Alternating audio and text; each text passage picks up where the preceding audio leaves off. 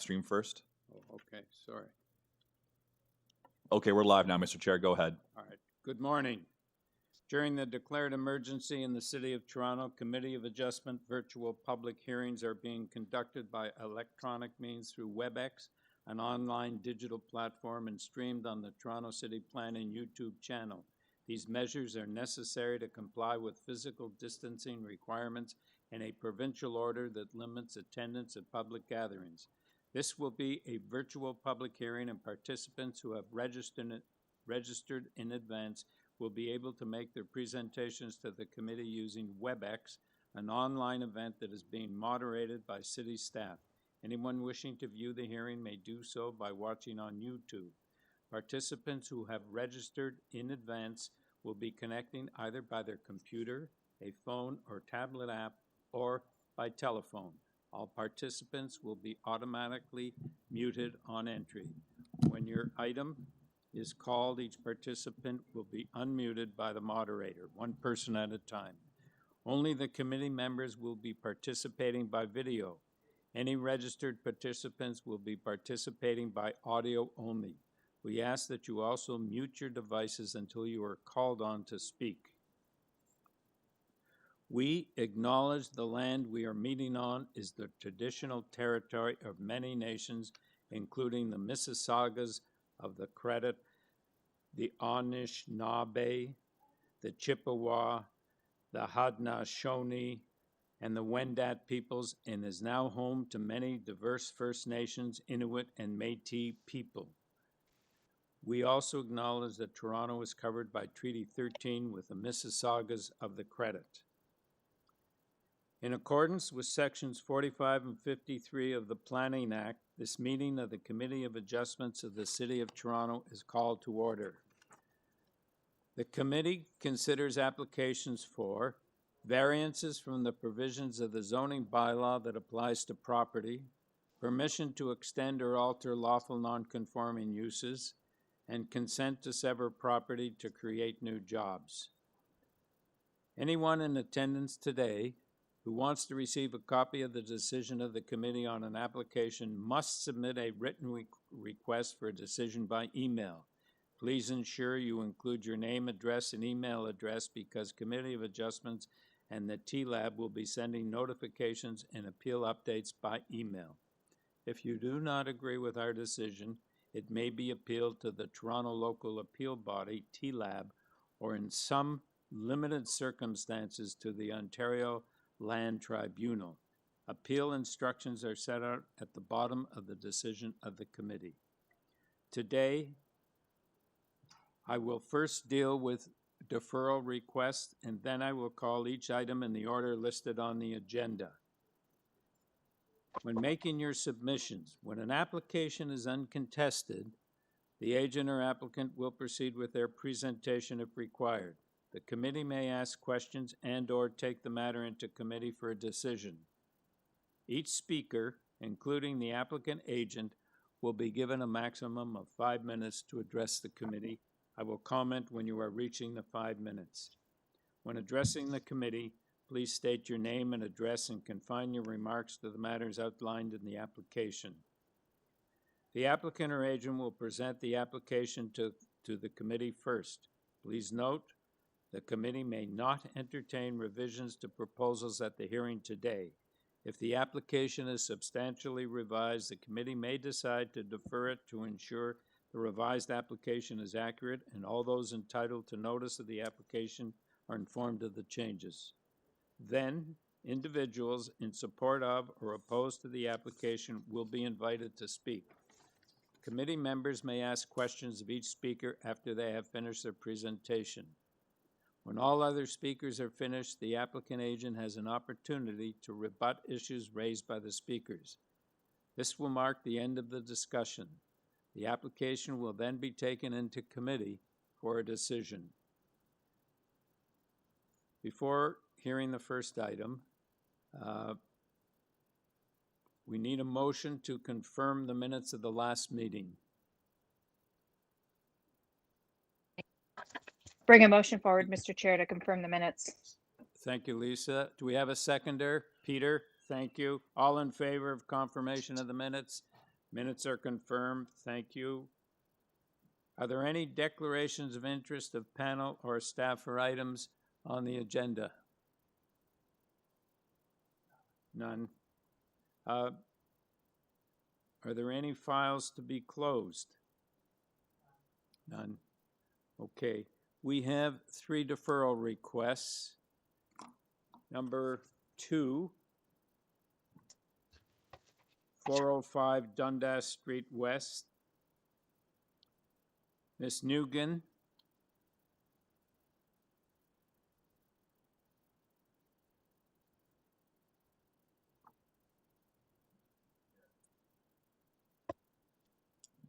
Go ahead, Melissa.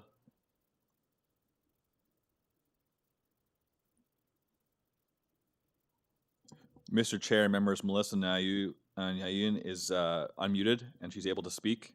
So Melissa, if you're present, please go ahead and speak.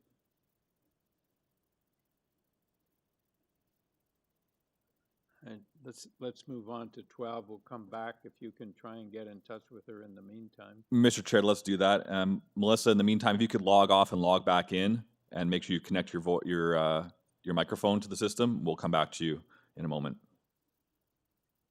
Number 12, 155 Witchwood Avenue. Mr. Yang.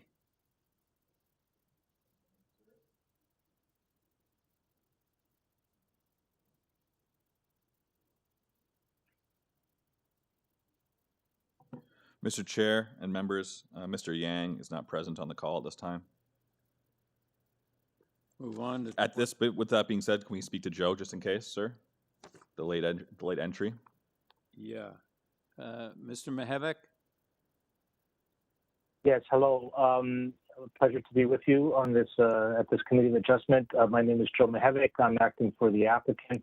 The long and the short of it is there's been a change in architects, and as such, there's some tweaking to the existing proposal, and for that reason, we requested deferral. So, Mr. Mihevik, I take it that Mr. Yang is no longer on the file, and that you are? No, Mr. Yang is the owner. He is on the file, Okay. but I'm acting as his representative at this meeting. Okay. All right. So you were asking for a deferral? Correct. Okay. And there's no opposition?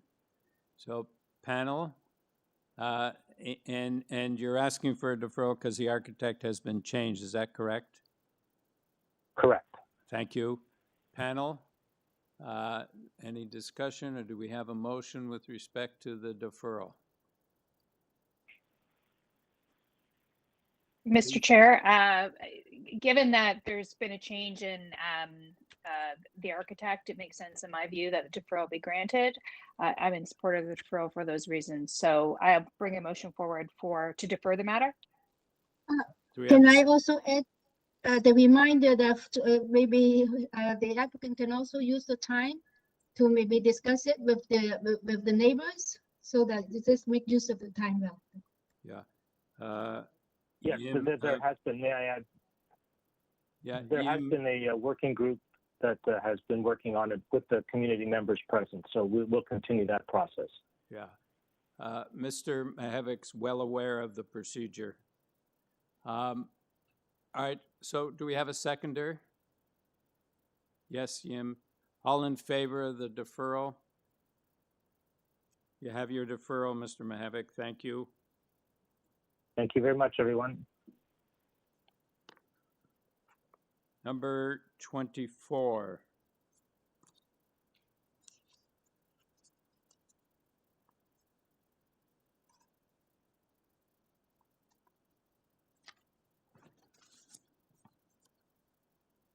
Yeah, Mr. Chan.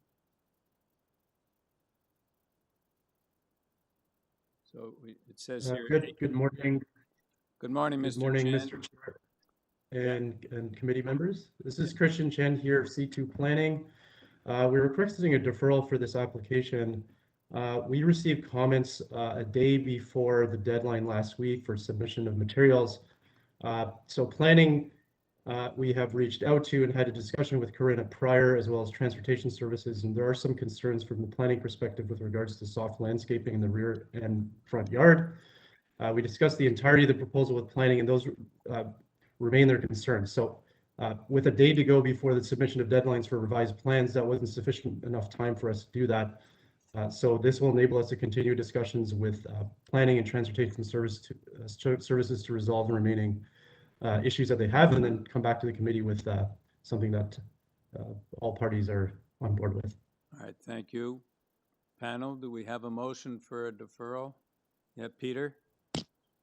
Yeah, I think this makes sense, and I'm glad to hear that the applicant is willing to work with staff to address the concerns. So I move a motion to defer the application. We have a seconder, Yim.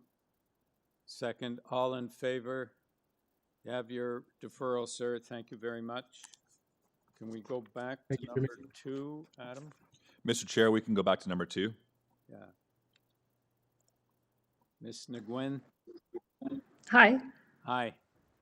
You're Hi. asking, can we have your name and address, please? Yep, Melissa Nguyen from McCackey Architecture. We'd like to put in a request for deferral for 405 Dundas Street West. Okay, can you tell us why you want a deferral? Yep, so the client has asked to make some design changes, and we're also waiting to hear back from zoning, our zoning review. So we'd like to group that all in one hearing.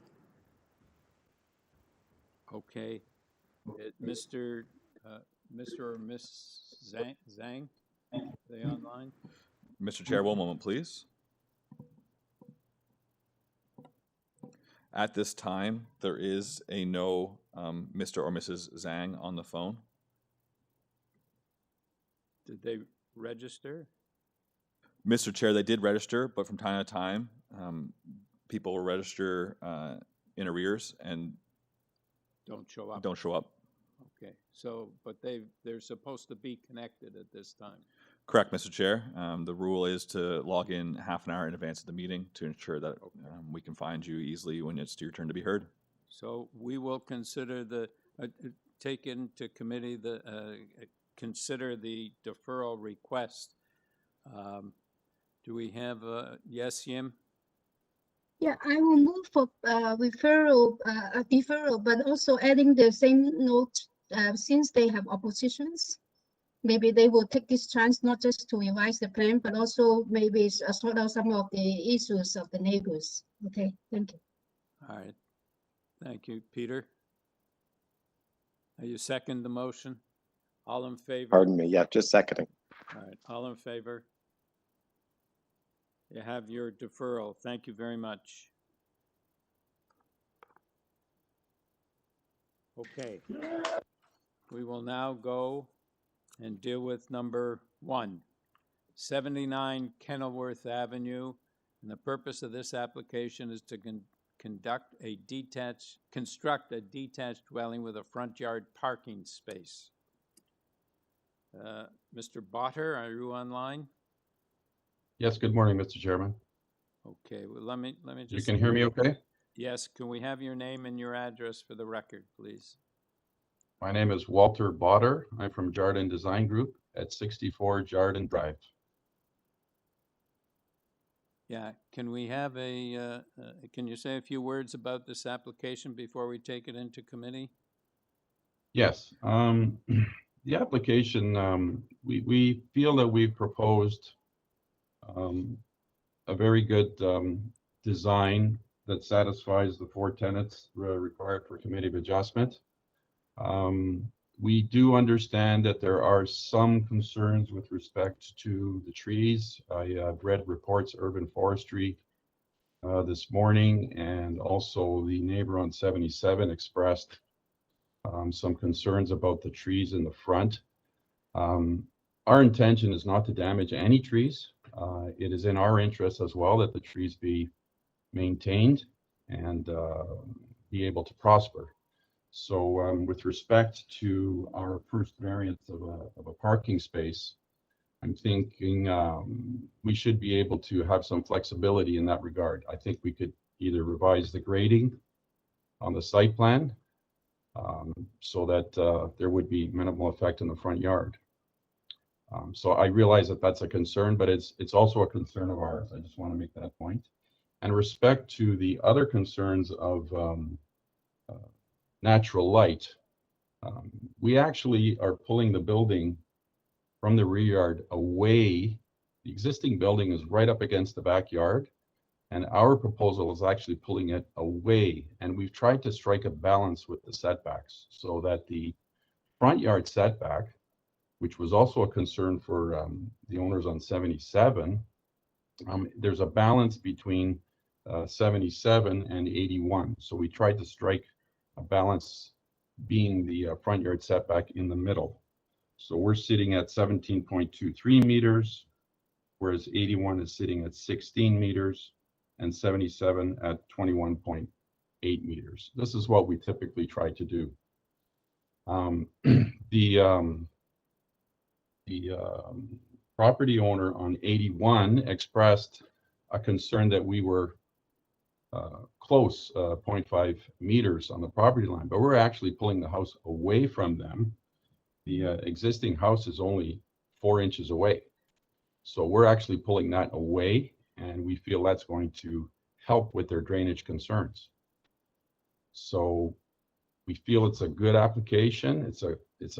We're not asking for more square footage than it was previously obtained on lot for the address for 81. They have a 77% FSI, and we are at 74. So I think it's a balanced proposal, and I think it works. I think we're willing to work with saving the trees or not doing any damage to the trees. All right, thank you, sir. Panel, do you have any questions?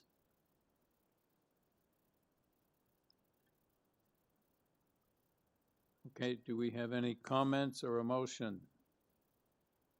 Nadini? Yes, through you, Mr. Chair, looking at this application in detail, I find that it does meet the 4 tests, and having heard from the applicant or the agent here today, it convinces me even more that they've taken the time to really go through this and work with planning for this application before us here today. So I'll motion to approve this application, and it will be subject to forestry. There is no transportation concerns, and staff has reiterated that in their staff report of July 15. So my motion is to approve subject to forestry. Thank you. So what forestry condition? Because my notes are confused. I said F1 or F2, F5. I'm not sure what forestry condition applies here. Yes, Lisa? I thought I read this so just to so I can get the motion straight, there is no issue with denying the first variance for the front yard parking. Is that correct?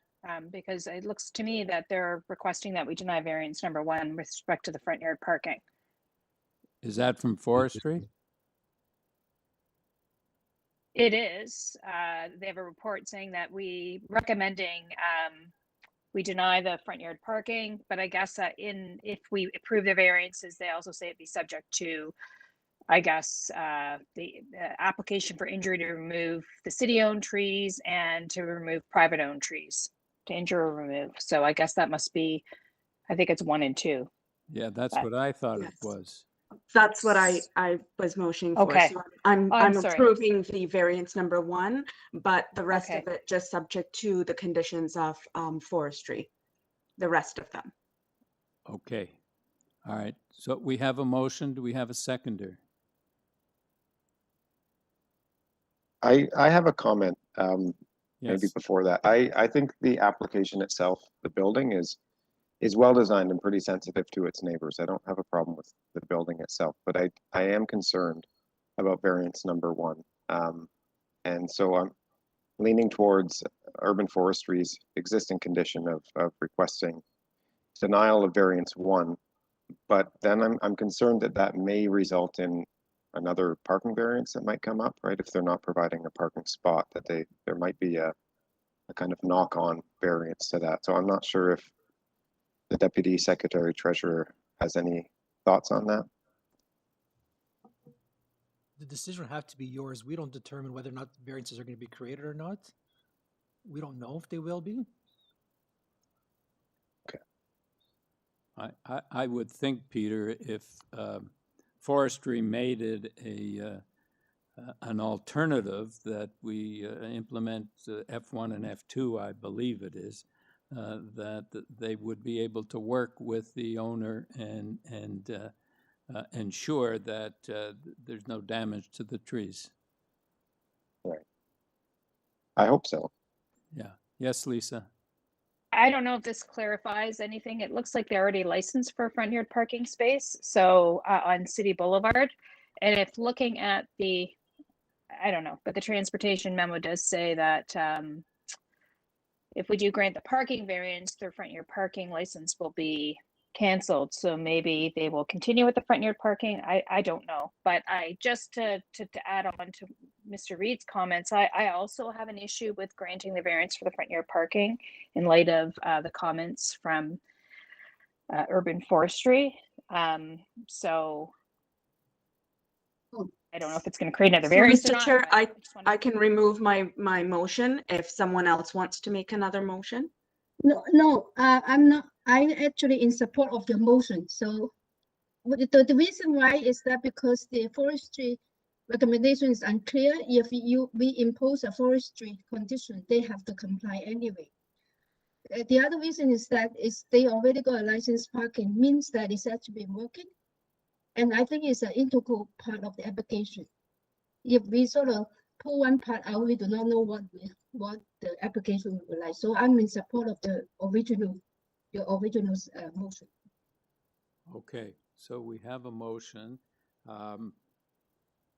I take it that there, yes, Yim? I haven't called for a vote yet, but I acknowledge that you've seconded the motion. But I take it that they have boulevard parking, they have licensed parking now, which includes parking on city property. Now they're looking for parking completely on private property, and that's what forestry is objecting to, subject to the alternative of imposing conditions F1 and 2. So, so we have a motion on the floor. So all in favor of the motion? Okay, we have a tie. I vote in favor of the motion. You have your approval, sir. Thank you, Mr. Chairman. Chair, so will we be noted as dissenting on that? Yes. Obviously. Yes. Thank you. I'm sorry I didn't call for the dissenting vote, but I took it that you were both dissenting. Number 3, 317 O'Connor Drive.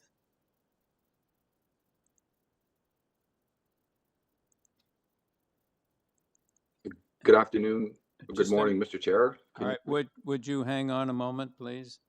The purpose of this application is to construct a third floor addition with interior alterations and a front porch. Okay, sir, can we have your name and your address? Good morning, Mr. Chair. My name is John Boone. My address is 51 Arundel Avenue in Toronto. Okay. I'm acting as agent for the owner. All right, perhaps we have 9 variances. Perhaps you could tell us about this. Sure. There was a committee presentation document posted earlier last week. I'm not sure if that can be pulled up or not, but of the 9 variances, there are only 3 that are actually triggered by this proposal. I'll quickly just run through the ones that are existing. The variance number 1 coverage is existing. It's not changed by this proposal. The front yard landscaping is existing, not changed by this proposal. Variance number 5, building length, is also existing and not changed by this proposal. And variances 7, 8, and 9 are also existing and not changed by this proposal. To be clear, variances number 8 and 9 are from the old bylaw, and are identical to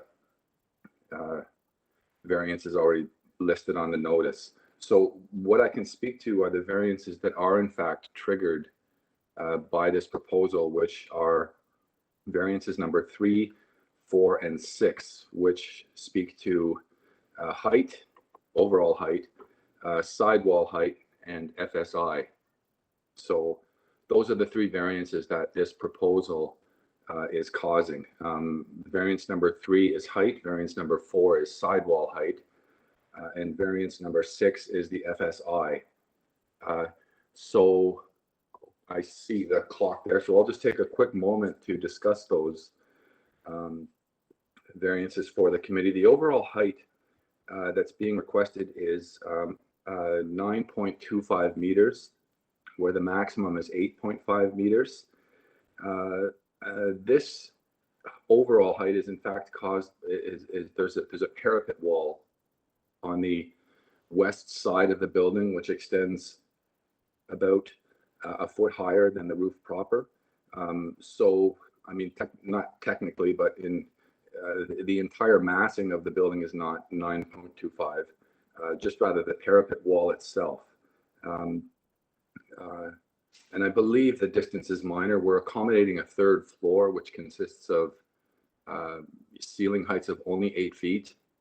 In fact, the 2nd floor ceiling height's only 7 feet 6 inches. So we can't avoid that variance. It's a height variance typically caused by the height of the 1st floor above grade. The sidewall height is similar, obviously, to the height variance in that that height of that sidewall is driven by the height of the the 1st floor, the 2nd floor, and 3rd floor ceilings. The request, the maximum is 7 meters, and the request is 8.64.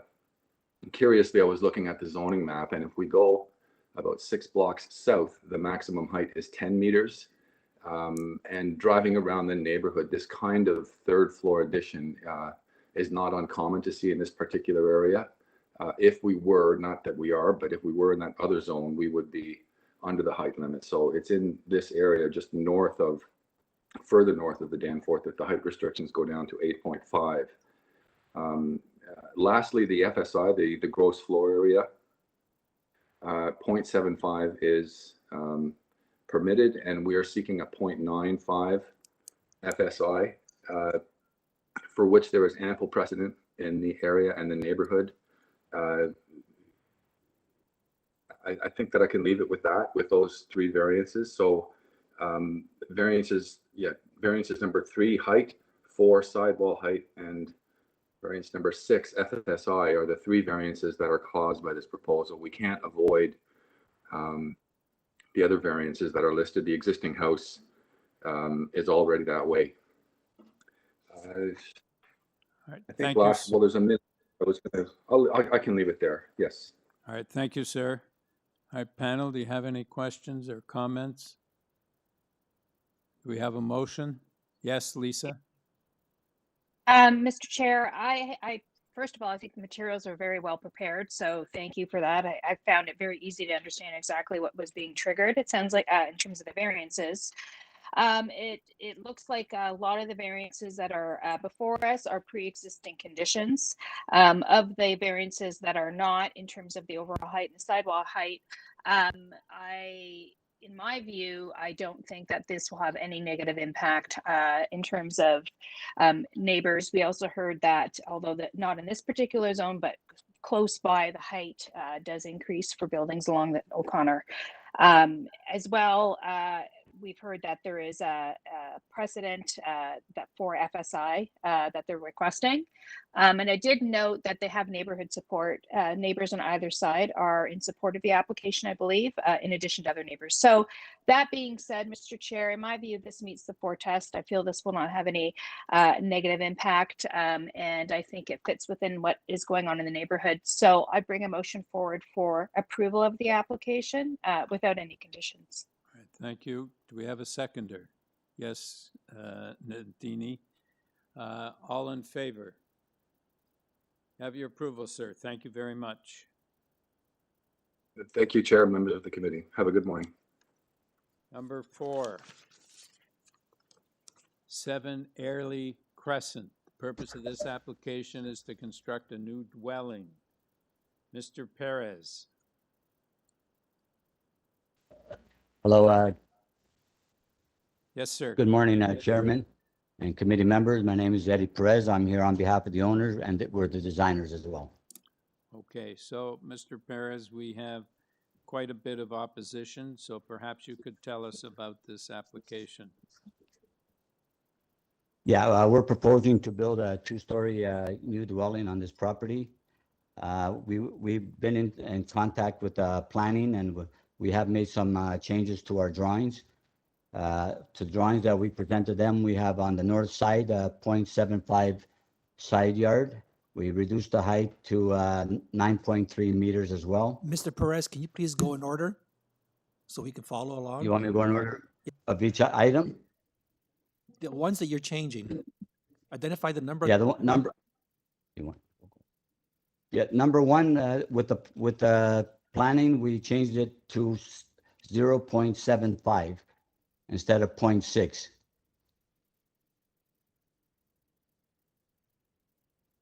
And then item number 2, my client is willing to omit that one because we're only over by 17 meters, so we can make it comply. Which one is that, sir? Number 2, 17 meters, we can make it comply with 17 meters. Okay. We now have, we were proposing 17.13. Yes, okay. Number Okay, and then number 3 stays the same, number 4 stays the same. Number 5 was from 0.6 with planning, we changed it to 0.75. That's number 5. Number 6 stays the same. Number 7, we had 0.21 on the one side. I mean, we had 0.06 on the one side, and then we now have 0.36 on that side. So that's for number 7. Number 8 stays the same. Number 9, it goes from 0.39 to 0.69. And then number 10, it's down to 73% instead of 75%. Number 11, instead of 30.37, we're at 0.52. And number 12 for the height is now 9.30. And then for the main wall, that one stays the same, but that's only the feature, that's the main wall. At the front, the actual rest of it complies. It's just that middle feature. To the top is 7.78. Number 14, it shouldn't be there because we're less than 7 meters. We're 6.92. That's for both 14 and 15. So I don't even know why those variances are mentioned. Because you're allowed 7, and we're proposing 6.92. We're less than 7, so I don't understand why those two are there. And then number 16, instead of the 51%, we're asking for 46%. And it's at 46% because now the city they're counting the eave troughs as coverage.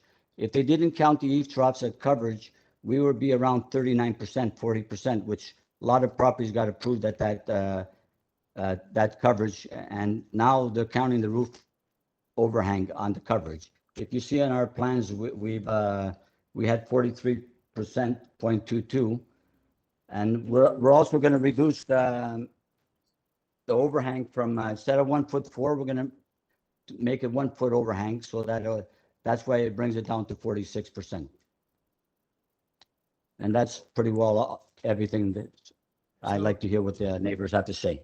All right, Mr. Perez, perhaps you could just tell me again what the FSI was reduced to, because I missed it.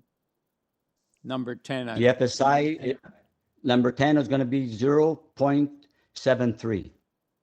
Thank you. So 73%, 73 times. Okay. So is that all you have to say at this point? Because you're going to get a chance to rebut. Pardon? Yeah, that's fine. At this point, that's all I have to say for now. I'll see what the neighbors have to say. All right, thank you. Panel, do you have any questions? Okay, let us move on. Mr. to- Chair and members, I just received an email informing me that 3 members of the residents group will need to leave by 11. So if we could hear their comments first for this item. Yes, okay. Can we start at the bottom then and work our way to the top? Okay, So we'll start with Georgina. yes. Dracopoulos? Hello? Yes. Yes. Hello, my name is Georgia Dracopoulos. I live at 12 Early Crescent. Yes, go ahead. Yes. Okay, so I'm on this meeting today just to support most of the neighbors on the street that are objecting to this build. Biggest concern for me would be the lot size coverage. I mean, we have bylaws in place for a reason, 35% being the standard, asking for, 52%, I think it was. All right, is a big difference. were you on the line when Mr. Perez reduced the So lot coverage? I see he's reduced it, yes. But my whole point is, one of the things he said is, oh, well, lot have been approved for, 40, 41%. We're asking for, I think he said 46%. So what happens if we keep approving a little more, a little more, a little more, then the next guy's going to come along and say, well, you know what, you just approved 45%. I'm only asking for 48. And then that goes through. And if we just keep stretching the limits here on the bylaws, what's left in place to protect people that have lived here for 30 years? Well, That they that's pay what their property taxes just like everybody else, right? So we just want to make sure that, yes, we're all for people building their homes. People have families, they need more space, but they should be with respect of the bylaws and with the neighborhood. Well, that's what the Committee of Adjustment is for. Sometimes they can't comply with the bylaw, and we're here to grant minor variances. So long as it's a minor variance and it fits within the 4 rules, and we consider whether we're going to grant it or not. So That's fair. And I understand that. And I guess I think what my concern and a lot of the neighbors' concern is that we feel these aren't very minor, at least not all of them. okay, that's fine. That's up to you. That's your prerogative. Do you have anything else to say at this point? Another concern again is just with respect to the property lines. If you guys can be more considerate to what they're asking and to the needs of the neighbors on either side of the property that's being built. All right. Anything else? For me, that's all. Thank you. All right, thank you. Ms. Brennan? One moment, Mr. Chair. Here we go. Good. Hi, this is Dina Brennan. I think Brian sent forward a letter. That's my husband. Miss Brennan, can we have your address, please? Oh, sorry, 2 Early Crescent. All right, thank you. Go ahead. So I think Brian sent over a letter which you've received stating all of our concerns. And just like the other neighbors, our concern is that this proposed build is too large for the lot. And like the other neighbors, if we start setting precedents, then everyone else is going to be asking for the same, especially on the right of way. It will affect the other neighbors' ability to park their own car in the driveway. If we can't park in our own driveway, then all of us are going to have to park on a street, which isn't right.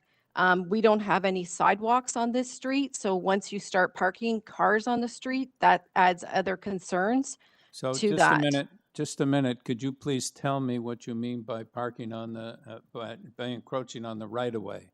Which Correct. variance is that?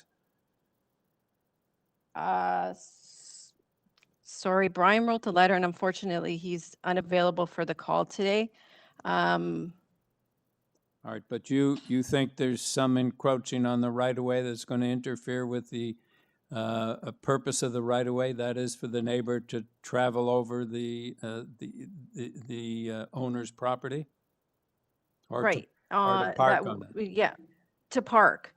And if we do this, then every other house on our street that will be sold with time and people want to build a new house on it, the other driveways will have the same impact. So if our neighbor were to sell and then he would have the same approval, we wouldn't be able to park our car in our driveway. We now have to park on the street. We Well, have no sidewalks. People are going to have to walk in the middle of the road. And if you've ever been on our street, they don't abide by the 30 kilometers, and we have children on the street and people are speeding up and down. It's a hazard to people's safety. all right, well, okay, go ahead. So we object, we have an objection to this build All right. Is that? as proposed. All right. Were you aware of the changes that Mr. Perez made? I'm hearing them now. The variances are very minimal. I don't think we would change our position. All right, thank you. Do you have anything further to say at this time? No, I do not. All right, thank you. Mr. Chair, I just had a quick question. Yes. I had a quick question of this speaker. So when you're talking about, I was trying to figure out the driveway situation myself. Are you talking about the space between number 7 and then number 9? Is that the driveway you're talking about too? I guess it's the north side. Yeah, I'm sorry. So I have to think about it. So when you're looking at the house being built, if you're on the street looking towards the house, it would be on the left side. Okay. So I it's think number that 9. would be 9. Yeah. Okay, thank you. All right, thank you. Mr. or Mrs. Saris? One moment, Mr. Chair. There we go. Hi there. This is Natalie Saris. I believe my husband registered separately. Adam, I appreciate you bumping me up so I can have a chance to weigh in. So thank you. To echo both Mrs. Brennan and Mrs. Dracopoulos' concerns, I also have similar concerns. So I will preface this by saying I do support builds in general on our street. I think it's very good for the neighborhood and for gentrification in general. But I am incredibly concerned by 2 variances in particular, number 1 and number 5. So similar to what Mrs. Brennan explained, and if I'm understanding this correctly, going from 0.6 to 0.75, that's still encroaching on the driveway of number 9 Early by 1.5 feet. And so as you can understand, if that's the case, number 1, the residents at number 9 Early will not be able to park in their driveway. Their driveway will become smaller. They currently can drive to the back of their driveway to their garage if they so wish, and they've been doing that for over 40 years. Secondly, if that's the case, there will be a ripple effect. So the folks at number 9 could potentially want 1.5 feet from my property. I've just spent $15,000 on new fencing, so that's a bit of a concern. I will then want to take 1.5 feet from my neighbor next door. So as you can see, this can have a costly ripple effect that will affect kind of the whole street. And then thirdly, I would just say that, if we start setting these precedents, much like what my fellow neighbors have said, it's literally gonna take property away from what we have today. And as families, grow, it's just gonna be tough for us to manage without having driveways and literally moving property lines that have been there for a very long time. So I do not support number 1 and 5. I do not approve it. And I don't think that it's a minor variance. Thank you. Thank you. All right, Ms. Sears or Mr. Brown?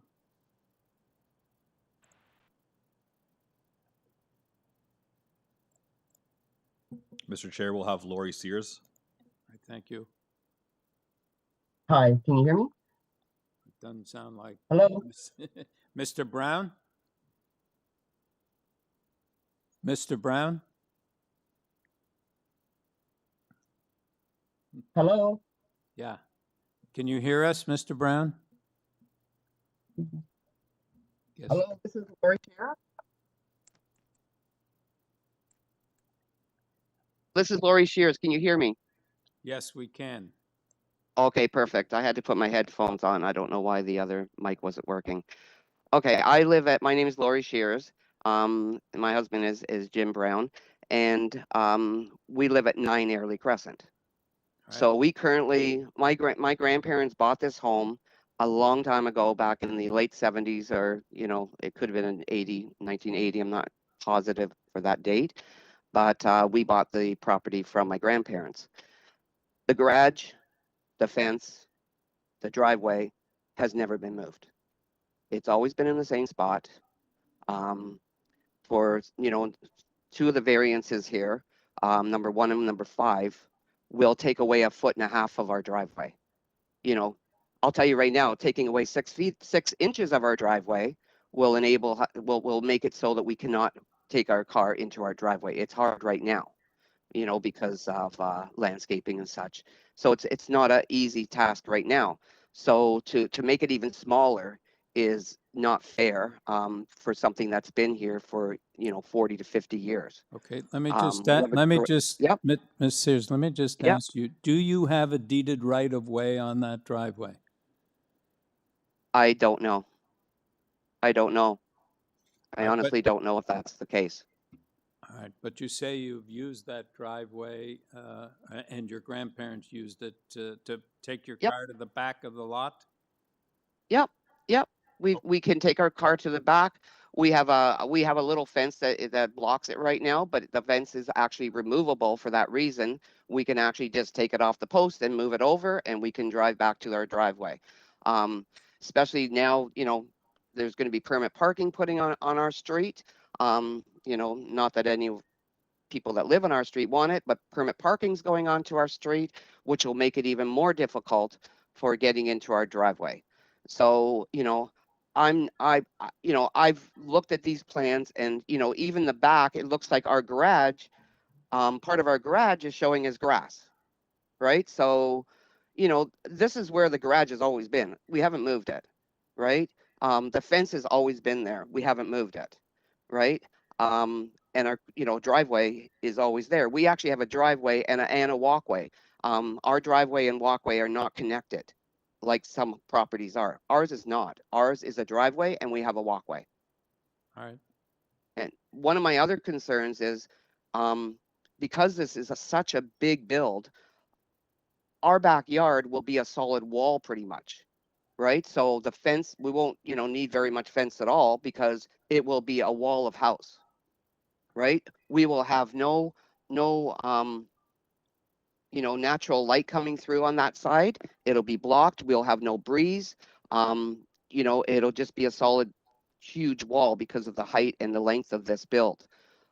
Also, when they actually have to dig our foundation or their foundation, that's going to be a huge hole, right? What's going to stop, because it's going to be so close to both of our properties on either side, what's going to stop our houses, because this is all sand, right? This is not, you know, clay, you know, ground. This is sand. What's going to stop it from just collapsing all in? All right, Ms. Shears. That's a concern for mine. Ms. Shears, the Committee of Yes. Adjustment doesn't have any mandate with respect to building. That will be the building department that you'll have to deal with on that issue. But we are concerned with the side yards, setbacks, et cetera. So do you have anything? Yeah, because All right, go on. Yeah. The other thing I wanted to say is the actual, you know, I understand that he reduced it to 46% of the lot area. Well, you know, that's fine, right? But that's still 11% over what's allowed on the bylaw. I'm not sure why we have bylaws if we can just apply to go not minor, major differences. This is not 1%. This is 11%. That's No, huge. he's reduced it to 39%. No, 46%. He reduced it from 46 to 39, as I No, he understand. reduced it from 52 to 46. Oh, okay. All right. Yeah, so but again, I only found out about the changes he made, you know, last night. So it would have been nice if we had received something to say, hey, there's changes to, you know, the plans of what this house will be. But there's, you know, the change to the side lots, the setbacks, or however you call it, how far over it's going to come. that's not enough. It has, the house needs, that the wall of the house that is currently standing, the new house has to have the same wall. It has to have the same area. You know? So, All right. Thank you. Panel, okay. are there any questions? All right, move on to Mr. Makepeace or Ms. Huck. Mr. Chair and members, it's Elizabeth Huck that's on the line. Thank Go you. ahead, Elizabeth. Yes, hi. Oh, can you hear me? Yes, we can. Okay, great. Thank you. Again, thank you for letting us, giving this opportunity to speak. My name's Elizabeth Uke. My husband, Christopher Makepeace. We live at 3 Early Crescent, so on the same side, the east side of the Early. And our concern, obviously, the biggest concerns were the height and the footprint. And I did listen, or we listened to the gentleman, I forget Perez, mentioning that they reduced the size, but the foundation didn't actually change, like the footprint hasn't changed. My understanding is he's maybe changed the east trough, and I don't understand a lot about architectural plans, so I apologize about that, but the house itself is still as big as the original request. And that, a big problem of ours, we don't border on that house, but again, like the other neighbors have said, it's a precedent. And it's just, you know, we're all for the building, and it's, a lot of the houses on the street have gone up, but the height is within the bylaws, the size of the house was within the bylaws. And as long as it's within what exists, then, you know, we can agree to that. It's just the height and the size, the sheer size of that house and into the backyard. You know, it could happen to our neighbor, like a house right next to us. So those were our biggest concerns. Okay, thank you. Mr. and Mrs. Hubble? Mr. Chair and members, it's Victoria Hubble that'll be on the call. Thank you. Hello? Go ahead, Can you Victoria. hear me? Yes, we can hear you. Okay, it's, yeah, I'm here with my husband. It's Victoria and John Hubble. We live at 10. Hello? Did we lose her? Mr. Chair and members, Victoria is still on the call, but she is unmuted, but we seem to have lost her. Oh, Victoria, go ahead again.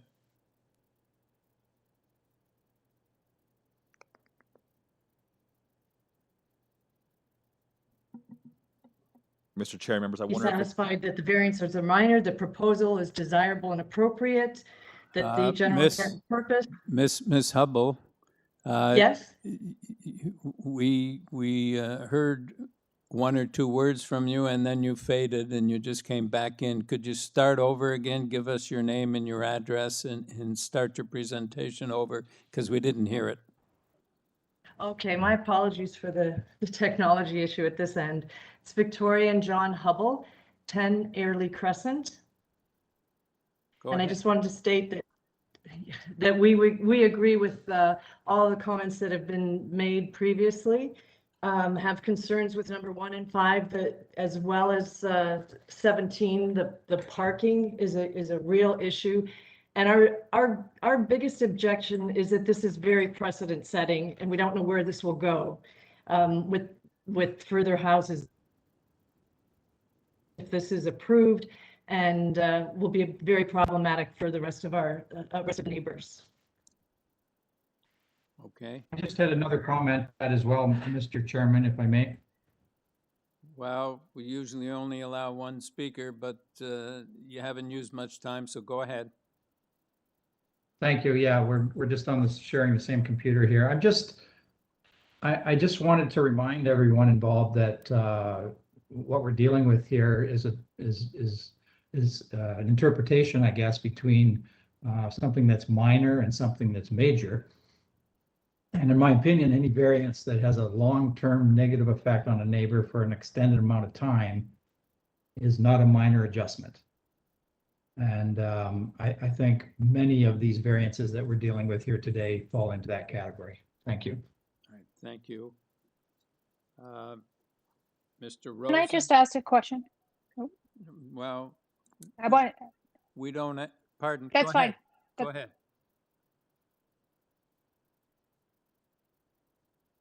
Who wanted to ask the question? Lisa? Go ahead, Lisa. Yes, I thought I was unmuted. I'm sorry. I mean, I hear the neighbors saying this is, to be precedent setting, but I did note that there were other new builds on the street. So I was wondering if this is, how this is different than what is existing on the street in terms of other new builds. I don't know if those ones got any variances. I mean, I know this looks like it may be a bit wider because there's an integral garage, but I'm not sure how this will be, precedent setting. So I don't know if this particular neighbor can speak to that, but. Ms. Hubble, Mr. Hubble? Sorry, this is Dina Brennan. I'm one of the neighbors who I think our house was the first one built. Yeah. I could like Lisa's question here. I think it's the size of the lot that's the concern here. If you look at the size of the lots, ours, 2 Early Crescent was the first one built on the street, and I think Mr. and Mrs. Hubble, who just spoke, was one of the second. Our lot sizes are much, much larger than the size of the lot that this new build is being proposed on. That's the concern here. The size of the lot, it's small. And we're trying to put a massive home on a small lot, which means there'll be literally no backyard. And any of the neighbors on either side will have no natural light coming in because they've got these big, huge walls of a home built on it. So I think that's one of the concerns. Thank you. Thank you. All right. Can we go to Mr. Rosen? So Lisa, did you have any follow-up from that? No? Okay. Any other questions? All right, let's move on to Mr. Rosen and Ms. Pigeon. Mr. Chair and members, Mr. Rosen and Ms. Pigeon are not on the line, even though I have been in email contact with them. They are not on the call at this time. All right, thank you. One more note, if you'd like. The Sarahs have had their opportunity to speak, but Mr. Sarah would also like to say something in the meantime if you'd like. But again, we only typically allow one person from each household to speak. So I'll leave that up to you, Mr. Chair. Yeah. No, I think that, there've been lots of neighbors. We've taken a lot of time with this application so far. I don't think we want to hear from Mr. Saris at this time. Mr. Perez? We need you committee members. Yeah, so you can. Yeah, hello, Chairman. Speak to the issues raised by your neighbors. I'm particularly interested in the driveway issue. Are you encroaching on the right of way? No, we're not. Right away at the present time is 0.61 meters by 22 meter right away, and our house is beyond that. I'm here with the owner. The owner is okay with leaving 0.9 on that side. So we can even increase it to 0.9. That'll even be in favor for all the neighbors and that. They're complaining about the right of way. Mr. Prez, Mr. Prez, can you highlight which variance you're willing to change again? Yeah, that'll be number 1 and number 5. We can change it from 0.6 to 0.9. But you say you would not be encroaching on the right of way. No, the right of way is only 0.61 of a meter. So we're not encroaching on the right of way. Okay. You can see the survey that we applied with. It shows on the survey. It's the right of way is 0.061. All right. So now you can address. We heard that this is a relatively small lot and that you're building too much house on a small lot and that it's going to encroach on the light and privacy of the neighbors. Well, we're not asking for a length, so we're not asking for, in coverage wise, we're asking for 0.45 now because we reduced it another 6 inches. So coverage will be 0.45. But as I stated before, they just started counting the eavesdrops. The actual house itself covers only 39% of the lot. If you look at it was approved for 21, Early was approved, and they got approved at that time with coverage of 44%, and that wasn't counting the eaves. Now the city is starting to count the eaves in coverage. But the actual house itself covers approximately 39%. And also 21 Early got approved for 0.74 times the area of the lot. So we're not creating any precedents. It's already, I mean, there's already a precedence there for similar size houses as ours. What we are asking for is minor in nature, and it meets all 4 tests. Okay. Do you have anything else to say? All right, That's it. Lisa, you have a question, I Lisa? just, yes, it's relating to the right-of-way issue. Mr. Perez, when you say the right-of-way, there is, when I'm looking at the survey, I think the neighbors are complaining about, it doesn't show right-of-way on the survey between 9 and 7, and you're talking about right-of-way. Are you talking about the one that's between 7 and 5? Because I No. think the issue is on the north side. Well, the north side is, our client has one right of way, which is 0.61. That's what the right of way is on that side. We're not encroaching on the right of way. They have right to that 0.61 meters. Anything beyond that is not part of the right of way. There hasn't been a house there on that parcel of land, but the actual right of way is 0.61. If you put out the survey on the screen, you can see it on the screen. The actual survey that the surveyor did. If you can put that on the screen, you can see it.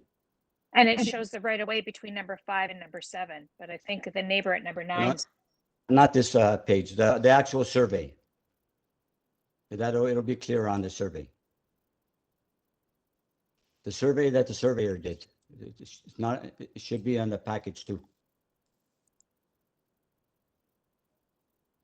That's what we have as a survey. Yeah.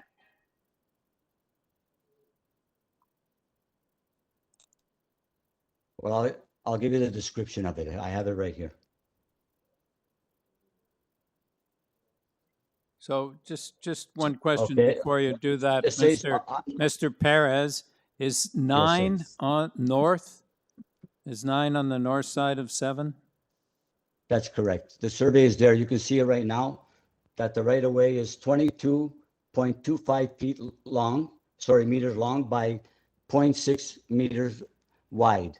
You can see it on that page that was just up. They changed it again, but the right of way is 22.25 meters by 0.61 meters.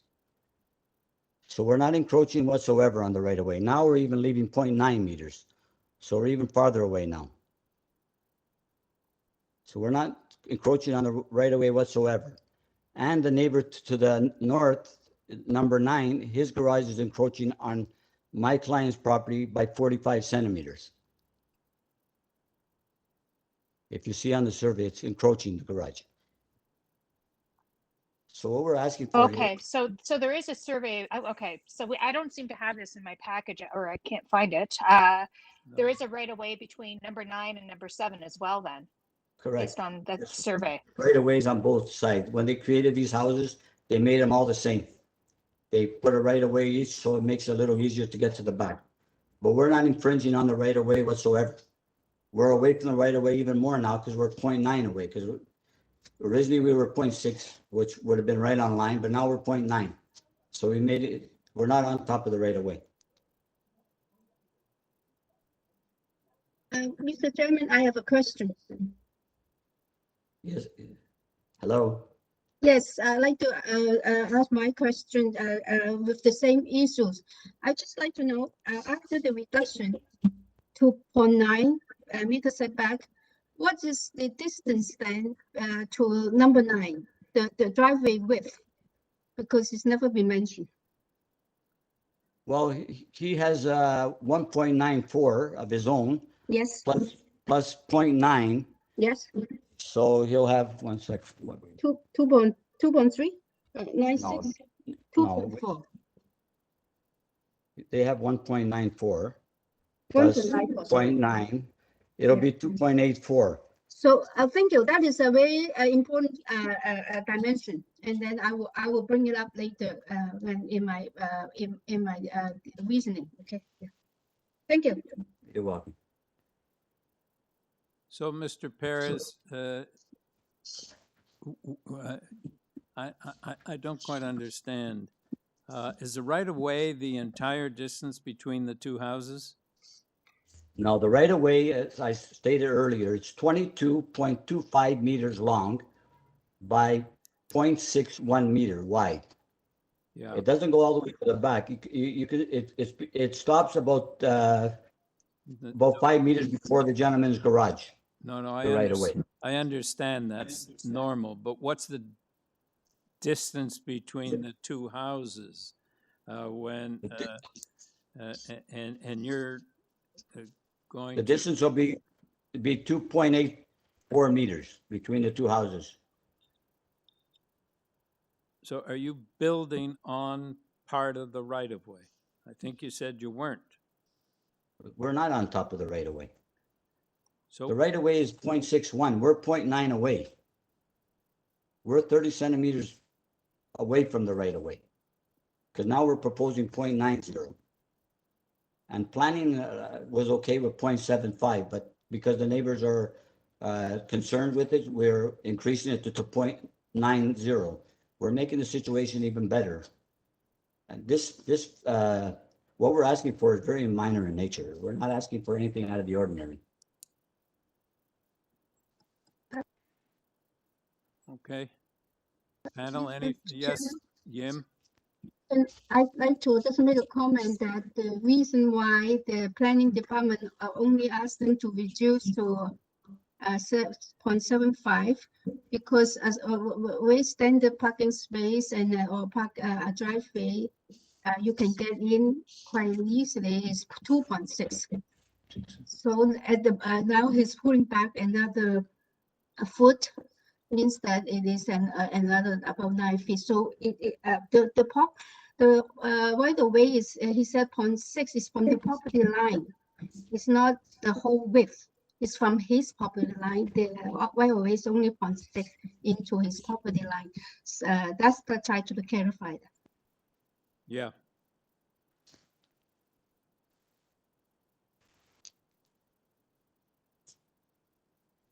All right. Panel, any further questions? All right. Do we have any comments or do we have a motion?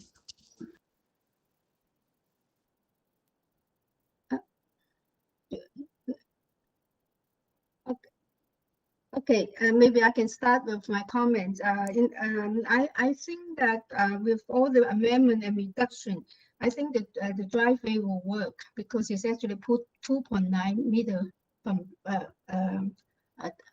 dimensional.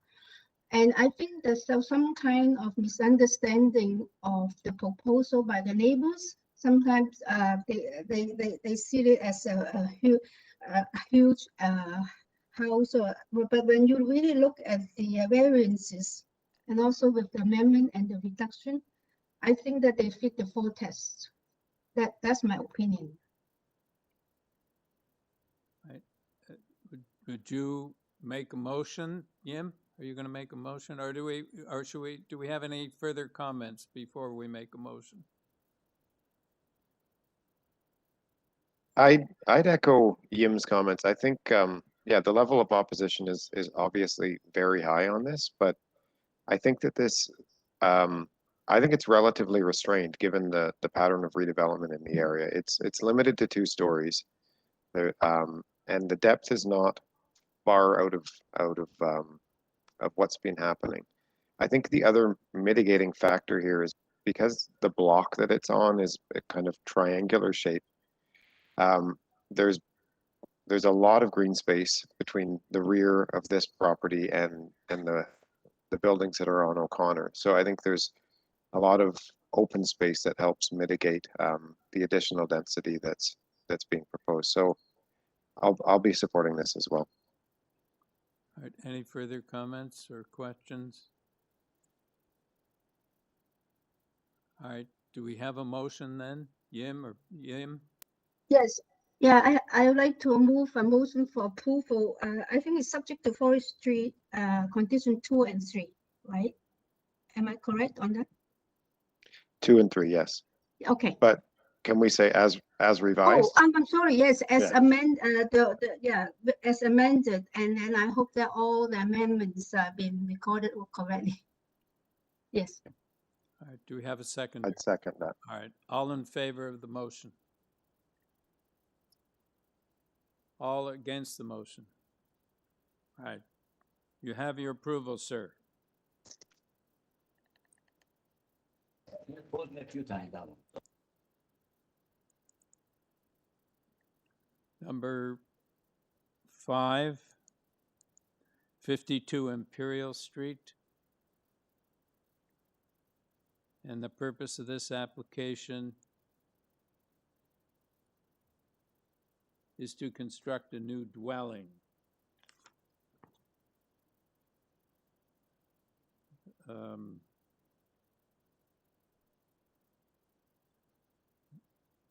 Tai Ruak, is that who, Yes. the agent? Yes, sir. It's Tay Ruck. I'm the planner for the owners of the property at 52 Imperial Street. Yes. Yeah. Okay. Have your address, sir? It's 4727 Avenue, Toronto, Ontario. All right, thank you.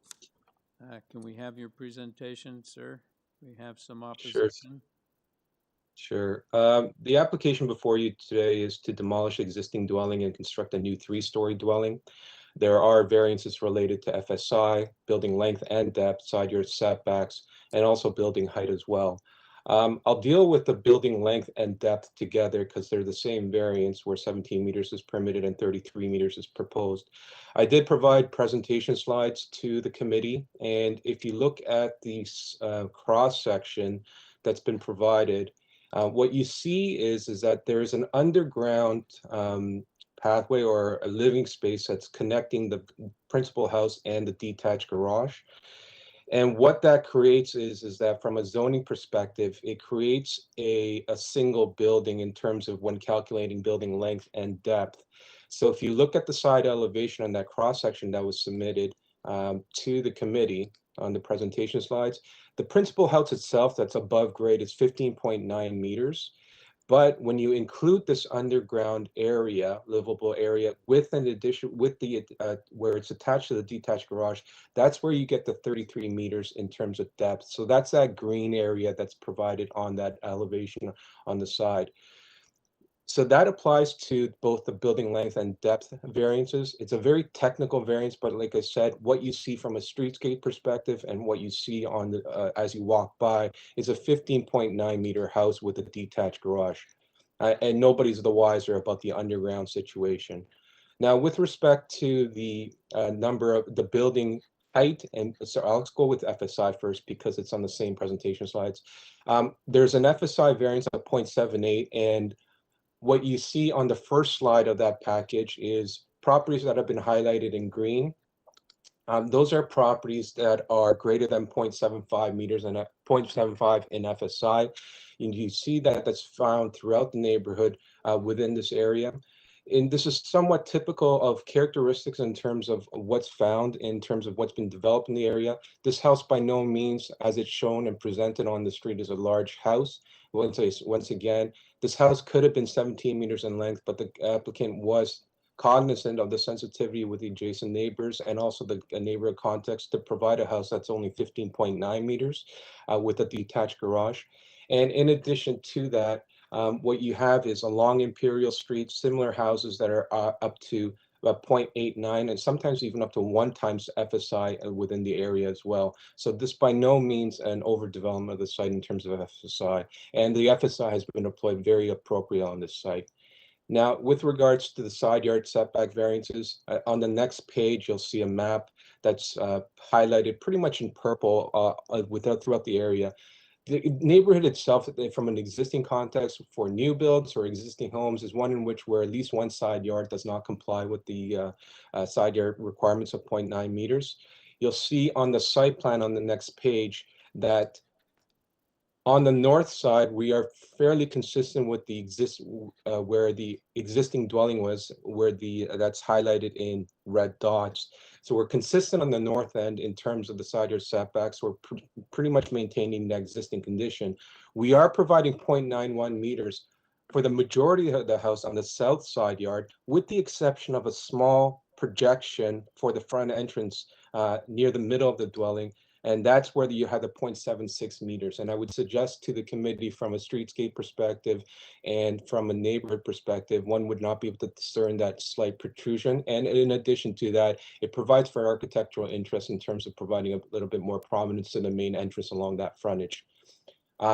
If you could go to the area photos on the that I had provided, there are variances related to building height and number of stories and also rear yard setback. And I think that'll be articulated or captured within the photos. And what you see in the photos is that directly south of the subject site and on the corner properties along Imperial, you have the same situation where you have the principal house with a detached garage at the rear. And that's found, so the first picture is immediately across the street south of the subject site. You have the same situation of a recently built home with a detached garage, but also when you look further right on the first picture, there's a detached garage backing directly onto this. And so this is quite normal for the street. And if you go to the next picture, pardon me, sorry. And if you go to the next picture, what you see is the same kind of character in terms of, so the first picture at the top is immediately behind the subject site, detached garage backing onto our rear, onto the subject site's rear yard, and we'll be backing onto that rear yard, to that detached garage. So that's where you have the rear yard setback variance of 0.76, of 0.76, and this is typical of these types of lots, these corner lots that are found along Imperial. And as you go further down on the slides, you'll see the same situation again of detached garages that are fronting onto the adjacent streets and backing onto the other houses along Imperial. In terms of building height itself, this house for some reason is considered to be a flat roof house. And as you saw in the elevation, and it's all due to the fact of the angles of the roof lines, where you have to have one vertical unit to 4 horizontal units. So we're slightly, how do I call it, over or under that requirement. And that's why it's considered a flat roof. But if you look at the pictures along Imperial Street on the next slides, you find 3-story dwellings, similar in nature, where you have dormers within the roof lines, where 3-story roofs exist. Also where heights are of the similar nature at 9.5 meters, and it's up to as high as 10.11 meters as well. So this is very characteristic of the neighborhood in terms of the way the property's been deployed, way it's been massed, the way it presents to the street. And as you go further along Imperial Street on the next slides, you see similar other examples of 3-story dwellings. All right, Sorry, sir, I'll finish up. Mr. Rock, your time is up, so perhaps you could wrap up. Sure. And so this house by no means is overdevelopment of the site. It's been deployed appropriately on the subject site. There are letters of support that have been received from 56 duplex, which is directly north of the subject site, and also to the dwelling immediately across the street on the south. There are no issues from urban forestry and also no staff comments from planning or transportation that indicating any objection to this proposal. All right, panel, any questions? Yes, Yim? Just a couple of questions, because I just try to understand the proposal, because I do not see a full basement plan, but you do have a lower basement and the upper basement. I just want to make sure that none of this basement is actually protruding above grade, right? No, none of it's, so if you look at that side elevation that was provided. With the green area? Yeah. Correct. That's completely underground. So the green area is as wide as the proposed house? Is the almost entirely? I can tell you, ma'am. You give me 1 second.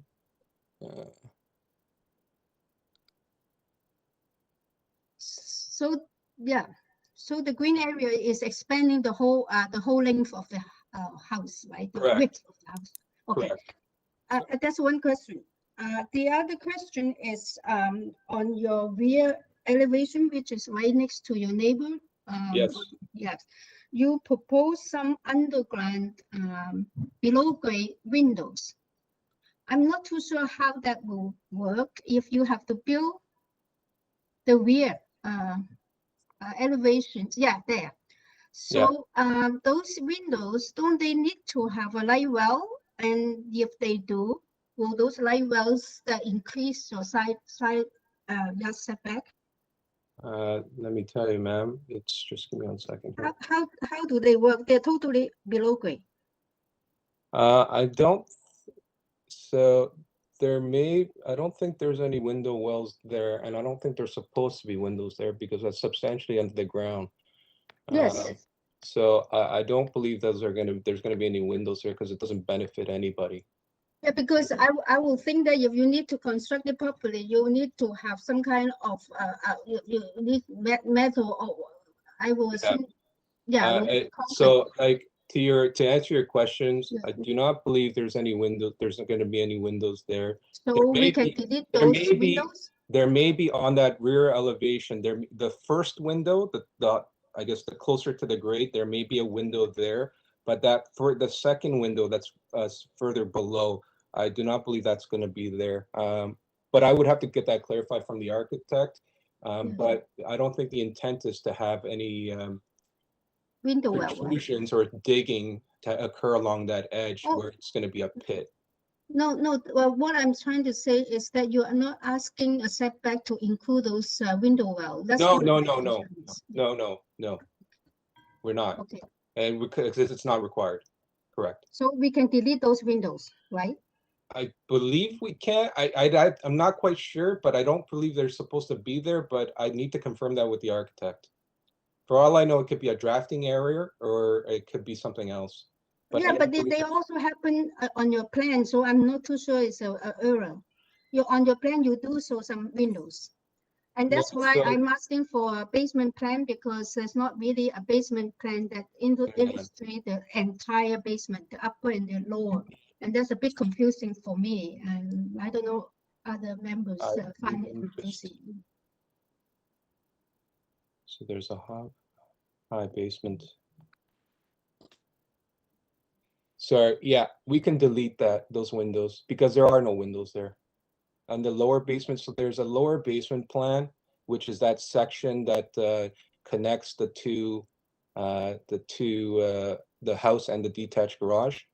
Yes, and but they're so not connected. They're it seems that they're separated. That's why I'm a little bit confused when they're combined. So on that rear elevation, those two windows could be deleted. Yes. Okay. Thank you. Yep. All right. Any further questions? Yes, Peter.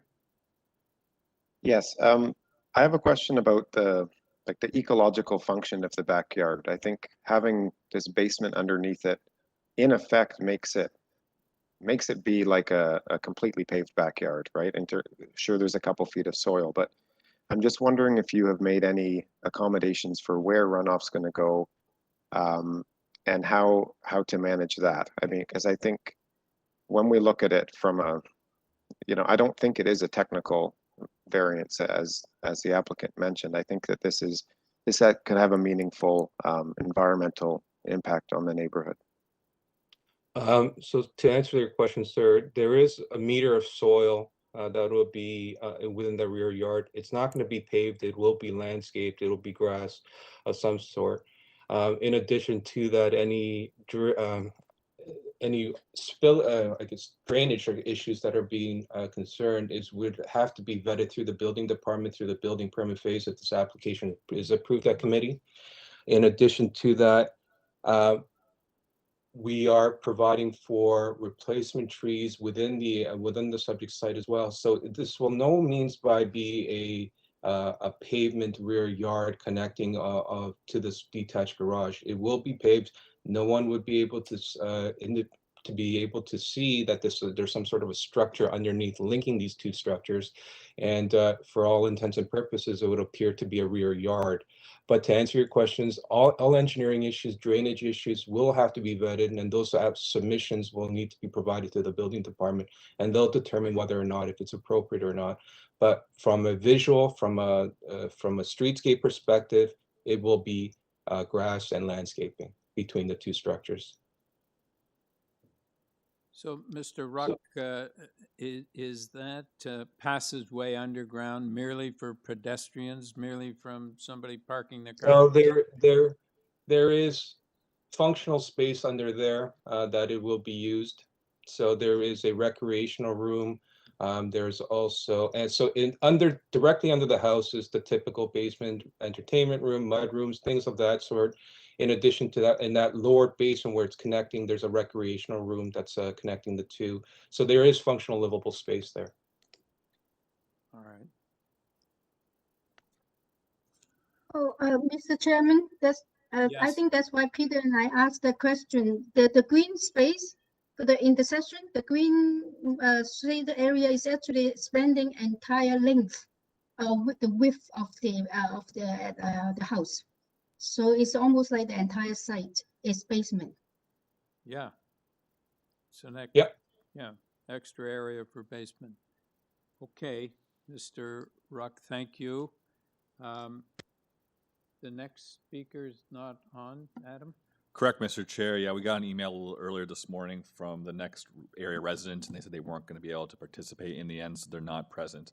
With that being said, Peter is on the call, so if you'd like to go to him next, Yeah. we can. Mr. Schlichtman. May we have your name and your address, sir? Hans-Peter Schlichtmann, 80 Imperial Street. We are the house immediately west of 52.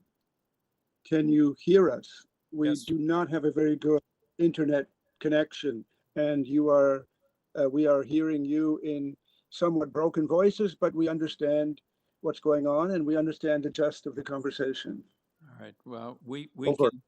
can hear you, so please go ahead with your presentation. We don't have a presentation. We wanted to attend a meeting as an immediate neighbor to find out what will come of this meeting. Our concern has not been the building. Our concern is strictly one of the tree canopy. And we have been discussing this with the owners of the build, and they appear to be cooperating in terms of the tree canopy and replacing some of the trees. So our comment is strictly one that we would like to see a mature tree planting to replace two very large trees that we believe have to be taken down. Over. All right. Do you have any further comments, sir? No, we don't. All right. Thank you very much.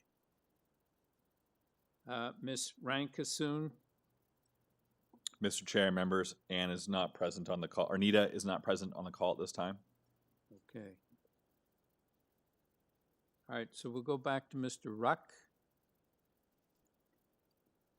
Hi there.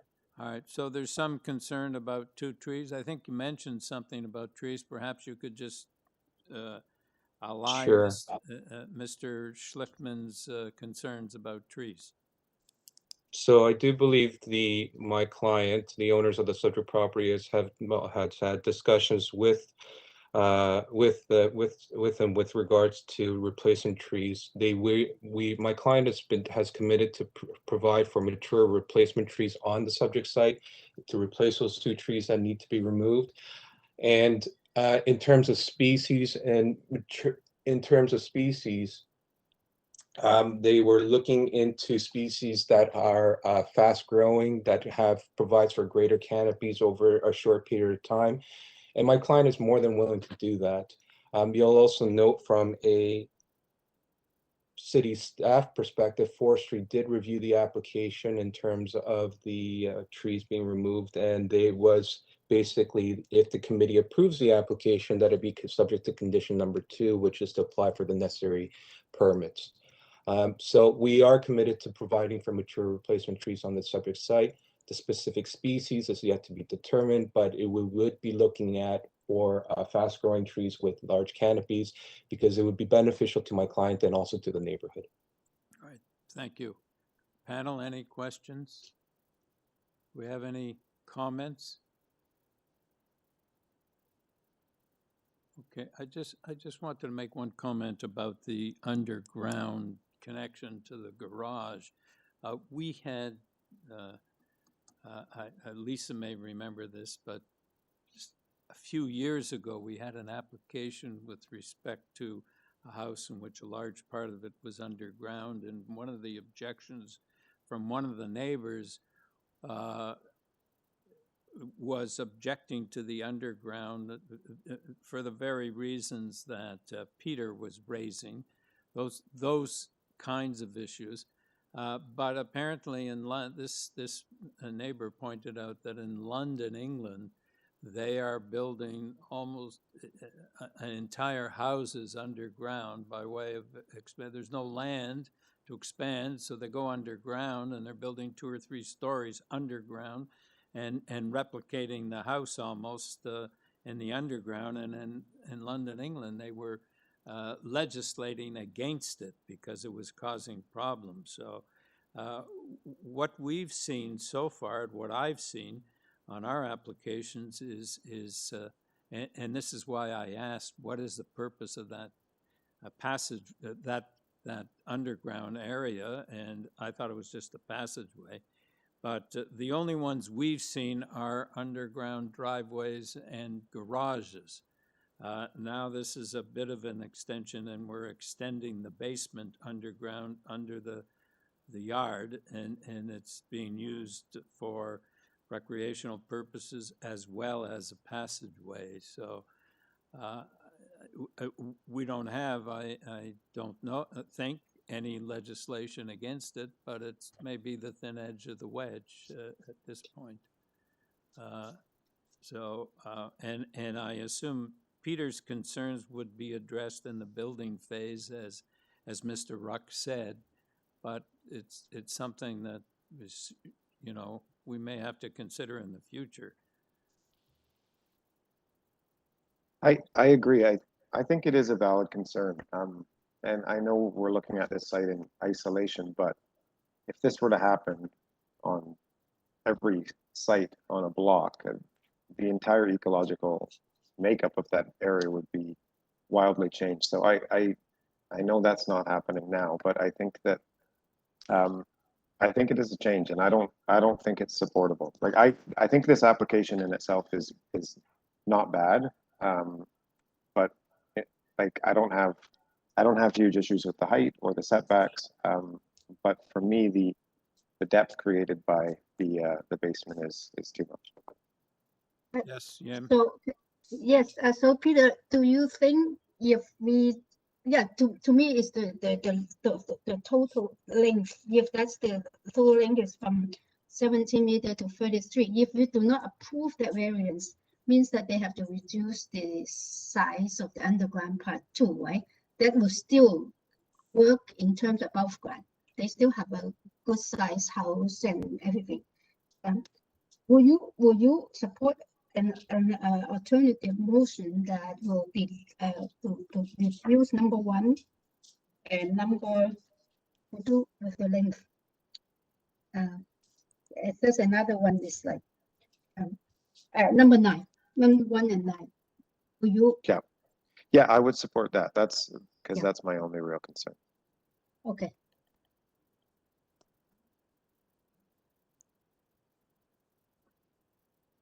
Yeah. Lisa? Okay.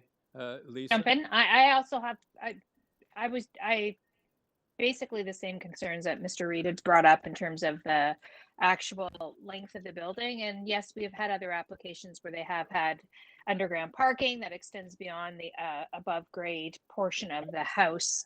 I can't recall one, I could be wrong, that is the entire, length of the lot. So I am not a drainage expert, obviously. I don't know what a 1 meter of soil would do in terms of, absorbing. We have these huge, rainfall incidents. We've we have them very often, and I don't know what 1 meter of soil will do in terms of absorbing, a huge rainfall event. So that is not my area of expertise, but I do also have concerns about the actual depth being almost the whole length of the lot as well.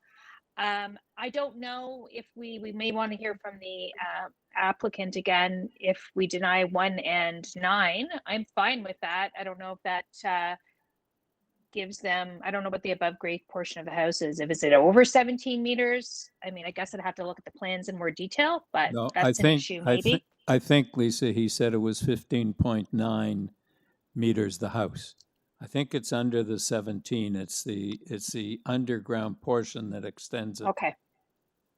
I missed that, but then that probably works.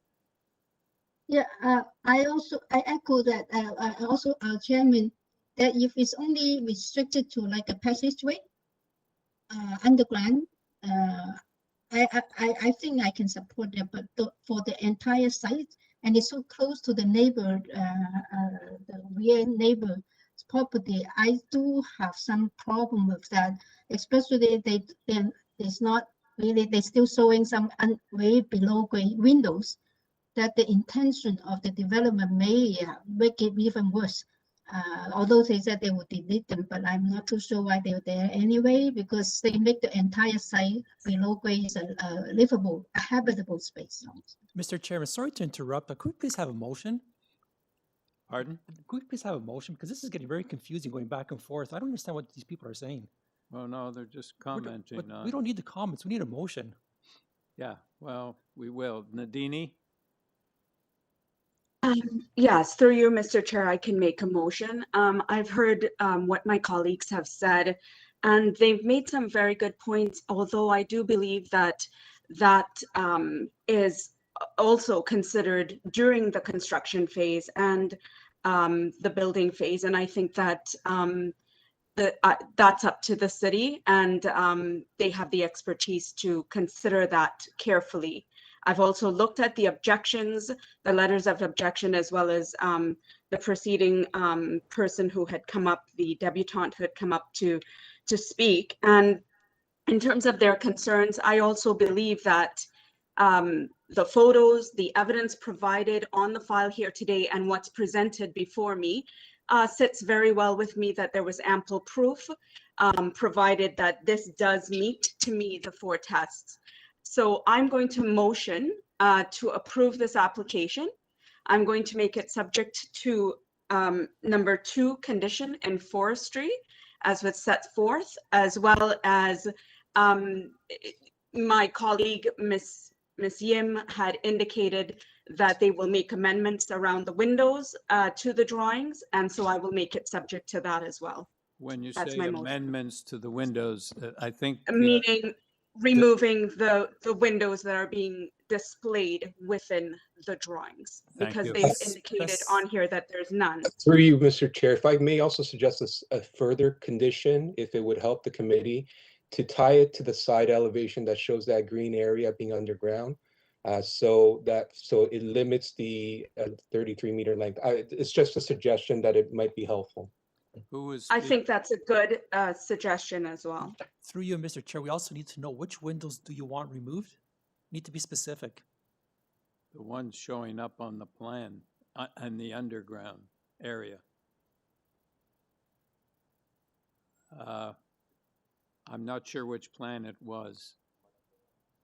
It's called, there's no number for the drawing, but it's called rear elevation, that one, yeah. Yeah. Right. Those underground windows on the rear elevation plan. Okay, do we have a seconder for Nadini's motion?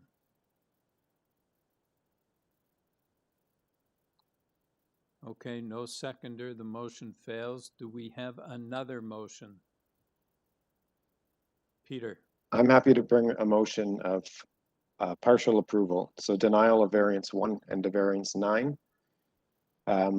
Approval of all the other variances being requested, subject to urban forestry condition number 2. And what about the and subject to removal of the basement windows as shown in the sections. Right. In the elevations. Yes, Yim. Are you seconding the motion, Yim? Okay. All in favor of the motion? Okay. Nadini, you're dissenting? Okay. You have your approval, sir, subject to the deletion of variances number 1 and 9 and the conditions F2, forestry condition and deletion of the underground windows. Thank you. Number 6, 600 Parliament Street. The purpose of this application is to construct a new rear exterior stairs and add the use rooming house.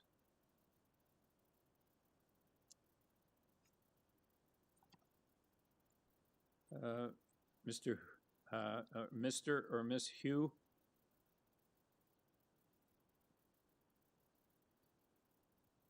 Are they available? Mr. Chair, members, yeah, Mr. and Mrs. U.J. Hugh is present on the call, and so they are unmuted. So go ahead and present. Can you hear me? Yes, we can. Yeah, hi, I'm Shilong Tang, and here to represent the owner of 600 Parliament Street. Do you have the material?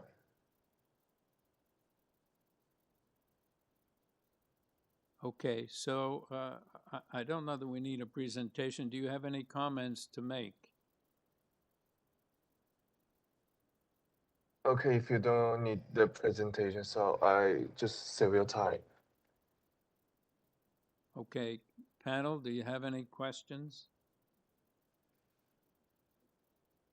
Yes, Yim. Just a quick one. If it's approved to be a rooming house, are you required to apply for license for rooming house? No. No? No, only building permit. And this minor variance. Okay. So are there regulations governing rooming houses with respect to washrooms, et cetera? Fire escapes? Yeah, that all about the building permit. We will prepare the life safety drawings and the structural drawings and the architectural drawings to fit all those codes. Okay. All right. So panel, any further questions or comments? Do we have a motion? Yim? I just got confused because I know that anything that convert to the use of rooming house within the city of Toronto, the old city of Toronto, you require a license. That's all. I just want to, it's something that they might have to face later on anyway. But this is the first step to approve, and the next step they have to apply for license, because otherwise they will be so unregulated, and the standard, you really need to upkeep the standard. And that's why as panelists, I want to make sure this procedure is going to go that way too. All right. Any further comment? Yes, Lisa? It's completely separate from that, but it's just in terms of the prior decision and the prior approval. I understand the FSI was already approved under another decision for 2.29. And it does say on the notice or on our notice that there's an open permit. Has that been constructed already? Is that what has happened? Has it been constructed and it was for a different use and now you're switching it to rooming house? Can I just have some clarification about that? In the CFI hearing on 2018, February 14th, and to alter the existing 2.5-story mixed-use building by construction a real second and third-story addition. So this is a third-story house. It's existing, but it's a mixed-use building. So for this minor variance application, we want to request the use change from mixed use building to rooming house. But we don't have any addition to this house. It's the same. It's existing. It's existing from the 2018 Yeah, decision. yes. So that's already been built. You're just changing the use. Is that correct? Yes, And putting a yes, stair in the correct. back. Okay. Yes, correct. All right, Yim? That's a little bit confusing to me. Is it on your ground floor? Is it a laundry facility? Yes. And it looks like it's a very large facility. Is it a commercial one that other people can come and use? Yeah, it's a commercial. So it is mixed use. Yeah, but the The building upstairs is is mixed rooming use. house. It's a commercial component to it. Yeah, but the upstairs is rooming house. It has many rooms. No, but classification of your building then will be mixed use because it will be compliant with residential and also commercial. I am very confused, and I think you should sort this out before you answer the question. Mr. Chairman, the variance states that a mixed-use building is not a permitted use, permitted residential building. Variance number 1 states that it's a mixed-use building. There is a variance for it. I don't quite understand what you're saying. This is a mixed-use building? Variance number 1 says a mixed-use building is not a permitted residential building type in an R zone.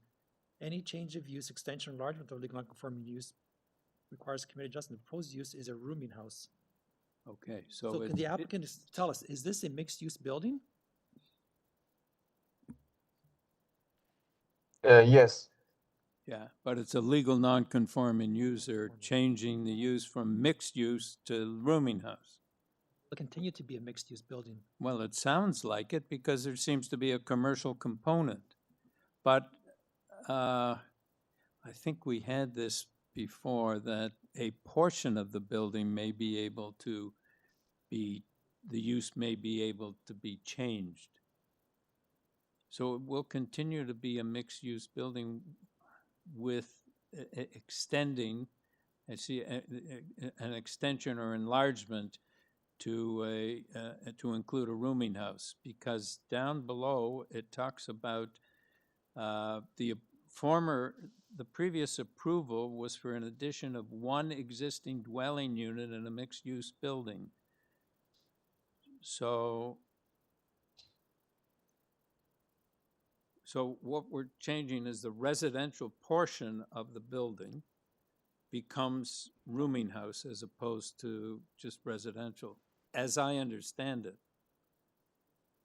Yeah. That's right, correct. Okay, Thank but you. it's still a mixed-use building because it has a commercial component and a residential component. Yeah. Okay, all right. I think I understand it. I don't know whether anybody else does. Okay, panel, any further questions, any comments? Do we have a motion? Nadini? Yes, through you, Mr. Chair, I can make a motion for this. Given the concerns around the mixed-use building versus room and house, I tend to feel in favor with the additional staircase and all other proposed changes that's needed, except for number 1. And I'm hoping that will address the concerns of planning as well as my colleagues. So I will put forward a motion to approve this application. It will be subject to variance, number 1, condition number 1 of forestry, and I will be eliminating variance number 1. Does that make sense? Just just to jump in, I don't know. I understand what Yim is saying about the way the variances was worded. Is it take away the mixed use portion? I just noted though, if you look at variance number 3, it talks about the proposed rooming house is located in a mixed use building. So the mixed use portion is illegal non-conforming. I think they're just adding the rooming house use. I mean, I noted they didn't have a zoning review, but I think if we take away variance or deny variance number 1, then the whole application fails, the way I would read it. They wouldn't be able to get any of it. I think that's right. I think that's right too. Yeah. It seems that just to give them a little bit warning that if it's a rooming house, they might have further things to do. And then I do not know they understand that if they, and also it is a mixed use building. So we do not change that. We only will change the residential part, and adding the rooming house is allowed in that use. Yeah. Because rooming house is a very different category from just strictly residential, because they are they have to also meet the rooming house bylaw.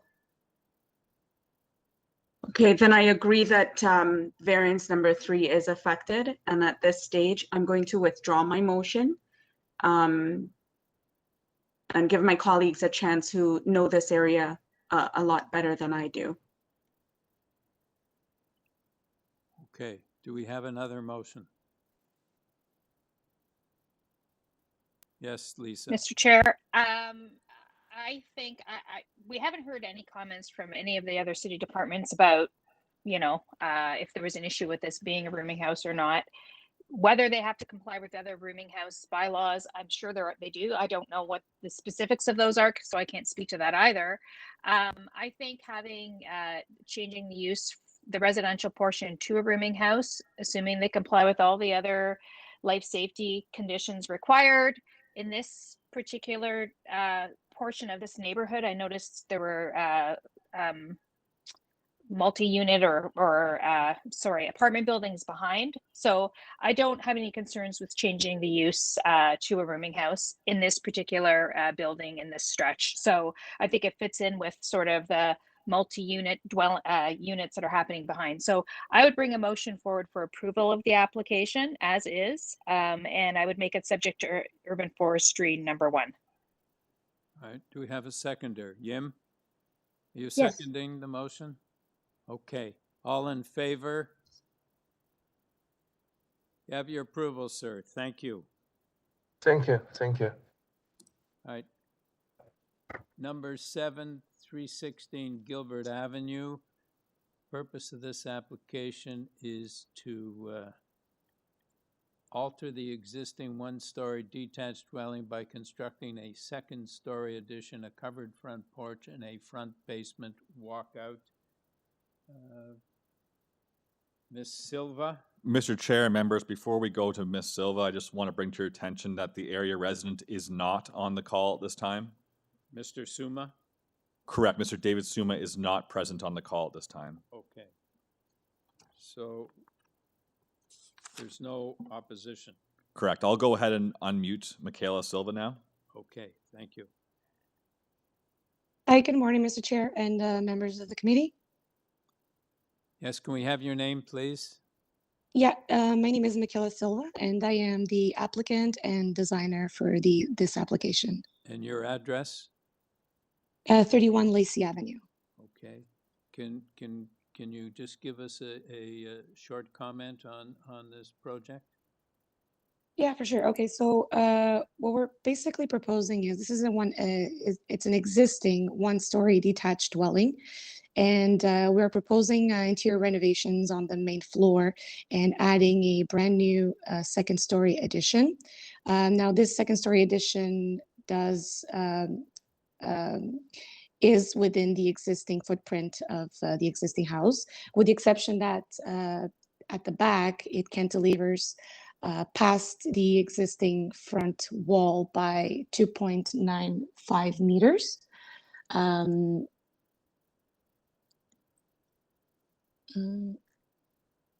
Yeah, that's correct. And so, I mean, we haven't had any comments from planning, and neither from transportation or anything like that. So I do believe that the application before you is minor in nature in terms of the number of variances that we are proposing.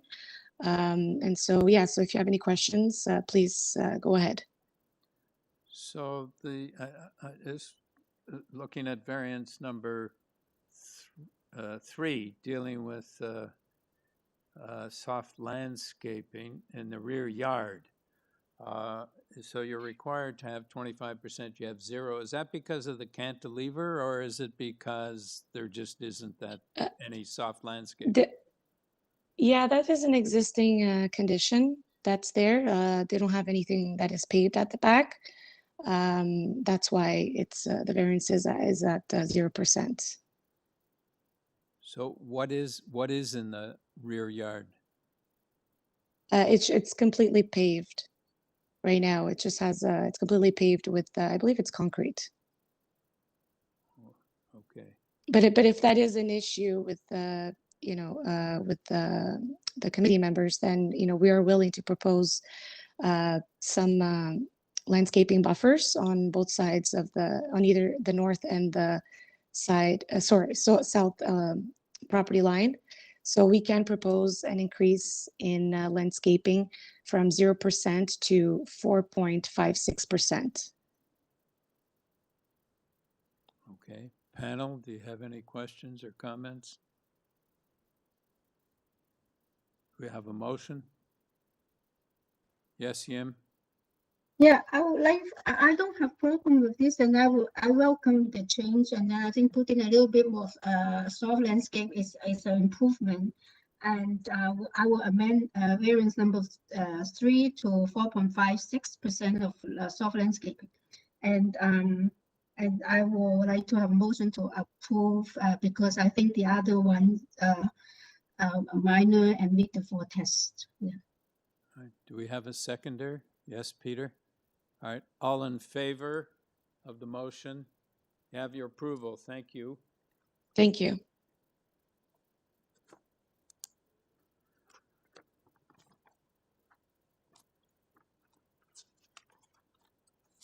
Number 8, 2 Northern Place.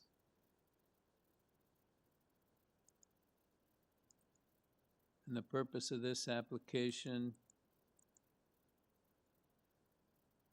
is for interior alterations to the existing 2nd floor and a proposed 3rd floor addition with a 3rd floor balcony. Miss Eli? Yes, good morning. Good morning. Can we have your name and address for the record? Yes, my name is Wanda Ely. My address is 1067 Bloor Street West, and I am the agent for the owners of 2 Northern Place. Okay, do you have any comments before we take it into committee? Yes, just briefly, I'd like to address the committee to let you know that this is a young family who's been in this house for 6 years and loves their neighborhood and their neighbors and wants to stay here long term. So for their growing family, they need another bedroom and bathroom.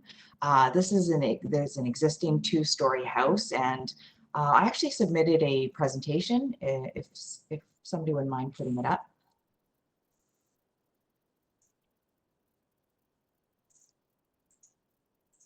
It's on the way if you want to continue. Thank you. Yeah.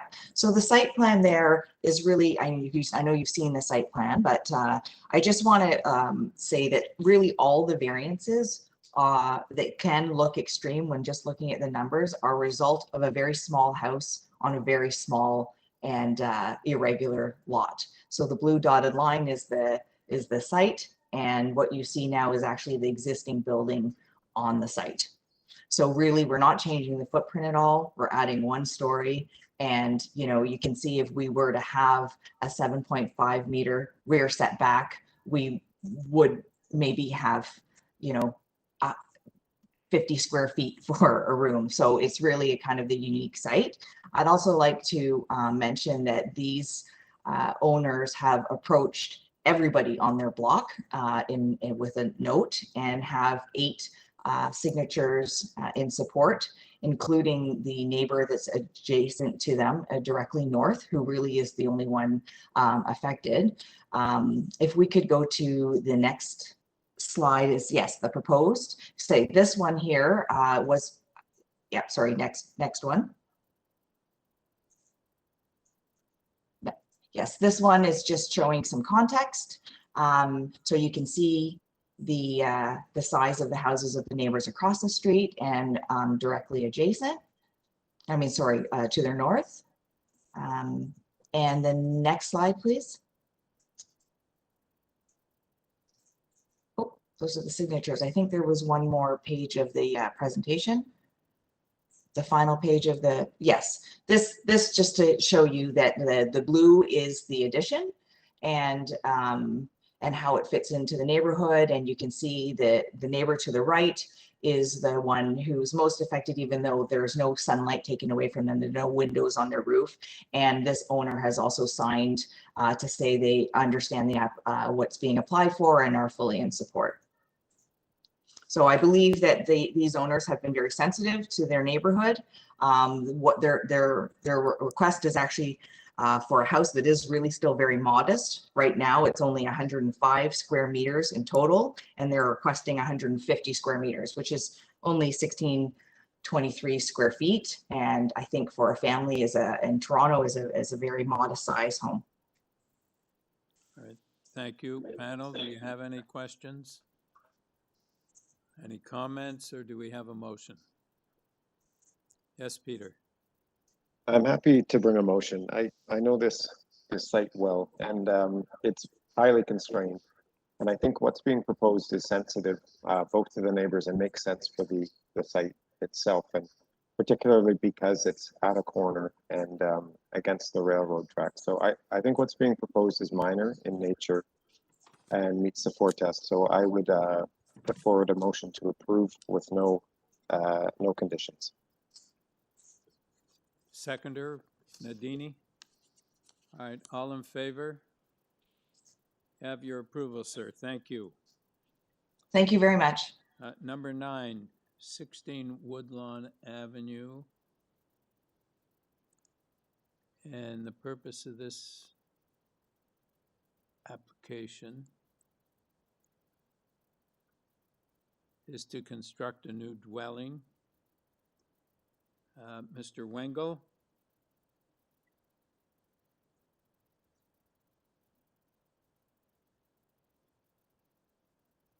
Mr. Chair, can you hear me? Yes, we can. Thank you. Hi, Richard Wengel, 102 Avenue Road. And I guess I can just do a brief presentation. And if possible, can we just bring up our updated presentation from the AIC, which was a late submission? We had an additional drawing that was added to that.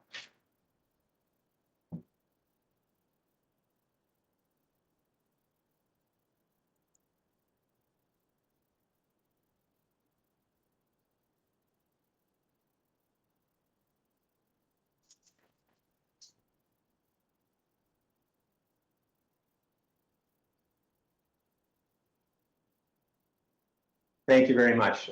First of all, I just would like to go to page 2, which is a site plan. I'll try to be as brief as possible. So the purpose of this application is to build a new 3-story dwelling for our clients.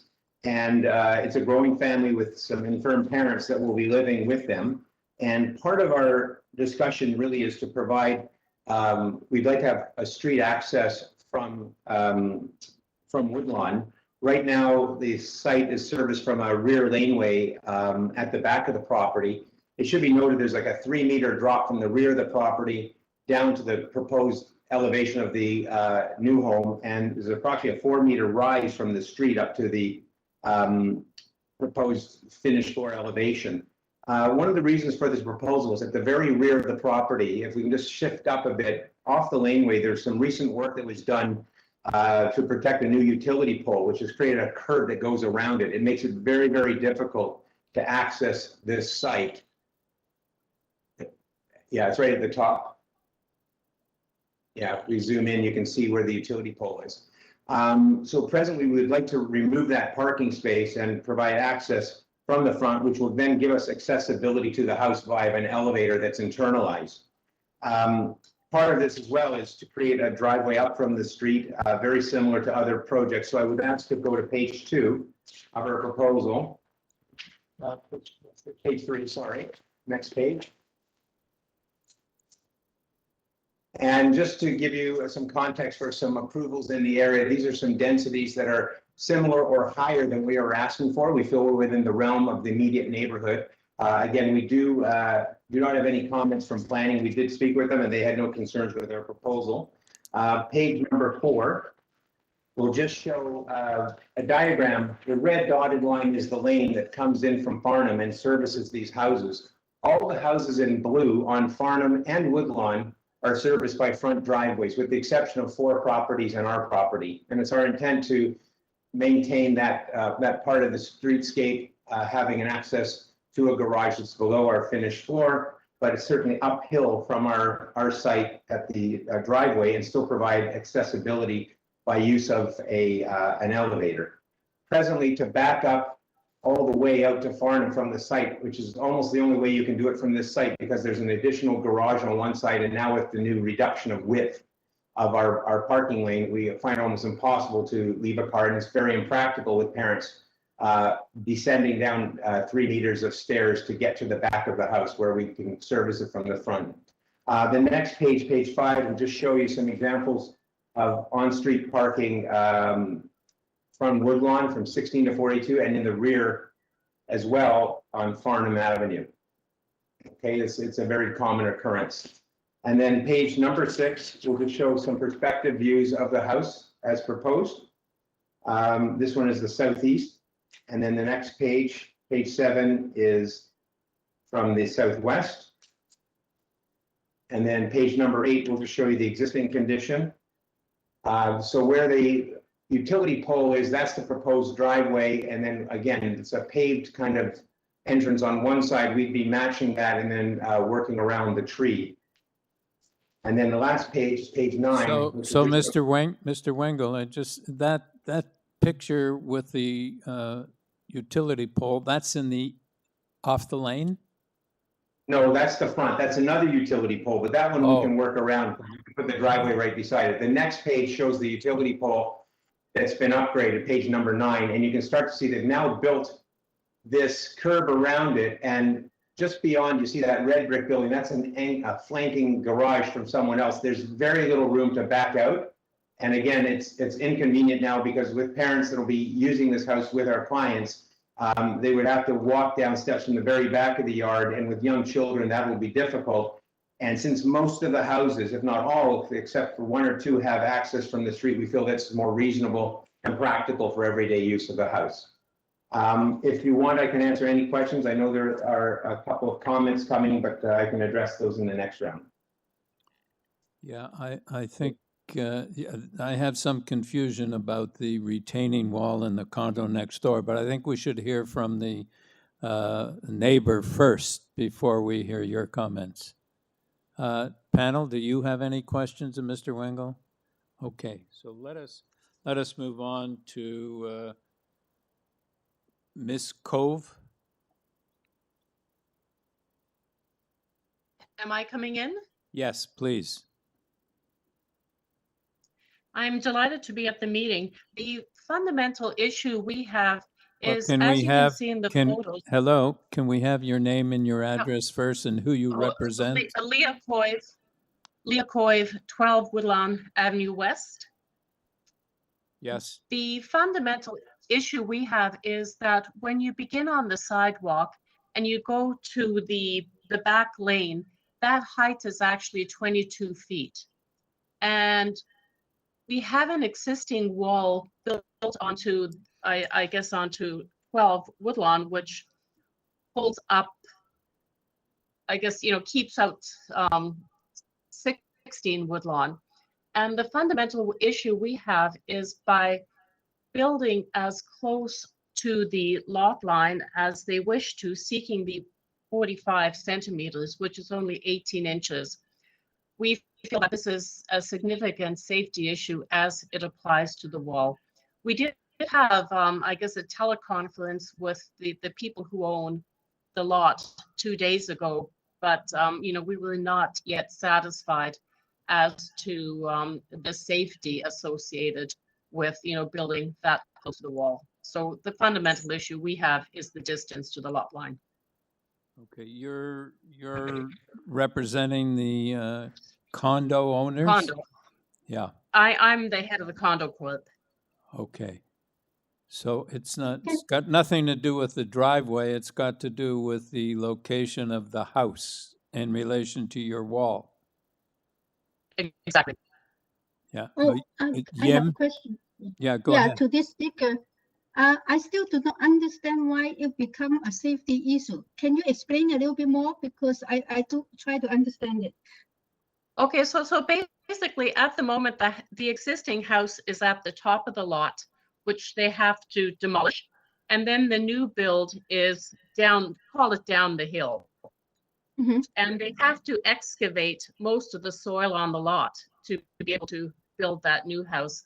And we do not see how they can do that safely without impacting the existing wall, especially given how close they want to go. Oh, okay. So you're concerned about safety during construction. Yes. Okay, okay, that now I clarified it because okay, thank you. Okay, Ms. Cove, that's really not our mandate. That's building department. And so if we approve this application, Mr. Wengel and his client are going to have to prove to the building department or satisfy the building department there's going to be no damage to your wall. So it really not within our mandate, the building aspect of it. Okay, then the item we did have on the design of the house was the setback, because if you look, we have windows on the west side of the condo, and the setback that they seek in the front will be blocking the windows. So if they could push the house back, if they could not make it as long as they make it, that would satisfy us. And also the height of the house is going to cause light issues. Yeah. Okay. Thank you. Mr. Wengel?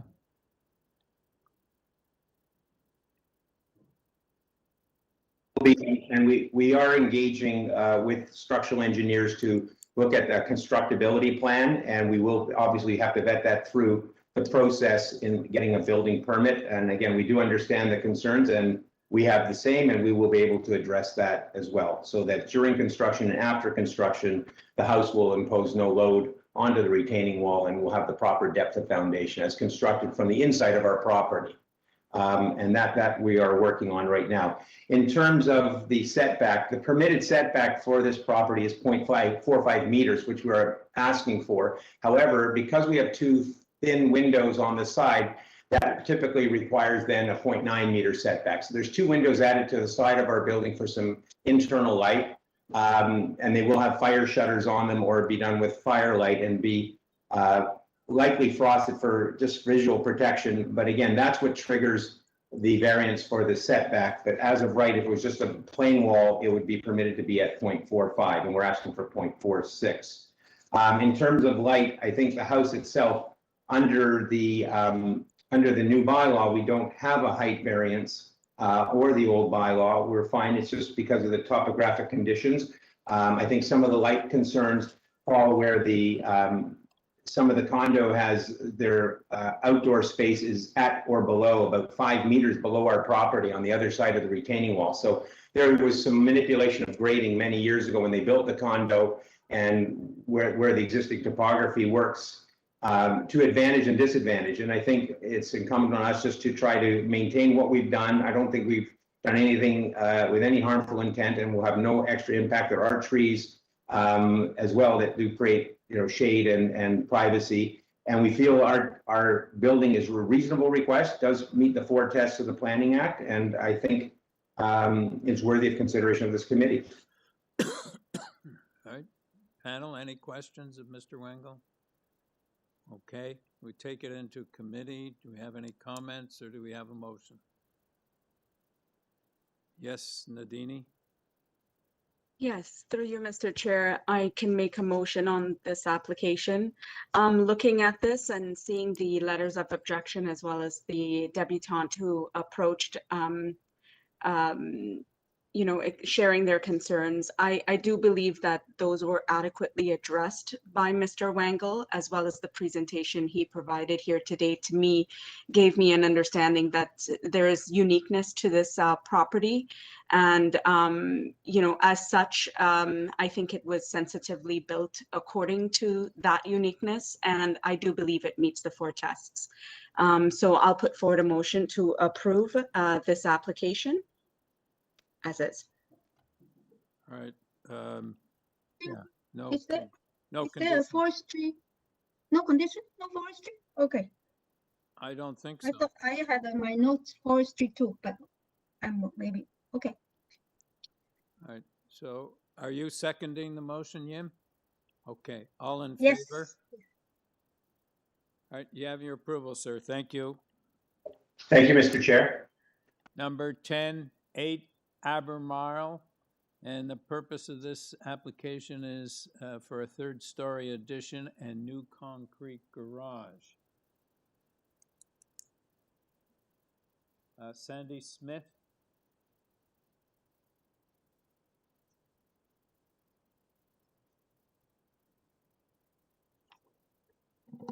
Sandy, go ahead.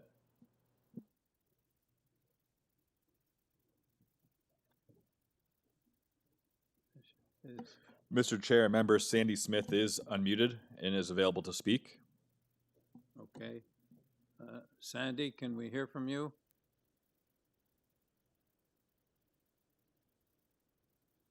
We seem to have encountered some technical difficulties. Sandy, go ahead again.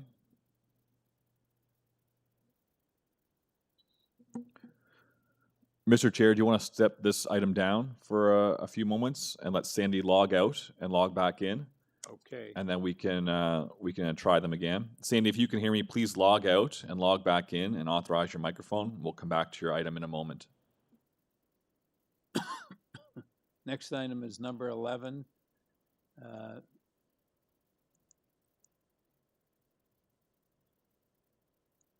575 Arlington Avenue, and the purpose of this application is to construct a new 3-story, two-unit detached dwelling. Mr. Zianis? Morning, Chair. Good morning. Can we have your name and address for the record, please? Chris Yanis, 41 Yorkshire Road, Toronto. Yeah. Okay.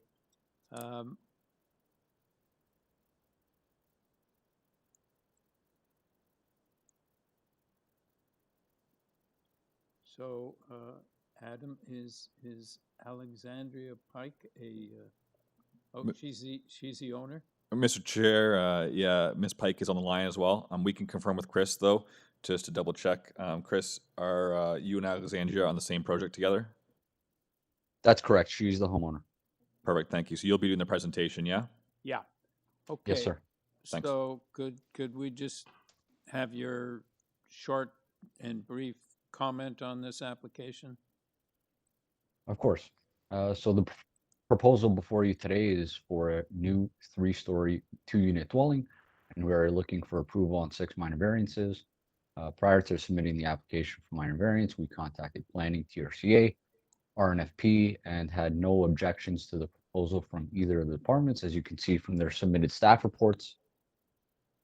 We have provided a comparison map, which samples a few of the past approvals on the street and how they relate to the proposal.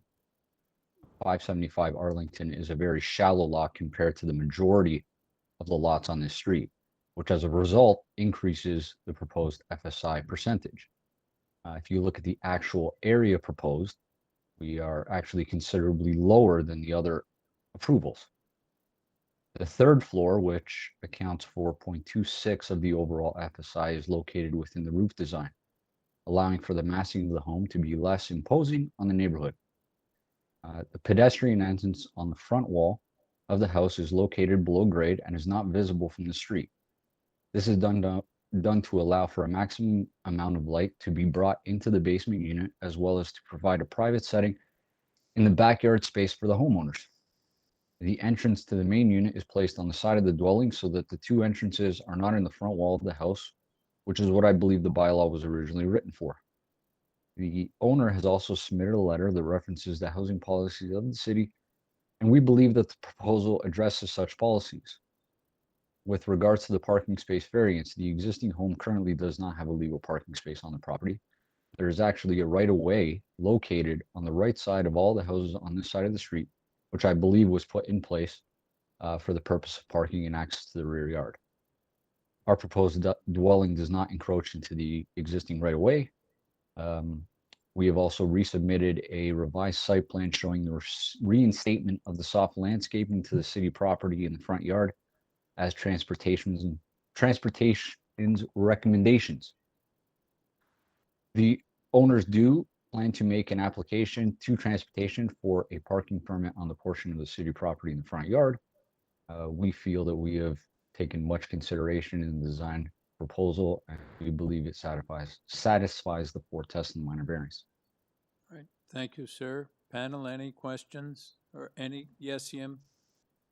Oh, I just a small question. You said that you have been in contact with TLCA. Are they okay with variance number 5? Yes. Okay, thank you. Yeah, okay. Do we have any comments or a motion? Yes, Nadini. Yes, through you, Mr. Chair, I'll make a motion on this application. I do believe that the explanations provided by the agent here today sits well with me. I see that there are no concerns noted from the July 15th reports for TRCA, as well as Urban Ravine, as well as Ravine. And in terms of the forestry, the July 15th report, it will be subject to condition number 2 of forestry and the conditions in that report. So I'll motion to approve this application subject to forestry. Number 2? Number 2, yes, sir. Yeah. Okay, do we have a seconder? Yim, seconder? So, okay, but also, isn't the transportation have a recommendation for the restoration of the boulevard?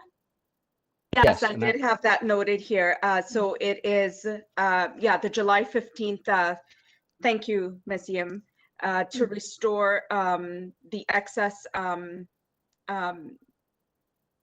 paving within the boulevard with soft landscaping.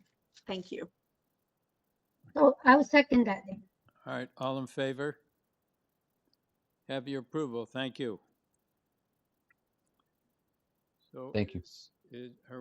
Can we go back to 8 Albemarle? One moment, Chair, let me check here.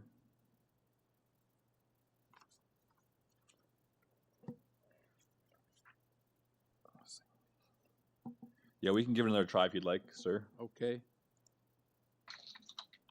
Sandy, you're live. Go ahead. Can you hear me? Yes, we can. Can you hear me? Yes, we can. You can hear me now? We can. Can you hear? You can't hear us, can you? Yeah, I can hear you. Okay, good.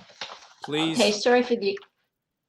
All right, let us have sorry your for the name and address for the record, and let us hear what you have to say. Okay, my name is Sandy Smith. I'm at 10 Overdale Road, and I'm the agent for the project. We are seeking approval of 6 variances dealing with floor space index, height, landscape, open space, and roof eaves. I'd just like to clarify 2 variances. The floor space index has been noted at 1.48%, which is due to the slope. Just tell us what, that variance number 1? That is variance number 1, yep. Okay, thank you, go ahead. And it's due to the sloping site, which has included the basement as the first floor in its calculations. If this area was not included with the floor space index, we would be at 1.01, which is similar to approved projects in the neighborhood. And I want to talk about the height of the rear addition, which has a sloped roof and the highest point exceeding the height of the existing roof and creating a clear story at the center of the house. This design is similar to the next door neighbor's house, and this design feature of the house is creating a clear story. Because of the slope site, this higher roof will not be noticeable from the street. The client has talked to the neighbors and reviewed their intended proposal. To date, they have received 5 letters of support and also verbal support. They have chatted with the neighbors next door to each of them, across the street, and behind them on the lane.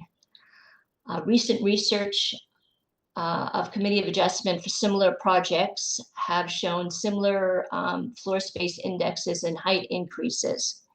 We asked the Committee of Adjustment to approve the variances, which are minor in nature, and is desirable for the neighborhood. Thank you. So did I understand you to say that the Celestry window is responsible for the height variance? That's correct, because the clear story. Is it responsible for the entire height variance? For the side walls, yes. And yes. And what proportion of the roof area does the Celestry windows take up? The clear story spans the full width of the addition. Oh, okay. All right, panel, do you have any questions?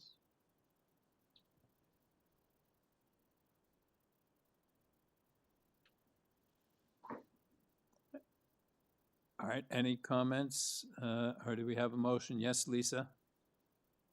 Mr. Chair, I know this area very well, and in my view, I think this proposed application is in keeping with what is going on in the neighborhood and what already exists. This is just a third-story addition over the existing footprint. I know there's a new garage as well, but I don't think that's an issue. So in terms of the height variance, as pointed out by the agent, it's just for the clear story, which is set back from the street. And in fact, we see, as she pointed out, an example at 10 that's the exact same. And I also thought it was interesting that the FSI is so high simply because of the basement. So I don't see that there be any negative impact associated with this approval. So I would like to bring a motion forward for approval. In my view, it meets the 4 tests, and it would be subject to urban forestry number 2 as a condition. All right, do we have a seconder? Yes, Peter. All right, all in favor? Have your approval. Thank you. Thank you very much. All right, number 13, 43 Russell Hill Road. And the purpose of this application is to alter the existing detached dwelling by constructing a rear addition, altering the interior, and constructing a rooftop terrace. Okay, so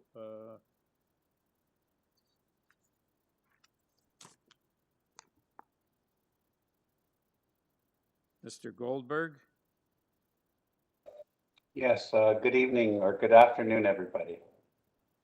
All right, so could you tell us about this application, please? Absolutely. I did provide a presentation which had 2 separate attachments, one with several pages and one with 1 page. And I would request that they both be put on the screen. Thank you.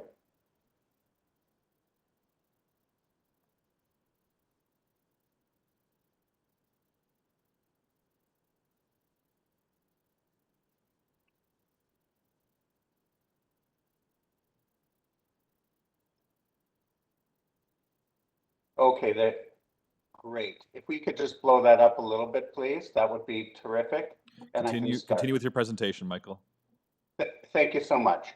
So this is a lot in the southern Forest Hill area. It's on Russell Hill Road as Russell Hill starts falling down the escarpment from St. Clair Avenue towards DuPont or Davenport. And you can see the subject site. It is an extremely large estate-like lot. And the unusual thing I'm going to highlight to you is the building is a century home, originally built in 1915. The home will, of course, be preserved in its entirety. And the home today is in the very back, highest point of the lot. I'm going to show you some things, but you could see the size of the rear yard setback, and you could see the size of the front yard setback. And that front yard is entirely sloped. And if you can go to the next page, please. So this is the existing property. You can see the driveway coming up in a circular manner. In a circular manner from Russell Hill Road. You could see where the existing house is. So the only construction above the roof line are the 2 small boxes. The box on the right is intended to be a stairwell going up to the roof, and the box on the right is an elevator room. Together, they will occupy about 13% of this this 13% of the roof. And on the right, the addition, the two-story addition, does not rise above the existing roof line. So if you could go to the next slide, please. So this is the terrace, but I'm going to leave this slide and come back to it later in the additional revised roof plan that we have provided. Could you go to the next slide, please? So the slide on the right is just the original house. The roof was removed decades ago, but you could see the shape and feel of the house and the height from its original construction decades ago. It was constructed to see what you see on the left-hand side of the page. The only addition to this roof line are the two small access points, one that has 2.54 meters wide and one that has 4.01 meters wide. If you could go to figure 6, please. I'm going to go directly to figure 6. Okay, this is the lot. So on the left-hand side of the picture, you could see the rising, where the rise of the land, where the driveway is. You could see at the front of the house, it's 3 stories today. At the back of the house, it's 2 stories. And it shows this is an elevation looking due west. So it shows the new elevator access point. That elevator access point adds a story to the house from a bylaw zoning perspective. Then you could see that those trees, or that retaining wall, is pretty much the rear lot line. And then there continues to be a rise of land to 15 Clarendon. And I know there's been correspondence from a planner who works for a law firm at 15 Clarendon, but I will speak to that. But you could see, if you look at the existing roof line, where it lines up in terms of the adjacent home on Clarendon. Next, please. So I'm standing on the roof and I'm looking, it's like a panoramic shot looking towards the rear lot line. This is a heavily fortified lot from a landscape perspective, not just a size of lot, but also it's heavily fortified from a standpoint of landscaping. Next, please. This is the front entrance. You can't even see the house from the street. Next, please. This is where the addition will be. It will not arise above the roof line of the existing dwelling. Next, please. And this is the pool area. The pool's being moved southerly. Next, please. And this is the pool area. You could see the retaining wall at the rear lot line, and you could see the rise of land, and you could see the skyline. The next lot is almost at the elevation of the roof line. So if you can go then to the next slide, and I'm going to ask the indulgence of maybe 1 more minute, if I may, Mr. Chair. Yes, go ahead. So, thank you so much. So I'm just going to indicate to you that this roof is essentially in the location where a backyard would normally locate. It's basically it's backyard to backyard with 15 Clarendon, and it's basically at the same elevation. There's differences. I will say that there's differences, but not differences that are unusual to a backyard situation. The only flat portion of this land is where the pool is today. So what we have done, if you can go to the revised roof plan that we provided as a separate document. We have revised the roof plan because the clients have every intention to respect the quiet enjoyment of their neighbors' properties. There's no intent to have large assemblies, but there's, putting that aside, if this was a backyard, you're allowed to have a quiet enjoyment of your backyard. So what we have done is we have shifted that rectangle in the bold line is where the terrace is. That rectangle reduces the terrace. You can see on the left-hand side of the page. So it reduces the variance to 83.67 square meters. We are proposing to have on the north wall a visual screen and a screen that is acoustically designed. Then on the north side of that screen, we will have landscape boxes to allow for a visual screen of the screen itself.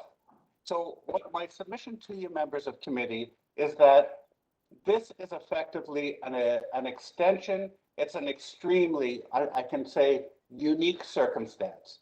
It is not precedential for really anything because this lot and this proposal stands on its own. And I did notice that Mr. Parker from the Gowlings provided some example of another terrace from Ellerslie in North York. I don't know Ellerslie. It is miles away from here, but I can tell you on the merits of this site and this application, the quiet enjoyment, just like someone would enjoy their backyard, that's what's going to happen on this roof. So I respectfully would submit that this does pass the 4 test. I'm only raising the terrace variance in my first submission because that seemed to be the comment from the various people. We have 4 comments of support. We have no comments from planning, from the counselor, or from heritage, the alteration to this building, which is in the heritage registry. Because quite frankly, from the street, nobody is going to see these small additions to the roof line. So I commend this to you, members of committee, and thank you for your patience. So Mr. Goldberg, are you changing variance number 5 from 115.43 square meters to 83 point something square meters? Yes, I am, sir. So And what I is would the also actual say figure? What is the actual figure? 87.67. Okay. And that reflects the drawing that was just on the screen. And if committee so wished to have a condition of approval, that its approval and the construction of this dwelling and the roof line be substantially in accordance with that roof plan, I would have no objection to that. All right. Thank you. Mr. Matt? Chair, I have a Yes. question about that. That was going to be my question. I don't believe we have that attachment. Do we have that in our documents? Because that's the first time I've seen that roof plan, I believe. There was a Is number that a new? members of the committee, there were a number of items submitted late after the submission deadline. They all are up on the AIC though at this time. But if you would like to tie this particular new roof line to your decision, we can quote the day that the item was received or the day the item was updated. They would probably indicate that on the title block. So these were not forwarded to us though directly? Is that what you're saying? Because normally we didn't get them as part of a package. Correct. They were submitted late after the submission deadline, and they were not forwarded to you after Okay. the fact. All right. Any further questions? Okay, let's move on now to Mr. Gardner. Mr. Chair and members, there is no Michael Gardner that has signed on the call. Now, there is someone that's registered by the name of just Michael, so we can give them a shout and see if it is, in fact, Mr. Michael Gardner. Okay. But there is no Michael Gardner at this time. Go ahead, Michael. I There is. unmuted you. Okay, this is Michael Gardner. I emailed you and phoned, and I am Michael Gardner, 15 Clarendon Crescent. I'm here with my wife Heather and our planner Brian Parker. I've got to talk, but I've just got to say that we never received these new plans. We haven't had a chance to look at them. And by the way, this deck will be at about our 2nd floor level right into our bedrooms. So now, if I could, I'll go on to my talk. I want to start this with a quote from House and Home magazine, April 1, 2019. The Kassams will host anywhere between 8 and 30 people several times per month. Now, this is when they were in their smaller house. Now, if I could describe my property. My wife Heather and I live at 15 Clarendon Crescent. We have lived here for almost 40 years.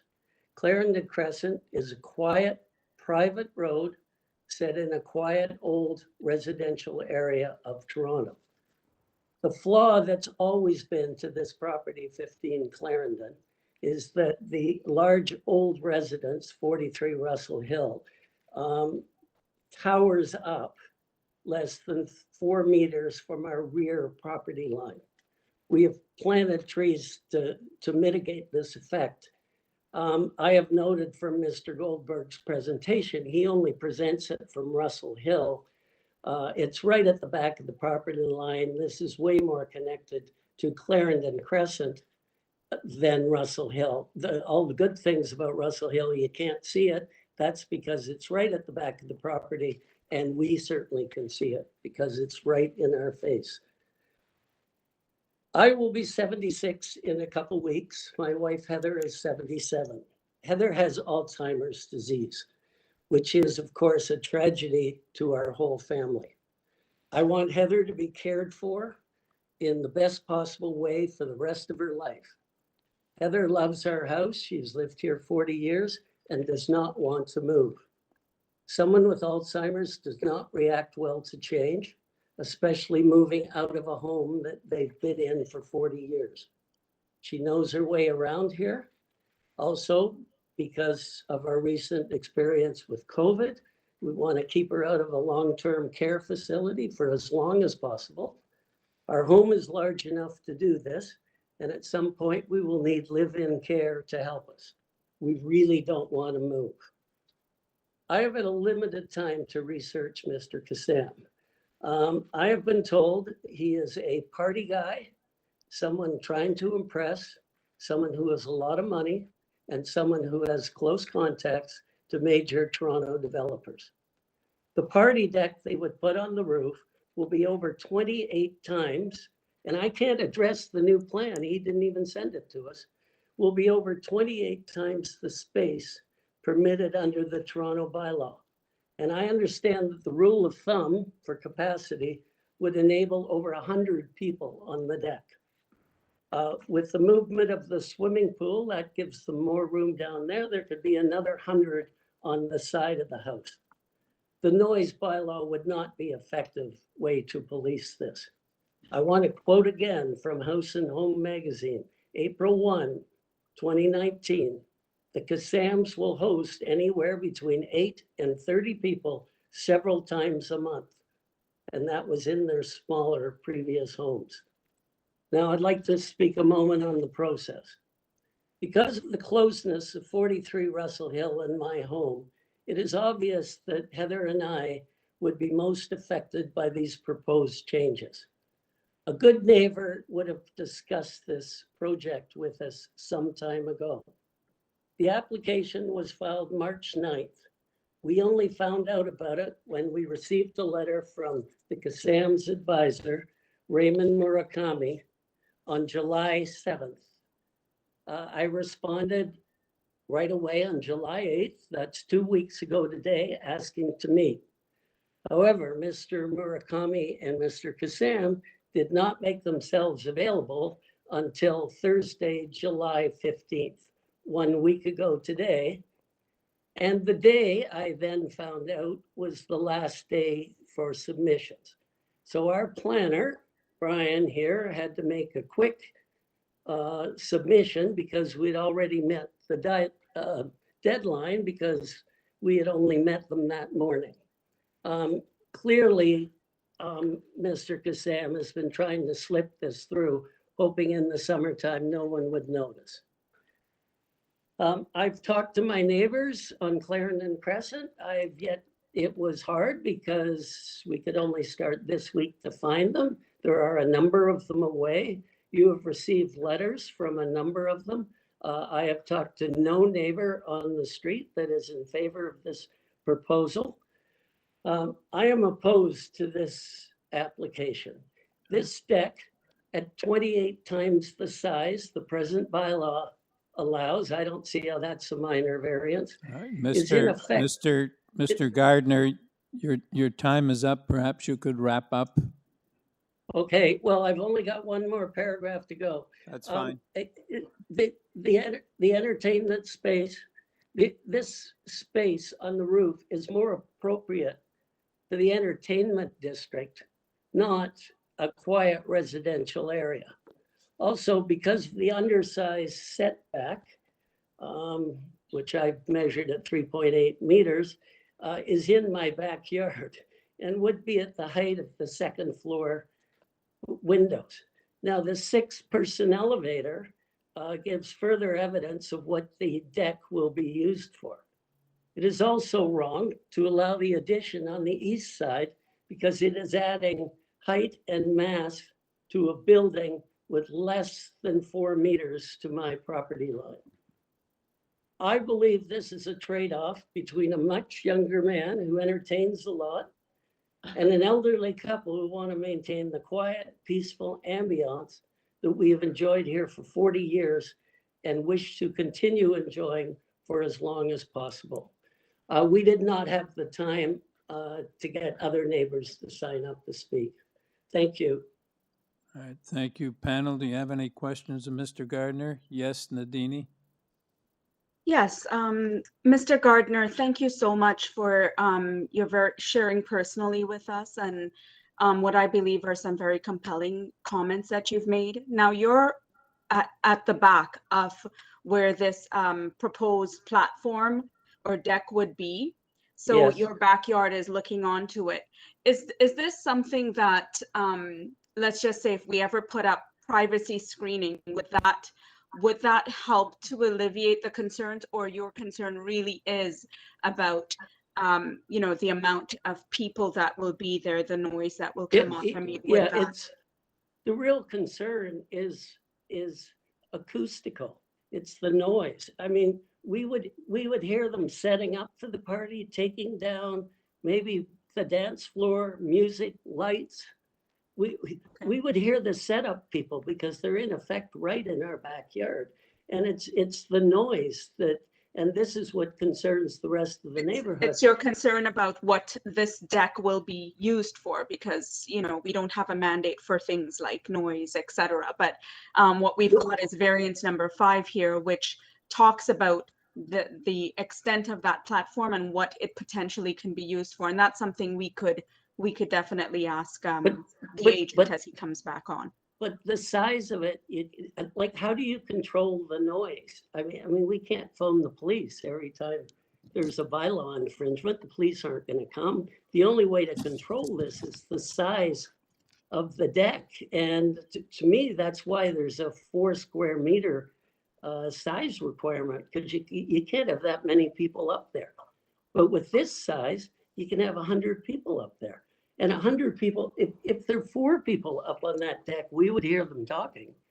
But if there's 100 people up on the deck, and then I don't know what music they're going to have, or what hours of operation, or what service they're going to have. Are they going to build a barbecue? Or how are they going to get the food up there? And this will go on forever. Mr. Kassam's 38 years old, and he's a party guy. This is a party house they're building, and that's just not appropriate for this neighborhood. Thank you, Mr. Gardner. Your points are noted with me. All right, Lisa? Just a quick question, sir. I'm just wondering what the distance is in terms of the depth of your backyard. I'm just trying to figure that out from the plans. So from the back of your, about 50 feet. Okay, Brian 50? here tells me it's about 50 feet. I think we've sent you some pictures that Yes. that give it. It's any party there is in effect in my backyard, and Okay. it is above our level. So this would be like in my backyard at the same height as our bedrooms. Okay, thank you, sir. Yes. Okay, so we go back to Mr. Goldberg. Why speak the whole time? Mr. Goldberg? Hello. Oh, hi. Yes. Could you go back to figure 6, please, and I'll speak to many of the comments. First of all, I'm sorry the circumstance Mr. Gardner's family finds themselves in. The personal comments towards my client, I don't think are relevant to this consideration at all. And what I'm going to say is, if Mr. Gardner or any occupant or owner of Mr. Gardner's rear property wish to have a wedding, a party, a bar mitzvah party, or a Sweet 16 party in their backyard, they would be entitled to do that. And no one would, you would expect reasonable behavior. You would expect reasonable noise levels. And if they exceed that, the city can address that. But if he's concerned about the noise levels that are coming from this patio on the roof of the house, the intent of this patio is to treat it like a backyard, because there is no backyard really of any substance other than the pool area, which is at the side of the house in this property. So we put forward the plan, which was on the screen before, and if that could please be put on onto the screen once again, and I can point out a few important features of that.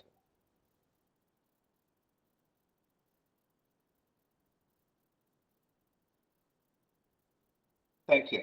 So this is a completely dimensioned plan. What we've done in this plan is we've pulled southerly the extent of the terrace. We've pulled it so that it is 4.48 meters from the north wall of the existing building. We've pulled it so that it is between 8.39 and 8.64 meters from Mr. Gardner's property line. And we pulled it so that it is basically at the southerly entrances of the stairwell and the elevator area. You could have a backyard abutting Mr. Gardner's property, lot line to lot line, but we are setting back this activity area. And I will say, if you could go, the one last visual I would ask you to go back to is figure 7 of my original presentation. I think it's an important presentation.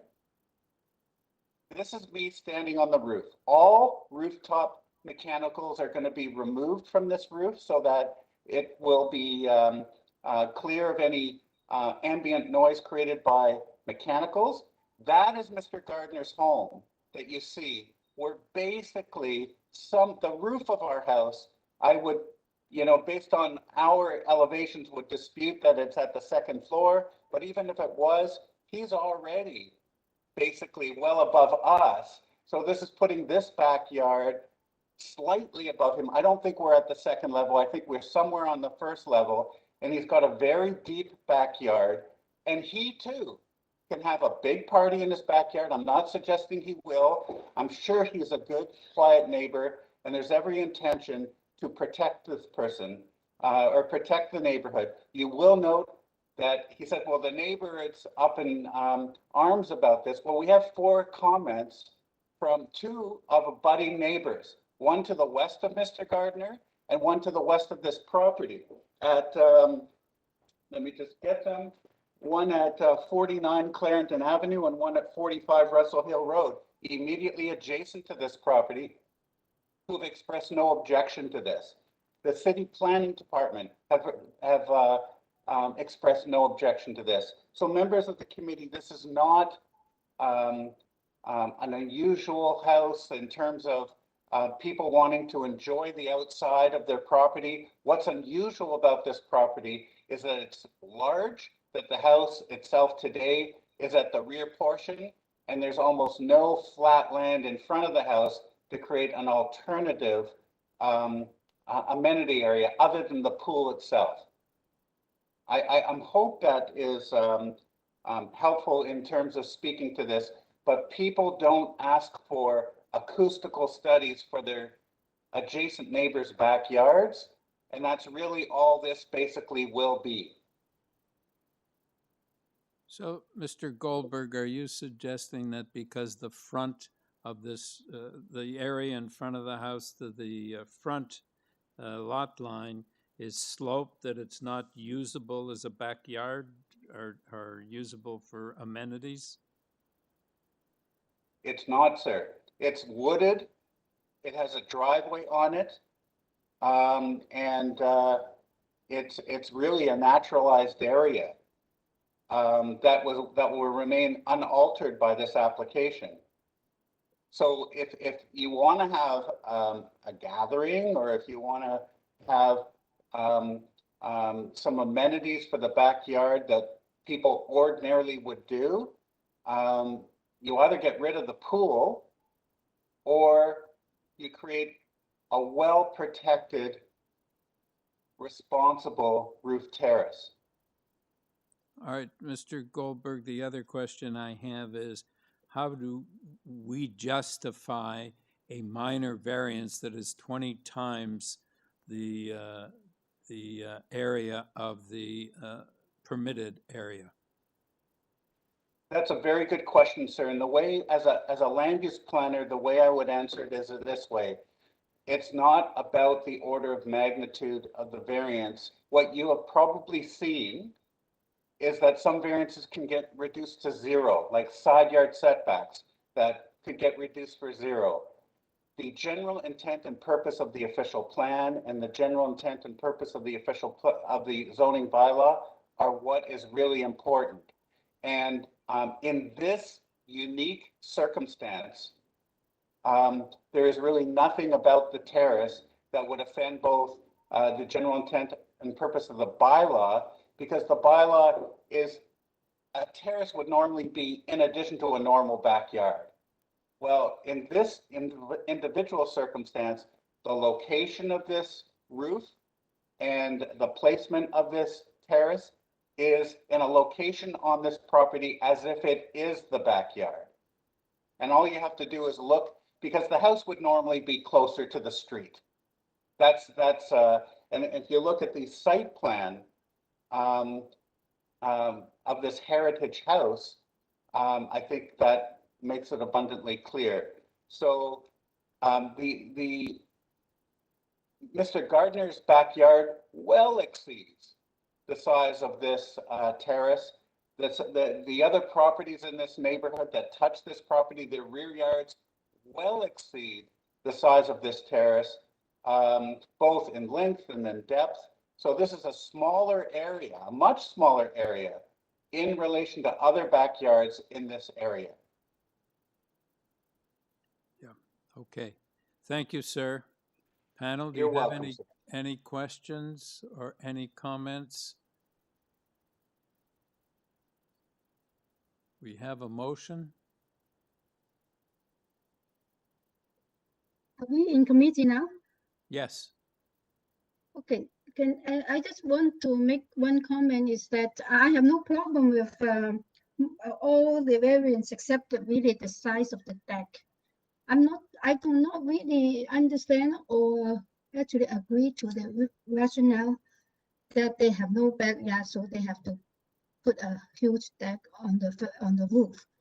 It is a large property, and since they're rebuilding the pool, I think there's an opportunity that they can enlarge the site to accommodate a large gathering. To be honest, if there's no opposition, I will let this go. But since I do agree and sympathize this impact to the neighbor with this large deck, and I don't know the reason for it, unless you just want to have the roof as a deck, because the property, I think, has the potential to have an alternative design to allow large gathering at grade rather than on the roof. That's my. All right, and Nadini? Yeah, through you, Mr. Chair, if there are no more comments, I'm ready to make a motion, if that's okay. Yes. Mr. Chair, looking at this application, if there was no objection, I still would have had a problem with variance number 5. It did concern me. I was quite happy that the agent, Mr. Goldberg, had reduced it to 87.67. But even that, in my journey through Committee of Adjustment, still seems exorbitant. It does not seem minor, despite the reasons, despite the explanations that are provided. One would even say, take out the pool if you want a backyard. If you want it, reduce the pool. There could be so many other variations for completing something with the house that you've bought, knowing that this was going to, you know, be one of your considerations, without impacting directly a neighbor and a very pivotal neighbor within this scenario. Given all of that, if I were to reduce variance number 5, I don't know how it's going to impact the rest of the application. And as it stands, even with privacy barriers and the steps that they've taken to ensure that it doesn't become a nuisance noise-wise or excessively towards neighbors, I still feel this does not meet the 4 tests in my eyes. And so for that reason, I'm going to motion to refuse this application. All right, so do we have a seconder for the motion to refuse the application? Okay, Peter? All right, all in favor of the motion? Application is refused, sir. Number 14, 202 Dovercourt Road.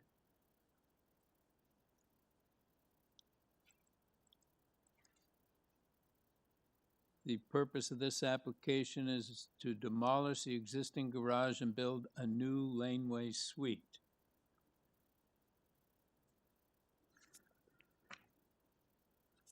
Hello, Edward Lee here. I am the agent for the owner. Yes. Your address, sir? 6 Argyle Street. Okay, just a minute. Yeah, okay. Yeah, I don't think we need to hear from your presentation from you, Mr. Lee. Panel, do you have any questions? Yes, Yim? I have a question. Variance number 3. I just wonder why you need 3 parking spaces. Are there 3 units on the property?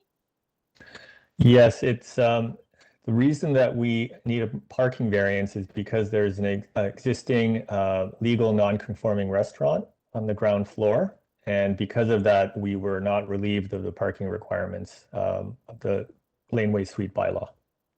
Okay, so the parking space is not really triggered by the laneway. Is that why is it actually is the required parking number of parking by the restaurants? Is it? No, it's essentially the parking requirements for the apartments is waived if it's a purely residential laneway suite application, but because this is an existing non-conforming mixed use situation, the zoning examiner deemed that we're not relieved of any of the parking space requirements for the apartments or the commercial space. Oh, yeah. None of the tenants currently actually have parking in this garage. It's pretty much ready to fall down. So we're not eliminating parking for any of the tenants living there at the moment. Okay, thank you. So, Mr. Lee, this is a mixed-use building? It's technically yes, because there's an existing non-conforming restaurant on the ground floor, but it's a residential lot in a residential neighborhood. So is that a legal non-conforming use? Yes, and it was actually subject to the previous committee decision by the former owner when they applied to enlarge the restaurant, and that was refused. So this was obviously recognized back during that committee application. So the existing restaurant has been there for a long time, and it is recognized. Okay, so I may have been mistaken, but I always understood that the laneway suites were to be used in conjunction with a residential housing unit. Yes. That's my question. That's my next question, Mr. Chairman. Yeah. Yes, well, it will be used for residential purposes. It's actually going to be where the owners are actually going to live, the owners of the building. So the laneway suite is not going to be associated with the restaurant in any way or form. No, I didn't mean that. I thought that the primary unit had to be a residential unit. But I understand if it's a legal non-conforming use in a residential area, then I assume that a residential laneway suite would be permitted. Yes, and that was my initial conversations with community planning, was to see if they'd even entertain this committee application. And so there was some back and forth, and in the end, the actual built form that we're proposing is not of any concern. So they were okay. And obviously the major thing that we're asking for permission is to be exempt from the parking requirements, which really is a technicality as a result of the existing restaurant that's on the ground floor. So are we being asked to extend the legal non-conforming use by adding another residential unit? I mean, is that the way to properly word it? I don't believe so, and that was never something that was discussed with planning. The restaurant itself is an existing non-conforming use on this lot, but I never assumed that But it turns the lot into adding this laneway suite. Yeah, but it turns the lot into turns the unit, turns a house or whatever it is into a mixed-use building, which is permitted if it's a legal non-conforming use. So it seems to me you may be asking for an extension of the legal non-conforming use. But I mean, I don't know how that plays out in this thing and whether it makes a difference. Yim, did you have a comment? That's exactly what was on my mind, that the lane, it's really going back to the laneway house bylaw was set up is to attach to residential. The main primary use of the house is residential, and they allow people to build on top of garages or the laneway house. That I do not know how much it can extend to non-conforming use with a mixed-use building, because I do not think the laneway house extend to commercial property that you can do it.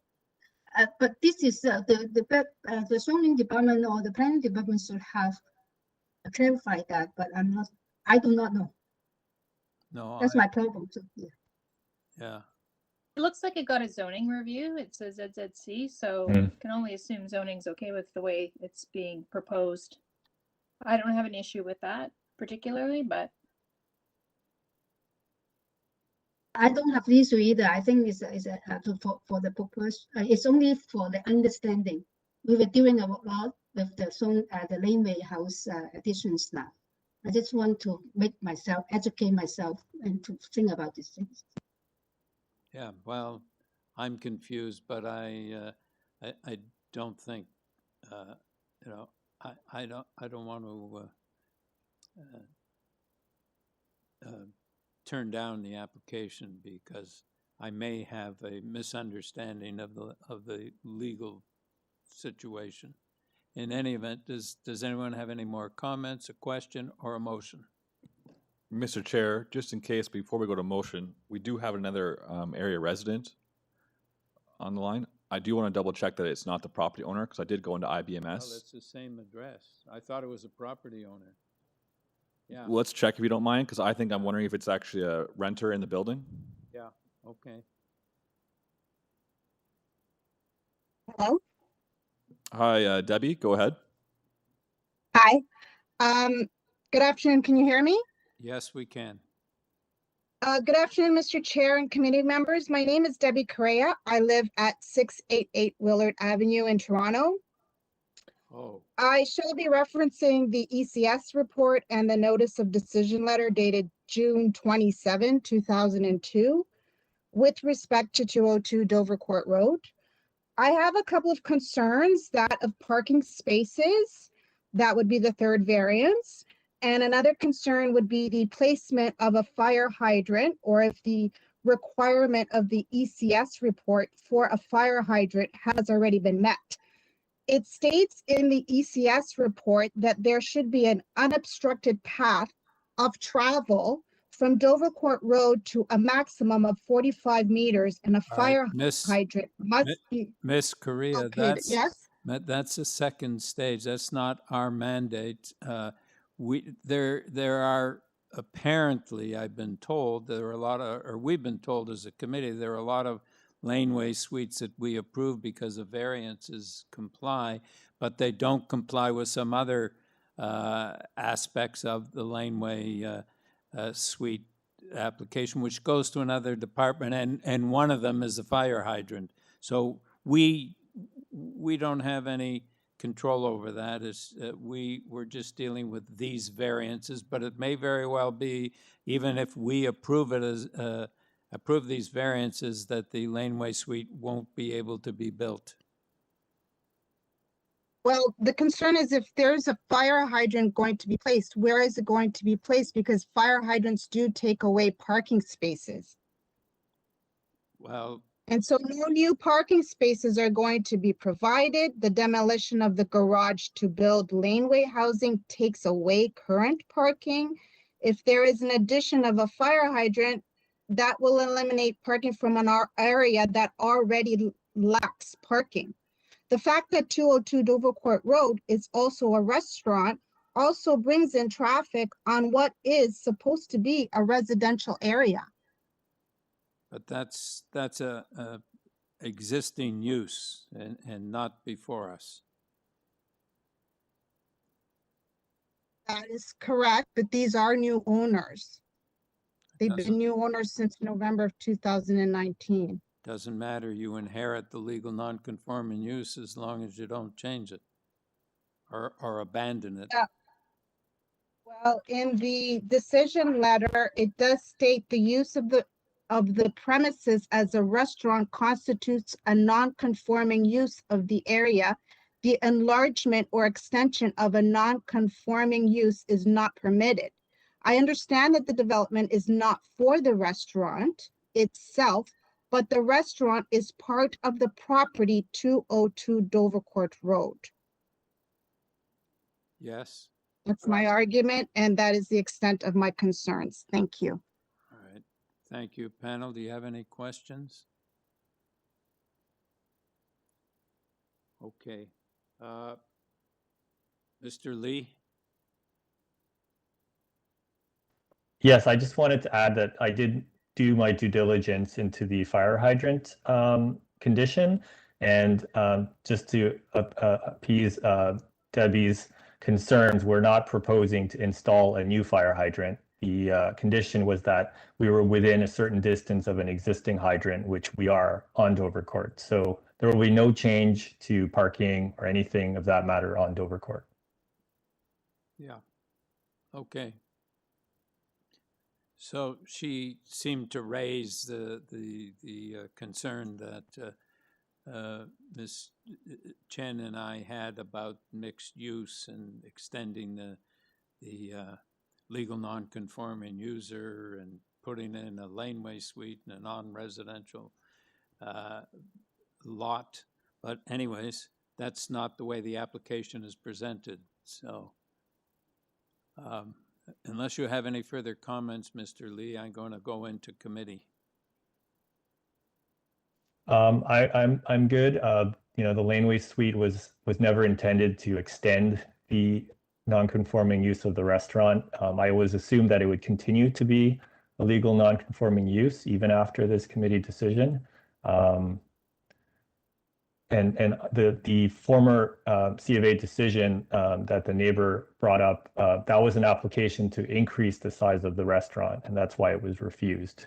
And obviously not part of this proposal in front of you today. Yeah. Okay, thank you. Panel, any comments, or do we have a motion? Yes, Peter. I'm happy to bring a motion for approval. I think the variances being requested are really small. I mean, we're talking 0.3 meter, and that's just in the for the skylights in terms of the height. And the parking, I understand the concern around that, but it's more of an existing condition, I think. And I used to live right down the road, and I think that that restaurant works well within the neighborhood, and what's being proposed is not going to change that. So I move for approval subject to development engineering conditions of April 12th. All right, Lisa, you seconding the motion? All right, all in favor of the motion? You have your approval, sir. Thank you. Thank you.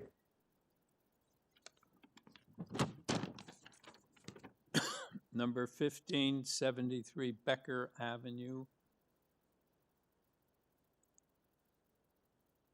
Pardon me, it's Barker Avenue. Can't read my writing. The purpose of this application is to construct a second-story addition, a rear ground floor addition, and a rear ground floor and second floor deck with a covered front porch. Good afternoon. This is Mariam Cobra. Yes, we have your address, please. It is 73 Barker Avenue. I'm the owner of the property. Okay, thank you.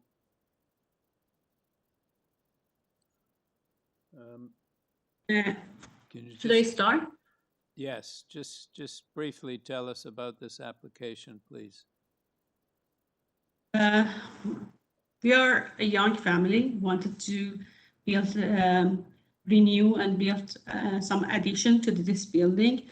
The design is proposed a built-in attached garage to the house, and adding second story plus rear addition, second story for the purpose of bedrooms, and rear addition to have a little larger living space. According to that, we propose some variances. For variance number 1 and 8, they are about setbacks, and actually the proposed setback is remaining the existing setback. So we are using that rule. And for the other one at east-south, we are encouraging 0.1 meter. It is only 10 centimeters, only at one side. The other side at west-south side, for the addition part, we are meeting the requirements of zoning bylaw. And our request here is, if possible, please, we want to add, we want to encourage only 0.1 meter to the east side yard. These are about variance number 1, 2, 3, 4, and 8. For variance number 5, it is about length of the building. The length of the building only at west side, it is 18.97, which is not meeting the requirement.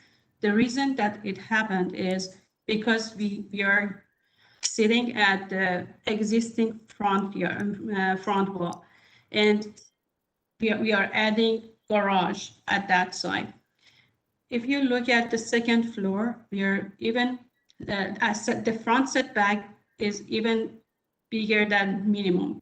We have 5.13 meter setback at front, and at rear we are not exceeding from our newly built building at our west side.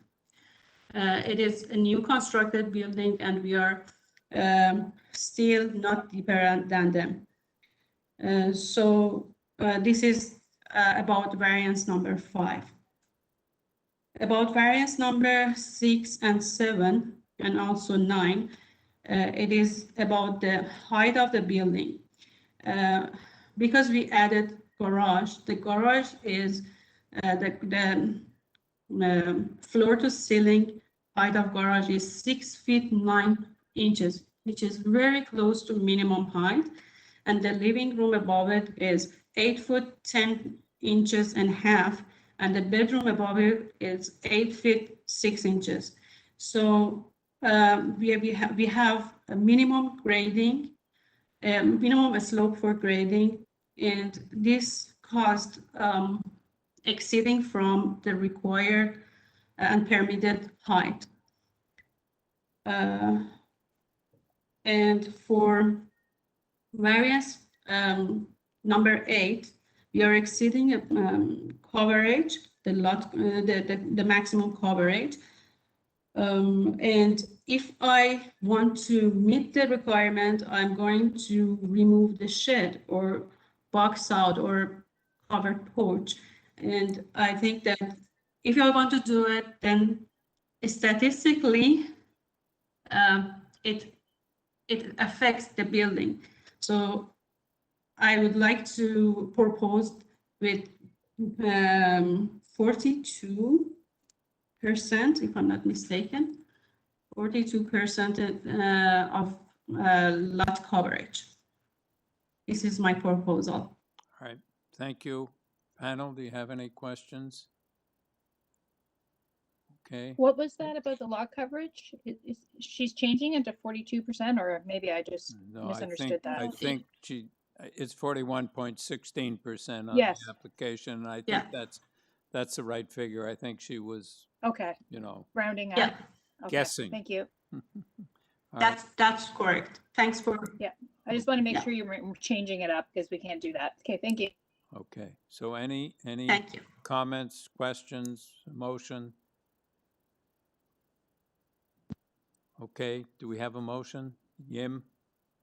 Yeah, I do not have problem with the proposal, and I think that the height variance is you're adding 0.79, and then I think that the site can actually take that and have very little impact.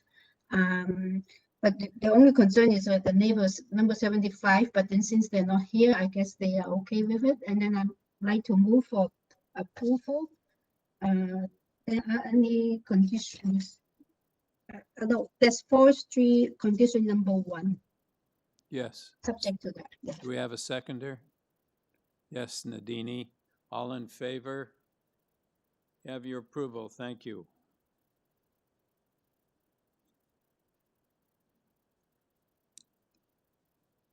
And I think we should take a short break at this time. 15 minutes. Okay. Yeah, we'll be back at 20 to 2.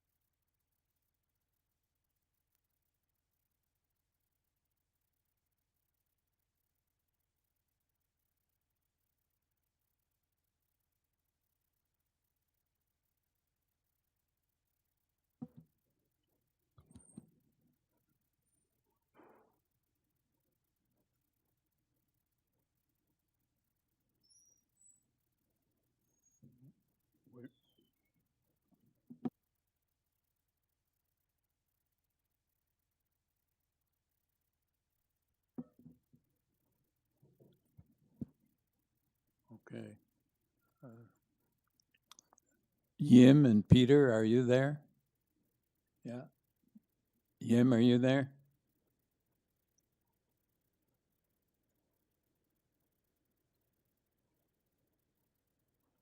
Okay, we have a quorum. Yim will be back, I assume. Let's just proceed to number 16, 1042 Coxwell Avenue. The purpose of this application is to alter the existing one-story commercial building by constructing a rear first-story addition and second-story addition. The building will contain a total of 2 residential units and 1 commercial unit. Mr. Teodosiou. Good afternoon, Chairman. This is George Teodosiou. I represent the owners, and I live at 255 Johnston Avenue in Toronto.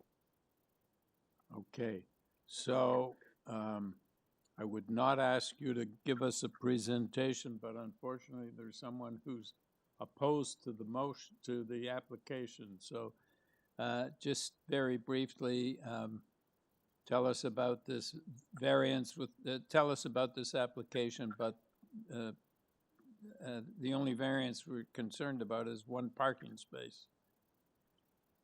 Yes, that is the only variance. And so the project consists of a rear extension to the existing commercial unit on the ground floor and the addition of 2 second-story rental units and the proposal to have 1 parking space located at the back over underneath the building. The bylaw requires that we have 1 visitor parking spot in addition to the 1 residential parking spot, and only 1 is provided. The owner is going to rent 1 unit or both units without any parking spots and reserve the spot that's available at the rear of the building as visitor parking. Okay. What's there right now? On the ground floor is a family run. The owner is one of the owners is running for the past 7, 8 years, 10 years, a card shop, a greeting card and souvenir shop. Right, and there's is there a residential unit up on top? No, there's no residential. No. Okay. The basement is used for storage. No, there's no. Okay, so it's just a single store. A single store, correct. It's a row of stores. This is one of them. There's other second-story apartments on some of the commercial properties similar to this one.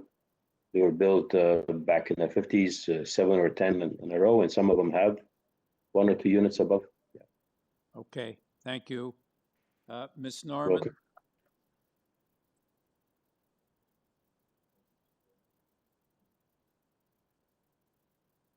She here? Ms. Norman? Hello, Mr. Chair. Hi, Mr. Chair. I'm wondering if you can hear me. Yes, we can hear you. Can we, for the record, can we have your name and address? Absolutely. My name is Amy Norman. I live at 101 Lankin Boulevard. My backyard faces onto the alleyway, and it is but 1 over from the proposed development. Thank you so much for the opportunity to speak to this project. If I may, I understand that the variance is really around a parking lot, and I'd like to submit very, very respectfully for the committee's consideration 3 things. Number 1 is, as the individual that George, who just spoke, indicated that it is currently a single store. What is being proposed right now is a fairly significant development that would do 3 things. Number 1 is, as they extend the commercial space, I will offer, which is wonderful. I am quite familiar with Pulp and Papery, which is the store that's there now, and I am a repeat customer. But it would extend that commercial space, which is great for the neighborhood. It does bring in more business.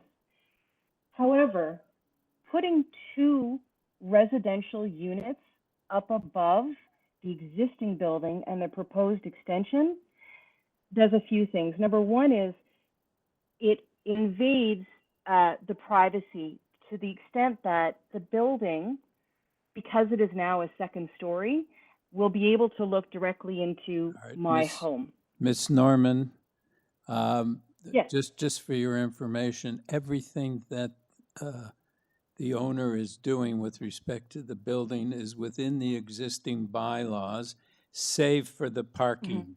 And that's why there's only the one variance. So we can't help you with respect to if you feel it's overbuilding or whatever, that it's too Right. much. There's not much we can do about it because the owner is doing it as of right. He's within the bylaws.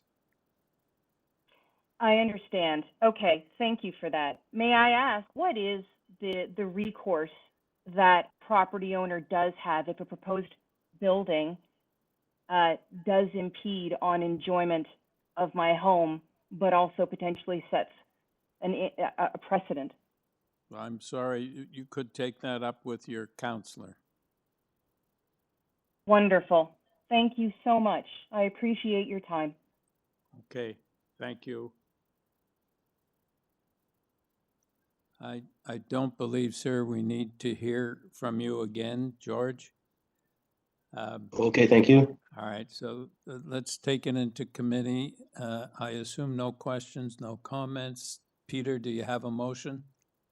I have a motion for approval. I think this is an entirely appropriate building for a main street, and the lack of one parking space, I think, has little to no impact on the site and the surroundings. So move to approve with no conditions. All right, seconder. Yim, thank you. All Yes, in favor? I agree with Peter. Yeah. Yeah, so do I. All in favor? You have your approval, sir. Thank you. Number 1767. Thank you. Pardon? Number 1767, Grassi Street. Purpose of this application is to alter the existing two-story semi-detached dwelling by constructing a third-story addition and altering the interior of the second floor.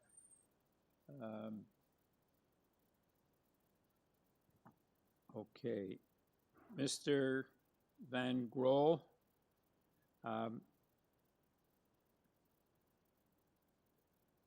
Hello, Mr. Chairman. Yes. I presume you can hear me. Yeah, we can hear you, and I didn't introduce 69 Degrassi, but it's the same, different owners, but the same application, correct?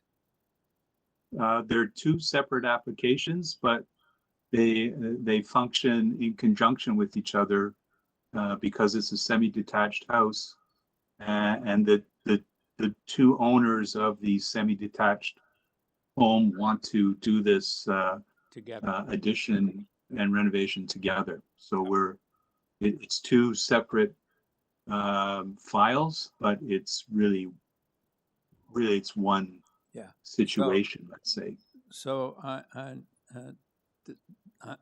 going to ask you to address both of them now, so that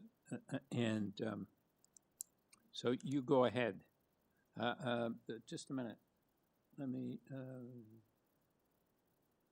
So, yeah, you go ahead. Just give us a very brief description with respect to 67 Degrassi, because it seems there's somebody in opposition.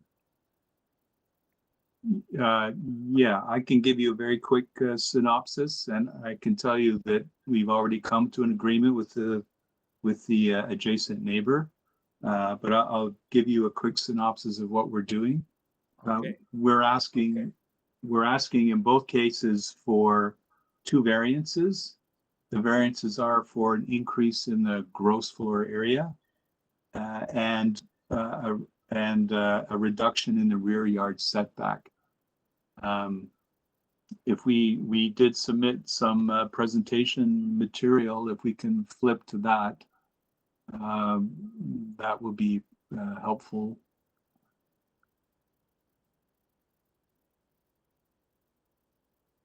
So the first image is just to quickly give you the context. It's a mixed-use neighborhood. There's 2- and 3-story houses. It's an eclectic assortment of building types from various periods, and the lot sizes vary all over the place. If you go to the next picture, you can see the property immediately to the north is a 3-story house.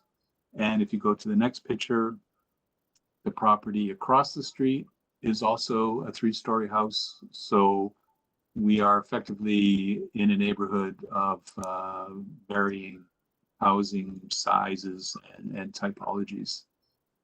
If you go to the next slide, just to show that from the lot coverage perspective, the footprint of the existing house is already at 1.4 times the lot coverage. So the existing house is already over what will be allowed, and the 3rd floor that we're adding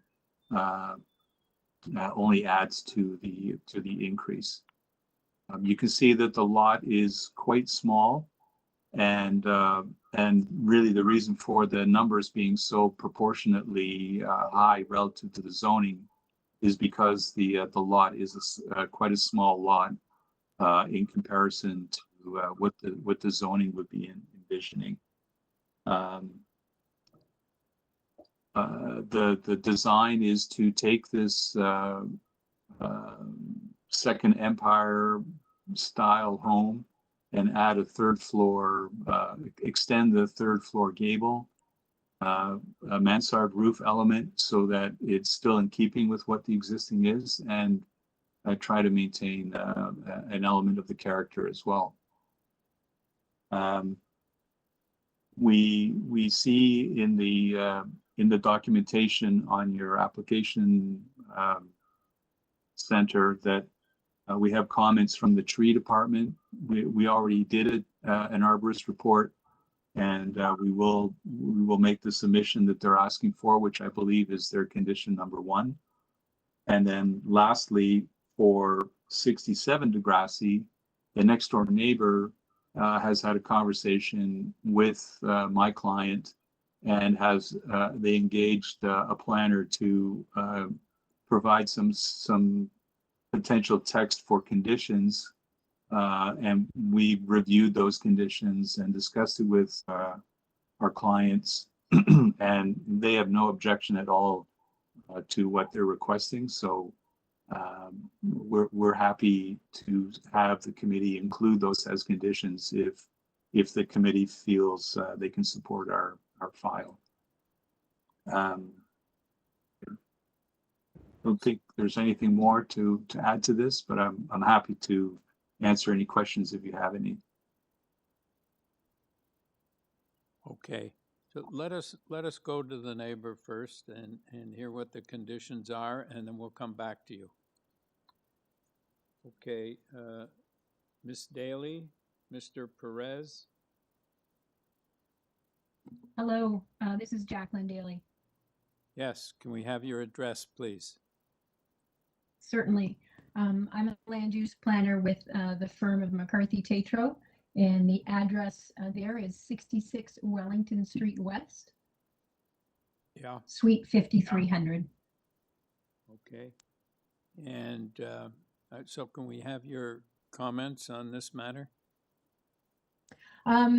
Yes, the owners of the property to the south at 65 Grassi Street, Allison Davies and Marvin Perez, have no objection to the application.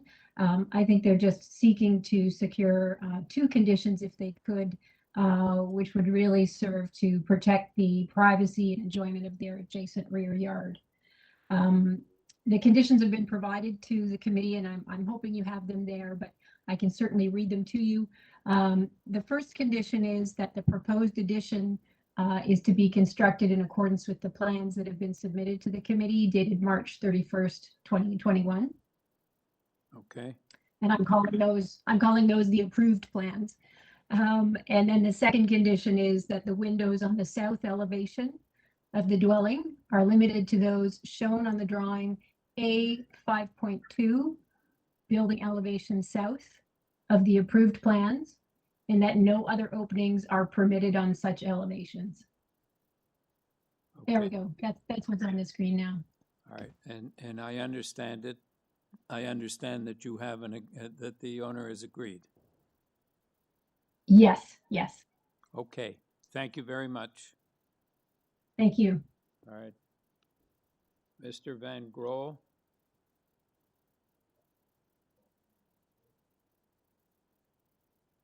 Okay. Mr. Hi, Van- sorry, I was on mute there. Okay. Lisa, did you have a question? It's just a point of clarification with respect to, I think we're doing both of them at the same time, are we not, Donald? The 67 and 69? Or are we Well, just but- on 67 but right now? We're doing 67 because this objection from Okay. 65 would not apply to 69. I don't believe. Okay, it's just that I just didn't know if they were exact same. One of them requires a setback variance rear yard and the other one doesn't. And I thought that was peculiar since they're exact same application. Oh. So I can wait until we get to 69 to deal with that one then. Because I thought we were doing both of them at the same time. So one has a rear yard setback variance and the other doesn't. So I will keep my comments until the next application. Okay, Mr. Van Groel? I believe we added in the zoning review from the city on 69, they didn't include the rear yard setback. However, we did ask for it. Okay. And we did sign I believe we signed something saying there's a form that you have to fill out when you make the application, and you're adding variances that are not necessarily identified by the city. Lisa is correct that the rear yard would apply for both. However, we're not talking about that now. We're talking about 67. So let's stay on that and get that one. Yeah. So I just wanted to know, those are the conditions that your client's agreeable to, the ones that mentioned by Ms. Staley? They're agree. They think they're completely reasonable and are happy to agree. Okay, thank you very much. So let us go on to committee and deal with 67 first. We may have a problem with 69, the notice. So are there any questions? Well, no, it's just that 67 says that it's a waiver, and 60, I don't know if that's the case, but our notes say it's a waiver and that the extra variance for the setback was added, whereas 69 says it was a zoning review and there's no setback. So yeah, just pointing that out. I don't know if the setback variance is required, but there's a difference between the two. So let's deal with 67 first.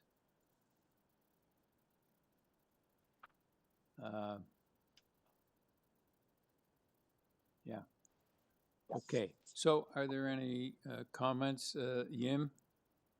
Oh, no, I don't have any comment, but I will invite other comments. But if I have to say, I would like to move approval because it's actually a very good thing happening here that both Sammy doing it together, and it's very, very unusual. And also even with the addition, it's still a very modest size house, I think.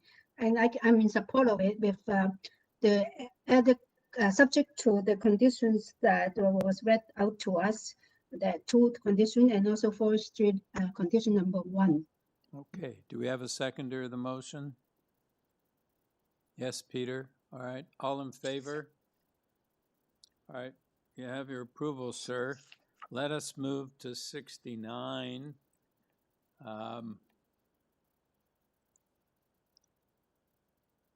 And the purpose of this application is to alter the existing 2-story semi-detached dwelling by constructing a 3rd-story addition and altering the interior of the 2nd floor.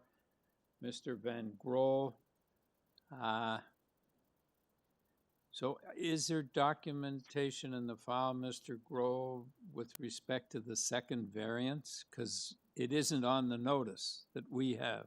Yeah, you're pointing that out, and I'm noticing that right now as well. We did definitely have correspondence between ourselves and the clerks, although that was probably in February. Just to point out that we would need the variance on both applications, since it's clearly the rear yard is clearly less than 7.5 meters.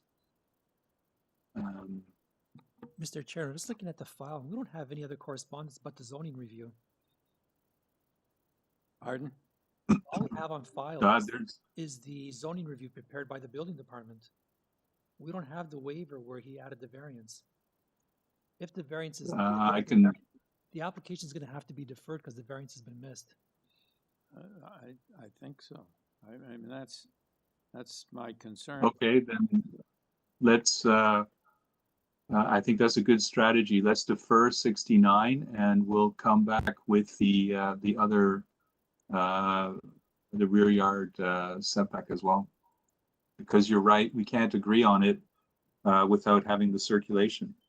Yeah. Okay. All right, panel. Yes, I would like to move a motion too. As well move this motion is to defer this item number 18 for the applicant to clarify the variances with building department. All right, do we have a seconder? Nadini? All right, all in favor of the motion to defer? Thank you. You have your deferral, sir. I'm sorry the got screwed up. Yeah, thank you. Thank you. I'll sort it out with them and we'll be back to you as soon as we can get back to you. All right, thank you. Number 19, 117 Victor Avenue. The purpose of this application is to construct a new third-story addition and a balcony to the existing dwelling. Mr. Gain. Yes, sir, I'm here. I'm Trevor Gain. I'm the agent here before the owners. Okay. Well, I don't think we need a presentation. I know you prepared a long one, but I don't think we really need it. Panel, do you have any questions, comments, or do we have a motion? Lisa? I'm prepared to bring a motion for approval. I think the materials were very thoroughly prepared and clearly set out that, in my view, this meets the 4 tests. It's been demonstrated, in fact, that the attached neighbor has an addition that I think is going to be bigger, or is bigger than what is even being proposed, and that the FSI being requested is in keeping with what is already in the neighborhood. So I'd like to bring a motion for approval of the application without any condition. All right, seconder, Yim. Sorry, yeah, I was second, except I do have a question of variance number 3. That there's only one variance, Yim. Are you in the right application? Oh, I'm sorry. No. Did you second the right motion? Oh, no, I got a separate. Yeah, okay. I'm so sorry. I rechecked everything. Okay. That's the next item. Okay, it's number 19. You okay? Are you okay in seconding that motion? Okay. All right. All in favor? Have your approval, sir. Thank you. Thank you. Number 2024 Highborn Avenue. The purpose of this application is to add a rear second-story addition and a third-story addition with interior alterations to the existing dwelling.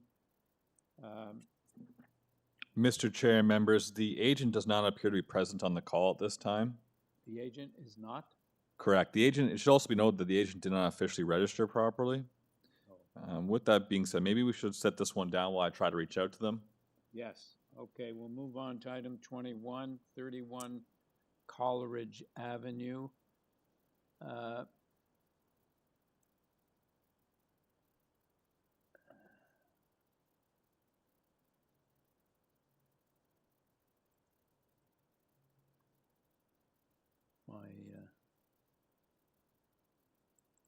Okay, and the purpose of this application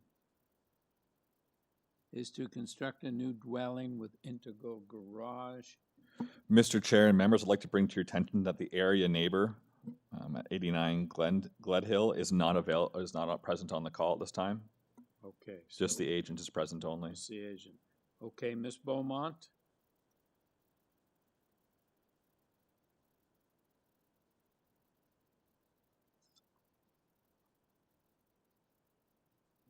Ms. Beaumont, if you're present, I can see you on the call. You're unmuted, so go ahead.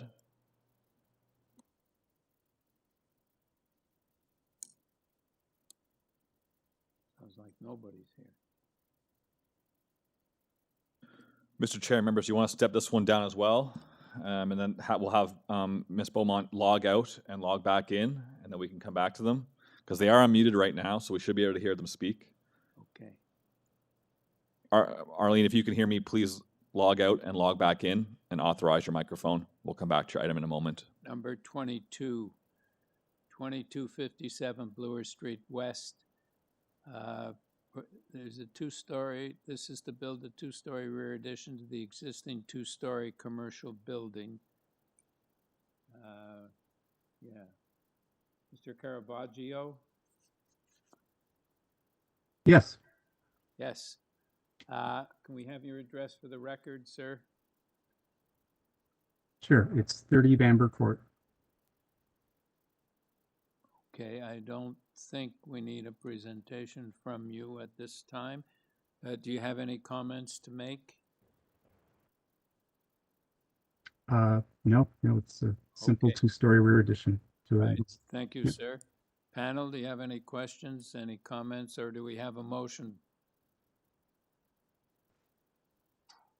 Yes, Nadini. Yes, sir. Through you, Mr. Chair, I think given that there are no debutantes and transportation has no concerns with this application, in my view, it does seem minor on the onset. And I do believe that it meets the 4 tests. And for that reason, I'll motion to approve this application as is. All right, thank you. Any second? Do we have a seconder? Peter, all in favor? You have your approval, sir. Thank you. Thank you. Thank you very much. Did you get Adam? Did you get anybody?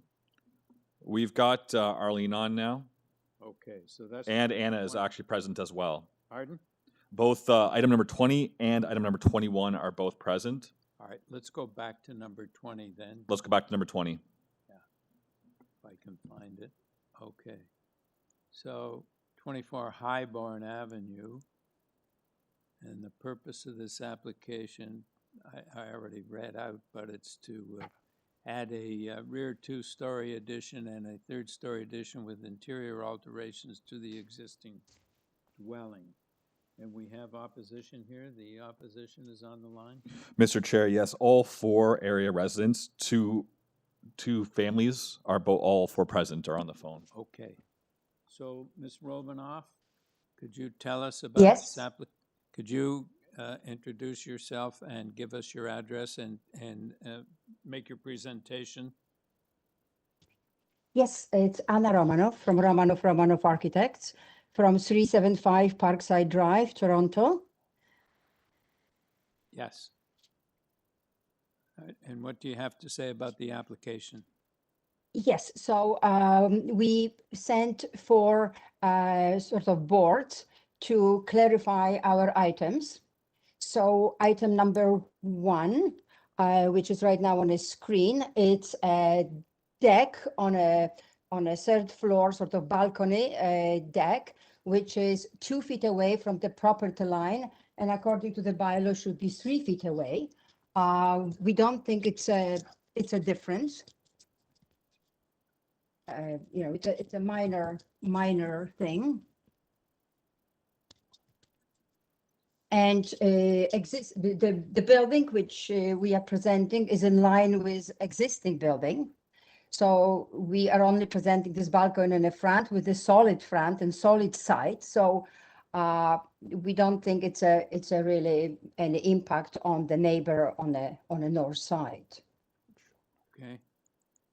So this is number 1. And number 2 are stairs from the walkout from the basement in the back. the bylaw says that we have to be 2 feet away, and we are only 1 foot away from our stairs. There is a fence anyway, so if we make those stairs narrower and create like a planter, it would be, we would meet the bylaw, but stairs would be too narrow, and we think that there's no really any difference for the neighbor anyway, because it's behind the retaining wall, which is necessary, and the fence. All right. And point number 3 is a parking. It's we have, in fact, existing parking has 2 spots. One on the driveway. A driveway is too narrow. You can't drive between buildings anyway. So one is on the driveway in front of the building, and the second spot is in front of the entrance on the right. We are, in fact, crossing the one on the right and keeping only one existing one, what is on the driveway. And so we are in fact increasing landscaping, not making it smaller, but even more landscaping creating. And both neighbors, in fact, this is a situation on the street. Both neighbors have exactly the same situation. They parked as well in the front. And on the north, neighbor have a parking for 2 cars in front of the garage, and usually both cars are there. And last point is the architectural feature, in fact, what is a window which is extended to the south, but doesn't have a window on the south side, has only a window facing street and the little slot of the window facing back. And the entire bay which we are creating, which is too close, is only 2'6" by 1 foot. And doesn't have a window. According to the comment from the neighbor on the south, they worry about blocking the light. I don't think it's anyway north elevation for the neighbor, and he only has 2 small windows in the basement. And I don't think that this sort of overhang, because it's sort of overhang above the entrance to emphasize the entrance to the house, which create any blocking of the sun for the neighbor on the south. And those are all 4 points we are asking committee for. Okay, so panel, any questions?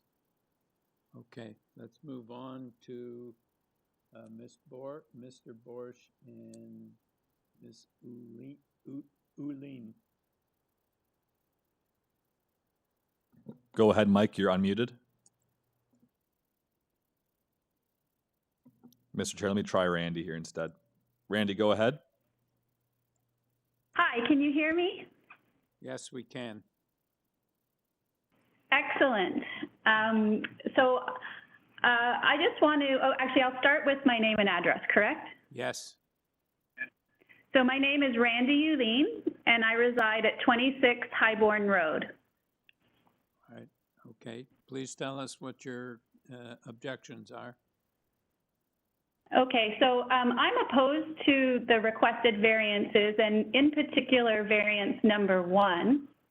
And in the interest of brevity, because I can see you've got my letter up on the screen there, I'll just summarize my concerns under 3 key buckets of concerns. So the first bucket would be environmental concerns, and specifically the impact on the soft landscaping and the tree canopy, particularly in the backyard of 24 Highbourne Road, where it has probably one of the most extensive gardens on our entire street. And so we're concerned about the impact on that green space. The second concern is really the footprint that's being proposed, and in particular, the impact on the sight lines and the sunlight that's going to fall into the adjacent yards and windows. And then finally, the final bucket I would call is really a practicality bucket, but it's the impact on our right-of-way laneway. We walk to our backyard right in between our property and the property of 24. And we believe that this is going to impact our ability to access our backyard through that right-of-way laneway by kind of encroaching on it. And so that's going to impact our ability to access our backyard and enjoy it. Which overall, all. Miss Huline, So, Miss Huline, Yes? what variance is going to encroach on your right of way? if we're reading the plans properly, it would be number 1.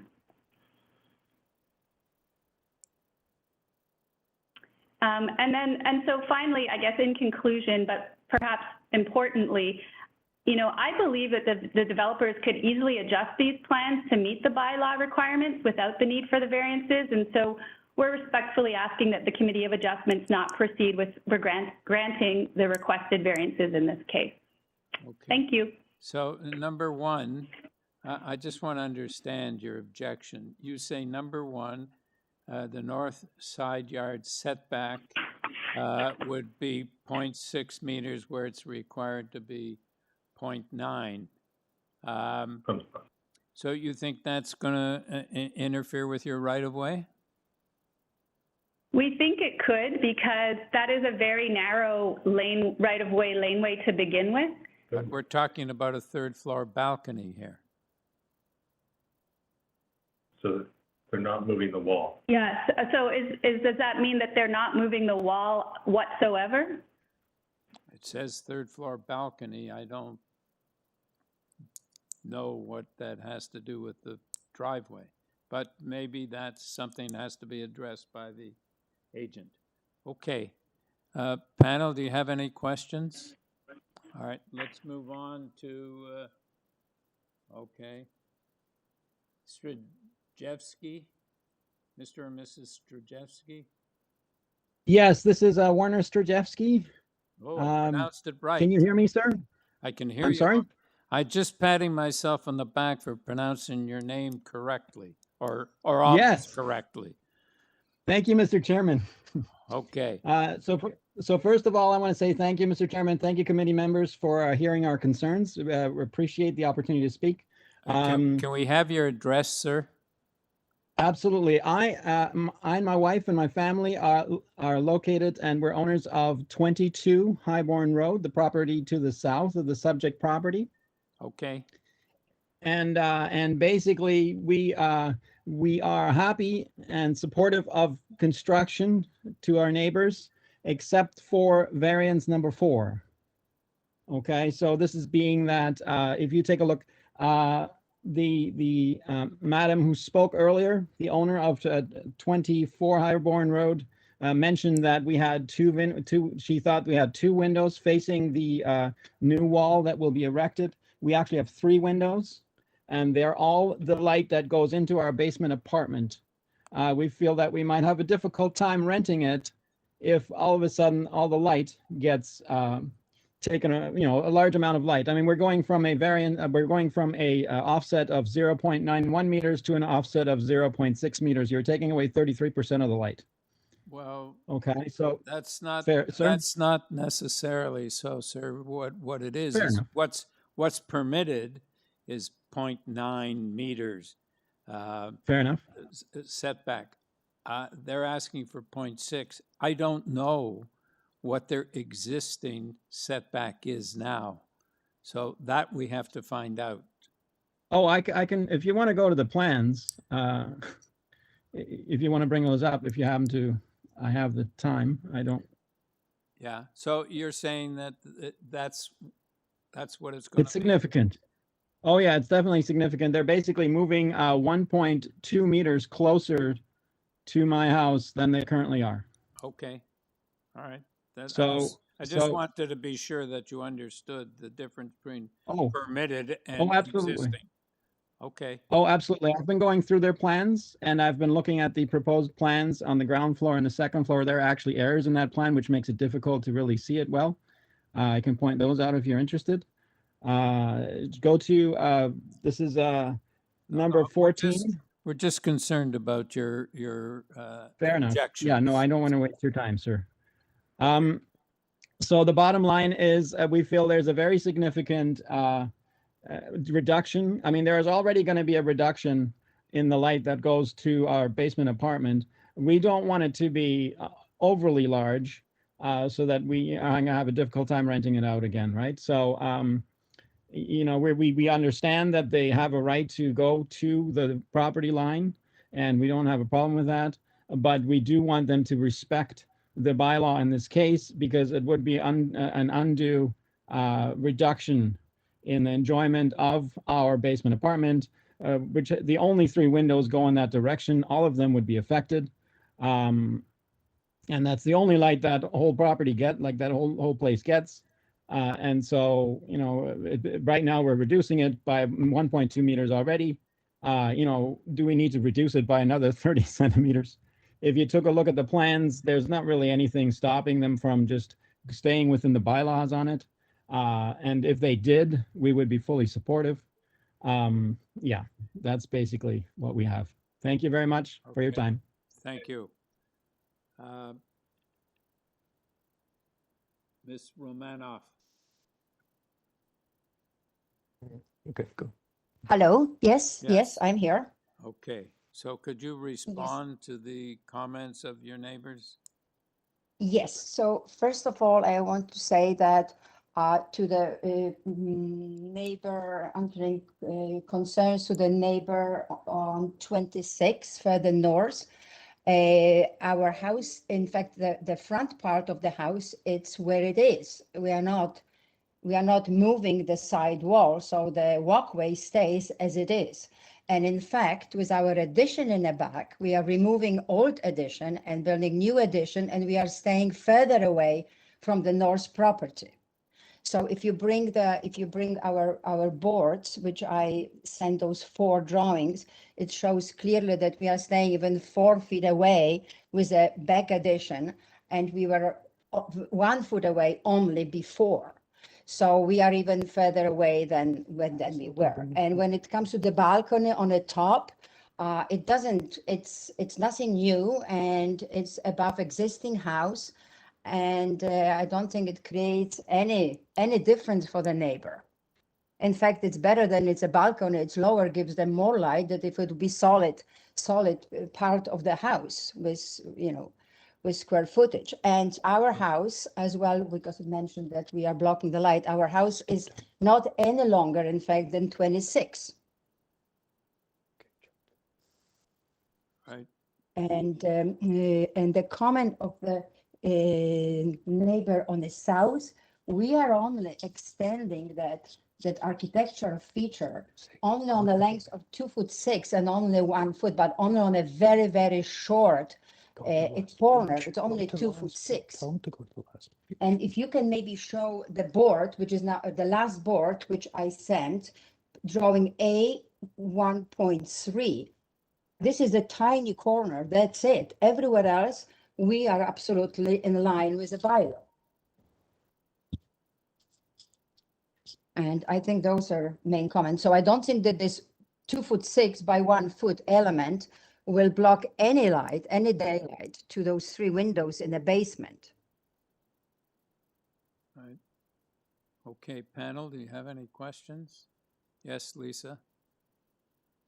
Just in terms of the north side encroachment of the balcony, so you're not going to be going over the right of way, is that correct? Oh, no, absolutely not. It's the same black line, which when you look at 1.3, it's a solid house, and it's a part of the roof. And I'm staying away with a solid barrier on purpose, so it's not like glass railing that I can see a little bit north. And it's 3'6" according to the bylaw, yes, to the OBC. So I can't even really look to the neighbor, and I'm not encroaching anything. I'm just a little bit too close with the platform. You're not encroaching, so the balcony is not encroaching over the right of way. Is that correct? No, absolutely not. Right, and I understand the main wall on the north side is staying the same. The balcony is going to be a little bit closer, but it's not going to be over the right of way. Yes. Yes. As per the survey. Okay, thank you. Thank you. Any further questions? Any comments? Do we have a motion? Peter. I'm happy to bring a motion. I think the agent was really helpful in describing the variances being requested, and I think particularly around the southern setback, there's only a very tiny portion that is triggering that variance. I was pleased to see that My initial concern with this application was the front yard parking, but the fact that they're moving from 2 spaces to 1 is a material improvement on the property, and I think that's to be commended. So I think the concerns that the neighbors have expressed are real, but I think the applicant has made a concerted effort to design with really in line with the intent of the bylaw. There are small variances being requested, and I think the impacts are minimal. So I move to approve with no conditions. Yim seconded. All in favor? Have your approval. Thank you. Thank you very much. Thank you. All right. Number 21, 31 Coleridge Avenue. Purpose of the application is to construct a new dwelling with integral garage. Ms. Beaumont? Mr. Chair and members, a quick reminder, the local area resident is not on the call. Yes. Arlene Beaumont, can you hear me? Yes, we can. Good, thank you. So I'm with Outred and Associates, and we are the agents for the owners of 31 Coleridge. We're here today to request 8 variances for a new dwelling. I have sent a very brief... Ms. Beaumont, what's your address, please? My office address is in Oakville, 2140 Winston Park Drive, Suite 28. Thank you. I did send a very brief presentation that explains the variances and puts them into some context. So if we could go to slide number 3, please. So this is just a summary of the requested variances. So we're asking for both side yards. Now the north side yard, we're requesting 0.46. That is the side yard for the existing home. And then we also have a proposed south side yard of 0.75 meters. The FSI we're requesting is 0.885. The area of the platform is 19.2 square meters, and it is a platform that is within the roof deck. And I'll show you a picture of what the platform will look like.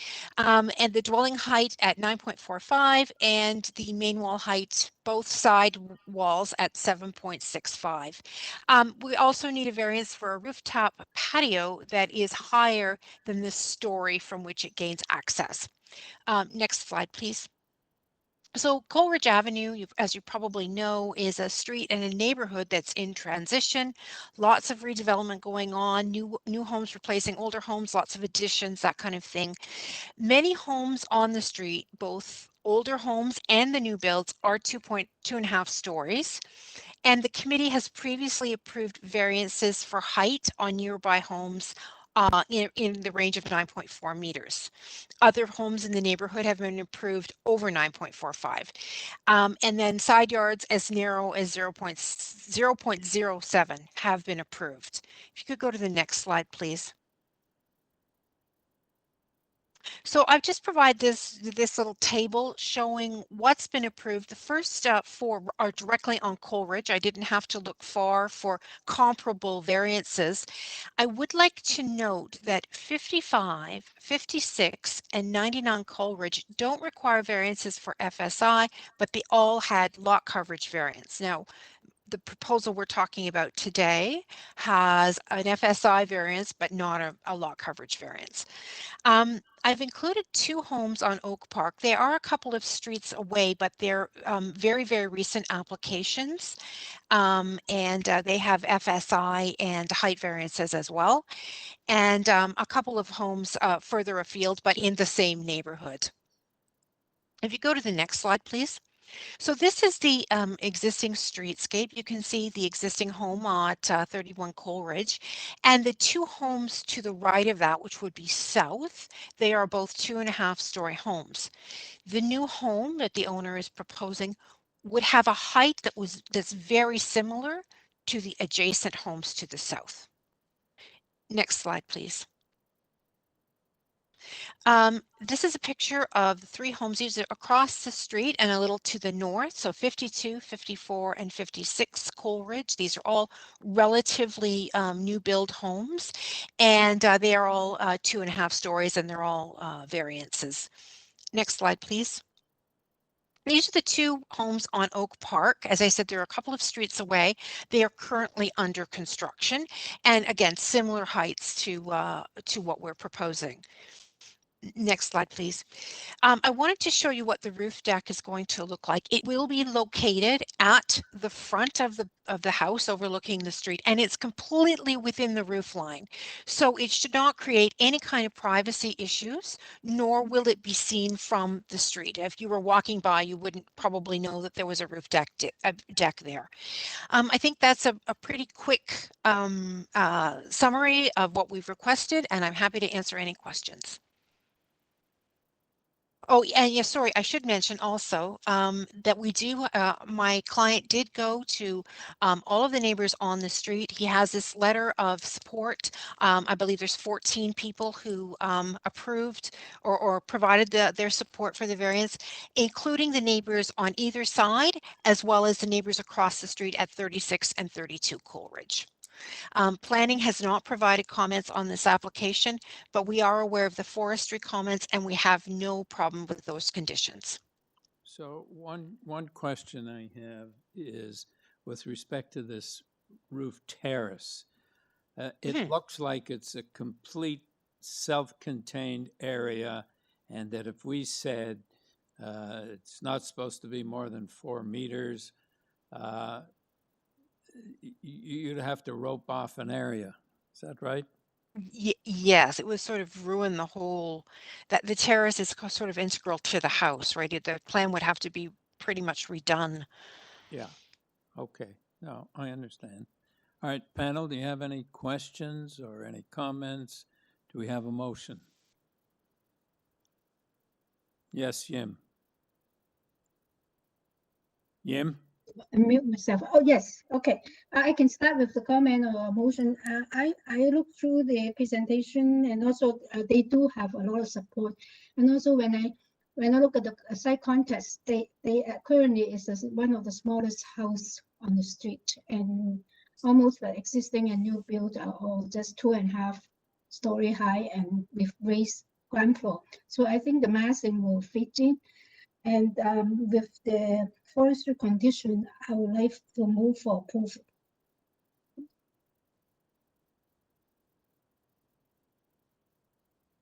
Yes, Nadini? Are you seconding the motion? Okay. All in favor?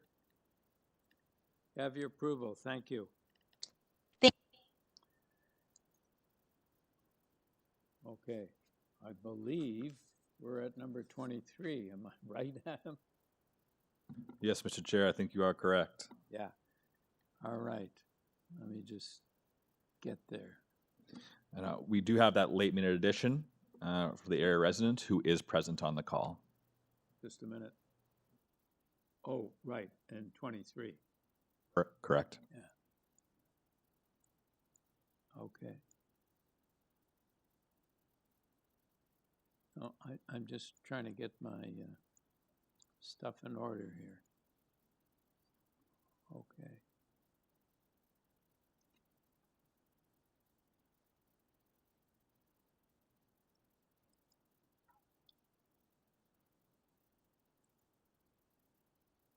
Okay, number 23, 48 Silverthorne Avenue, and the purpose of this application is to construct a new building. Mr. Zabzuni? Good afternoon, Mr. Chair. I'm Marin Zabzuni at 1140 the Queensway. Okay, so we have a late arriving neighbor who's opposing the application, so perhaps you could give us your name and your address and a brief presentation. Yes, Marin Zabzuni at 1140 the Queensway. So we're proposing a new dwelling here. It's 2.5 or 3 story technically. What we did here is generally maintain around the same setbacks as the existing dwelling, maintain part of the front landscaping pavement areas. And essentially, we aim to significantly push back the 3rd floor and put that in a gabled roof to kind of fit what's in the area on the streetscape and buildscape, and also to reduce the massing from street view. This is walking distance from St. Clair for the high density zone. We're asking just for setback, a little bit of height due to the peak of the roof at the very further back of the elevation, and the FSI, which I believe is fitting compared to other approvals in the area. We didn't have any comments or objections from transportation. No concerns were raised from city planning, and I believe the application is straightforward and meets the 4 test. Thank you. Okay, thank you. Panel, any questions? Okay, let's move on to Ms. Rigo. Hello, can you hear me? Yes, we can. Hi. Good afternoon. So my name is Anna Rigo, and I live at 46 Silverthorne Avenue, next door to 48 Silverthorne. I'm also speaking on behalf of my husband. He's not able to speak. He has difficulty. He had a stroke, so he has difficulty with his speech. Yes. And anyways, thank you for the opportunity to address our concerns. And we just want to address the variances to the zoning bylaw and how this rebuild will affect our family. So, you know, we've lived in this house for over 20 years. And one of the things we really absolutely love is our backyard. It's our space, beautiful trees, greenery. We spend a lot of time there. My husband hasn't worked for 10 years due to lots of income. We don't get to travel, so our backyard is our vacation spot. So we do understand 48 Silverthorne was destroyed by a fire, and will be taken down and be rebuilt. We were very fortunate. Firefighters saved our home. We did have, you know, extensive damage to the back, and our back deck had to be rebuilt. And it's been very stressful for our family. Anyways, I'm sorry, I'm a little bit nervous. Yeah, that's it's very passionate. All right, so please tell us how you think this is going to adversely impact on your property. Yeah, so it's a very large property that's being built. So specifically, number 3, the lot size. Permitted maximum floor space is 0.6 times the area of the lot, and the proposed floor space index is 0.99 times that area of the lot. It seems like it's going to be pushed back to our backyard. We're going to lose the view of the park, and the fact that it's going to be another floor up. So that's even more blockage, more, you know, our privacy, which was a very private backyard, and it was, you know, it's very beautiful. I feel like that's going to be taken away. Also, my neighbors were concerned. They're not a part of this meeting because they're older folks. They've been here, some of them 40 years plus, and they're concerned as well. And also, I don't know, considering that they're taking away a lot of the green, like we're concerned about flooding. And, you know, after heavy rain, we sometimes get heavy rain in the backyard and you don't have the runoff. There's going to be now a house, you know, on that property extended to the backyard. You know, we're concerned about flooding in our backyard and in our, even our basement. I don't know, that can happen. You know, my understanding is that it's a single family home, and I don't know, I'm just beginning to wonder, is this going to be a rental? Because in this, also in this, the zoning law, it indicates on number 8 that there is no parking space. There will be no parking space. So, you know, where are they going to be parking? I could see visitors. We've had issues even with the tenants that were living in that house before. They would park and block our spot. I pay to park in the boulevard parking, and a lot of times cars are blocking our right of way to park there. and sometimes parking actually in our drive. So this person's not they're gonna have visitors coming over. They're gonna be parking. I already know this is gonna happen because it's happened so many times before. So we go out shopping, we come back, and we can't even park in our spot on our boulevard. So that's another one of my concerns. A lot of number 4, 5, 6, these are significant amounts of difference compared to what the maximum is allowed. So my husband wanted me to address those as well. And I'm not really familiar with it. And unfortunately, he's right now, he's not feeling well today. So I can't. We were actually part of somehow somebody sent us an email saying that the meeting was yesterday. I was on the phone for 2 hours waiting for my turn, only to realize after that the meeting was today. So he's not feeling well today, so he's sleeping. Well, I'm sorry. So the parking concerns are not something that we can do anything about as a committee. Yeah. Okay. So is there anything else? I think your time's just about up. So if you can just wrap up. The main is the area of the lot size. That's 0.99 times the area of the lot is our main concern. We're okay, honestly. The 3 floors, if it wouldn't be extending back to block my back view. Well, we're okay with it being.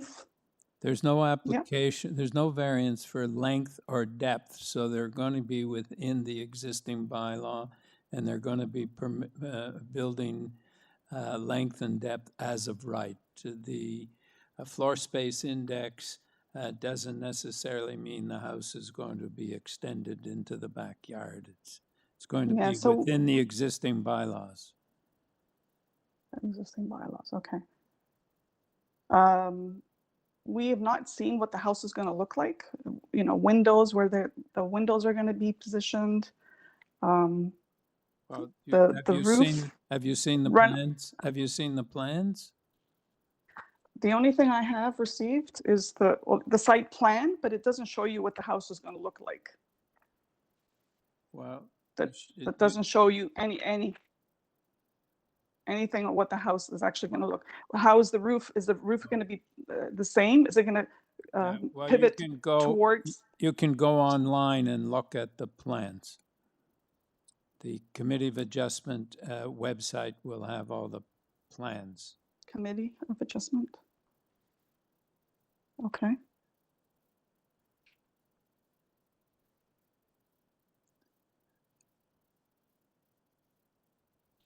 Okay, so yeah, our main concern is the privacy in our backyard and whether how far back the house is going to be extended and blocking our view.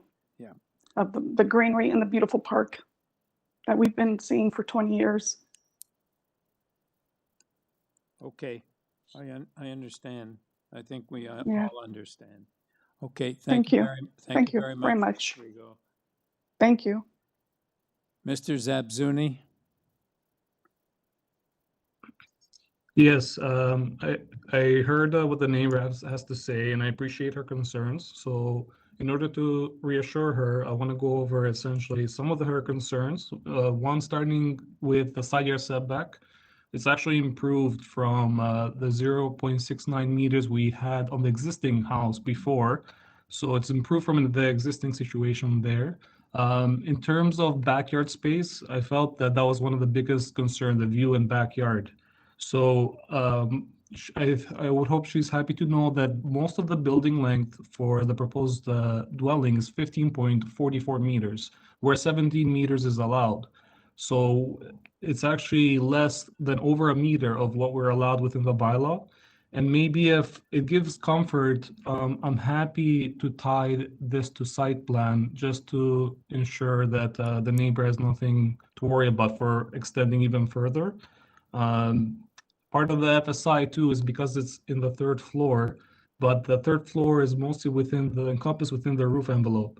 So whether it's there or not won't really reduce or change the impact of the building envelope. So I would say that's more of a technical variance on paper rather than a real life impact on the dwelling, on the neighbors. Overall, I believe that this is beneficial with a building length we're proposing at 15.44 meters, as we're allowed more. So there's quite a lot of backyard space if you look at the site plan. And I hope that brings some comfort to the neighbor raising those concerns. And I think that addressed the biggest concern that the neighbor had. Let me know if you have any questions. Thank you. All right, thank you. Panel, any questions, comments? Do we have a motion?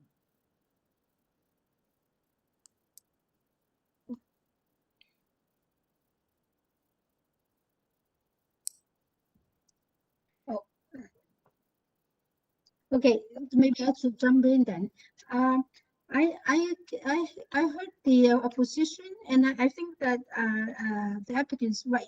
In one way, it's just a real lack of understanding of what's been proposed.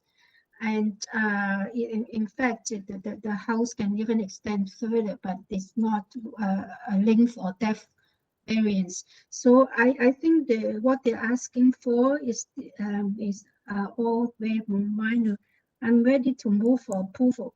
I do not think, and you've added to the comfort of the neighbor, we can tie the approval with the site plan as suggested. Okay, you second that, Nadini? Okay, all in favor? You have your approval, sir. Thank you. Thank you. All right, now we move to 25. Mr. Chair and members, I have a question for you. I received an email from one of the area residents related to item number 2519 Devon. Everyone is present except for him, and he'll be available after 3 o'clock. He'll be able to get back on the Zoom call. So that's 14 minutes away. Now, he knows and understands that we can't and won't necessarily hold it for him, but if we want, we have 4 items, 26, 27, 28, and 29, don't have any opposition. Maybe we do those 4. Okay. And then we can come back to 25, giving Mr.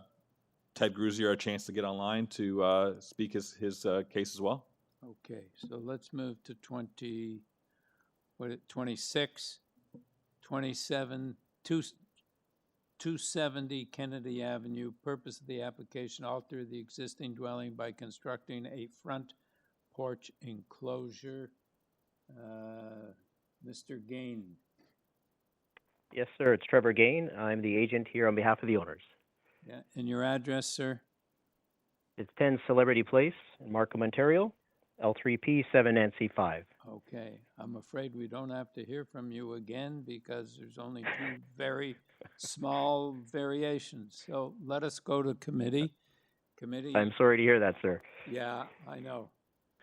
Any questions, comments, or a motion? Lisa. Mr. Chair, as you've alluded, this is a very, in my view, minor application. It's a front porch enclosure. It's rebuilding what's already enclosed, and I noted it's going to be slightly smaller in any event. So I think that this meets the 4 tests, and I would bring a motion forward for approval of the applications without any condition. All right, seconder, Nadini, all in favor? Have your approval, sir. Thank you. Thank you. Number 27, 190 Woodycrest Avenue.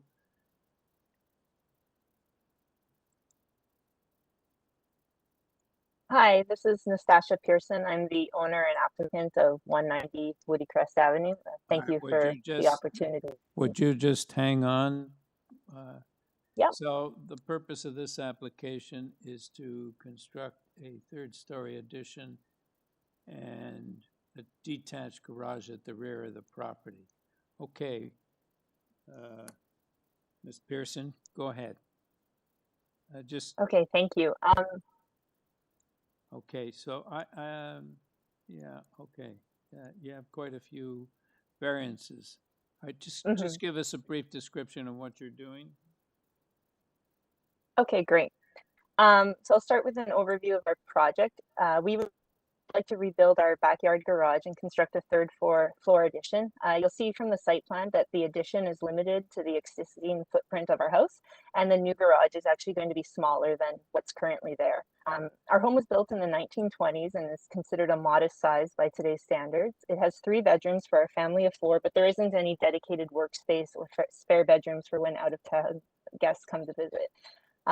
We love our neighborhood, and we'd like to be this to be the place where our girls grow up. A third floor addition would allow for some more functional bedroom space and living areas, along with freeing up space on the second floor for a guest room and home office, as working from home is going to be a new reality for both my husband and myself.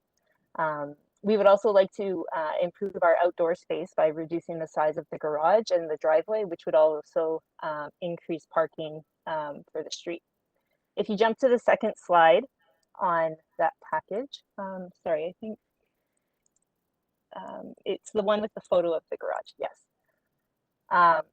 So on this slide, you'll see a photo of our existing garage, as well as the street facing elevation for both what's existing and proposed, as well as summary tables comparing or showing what's been approved in the area for the variances we are requesting.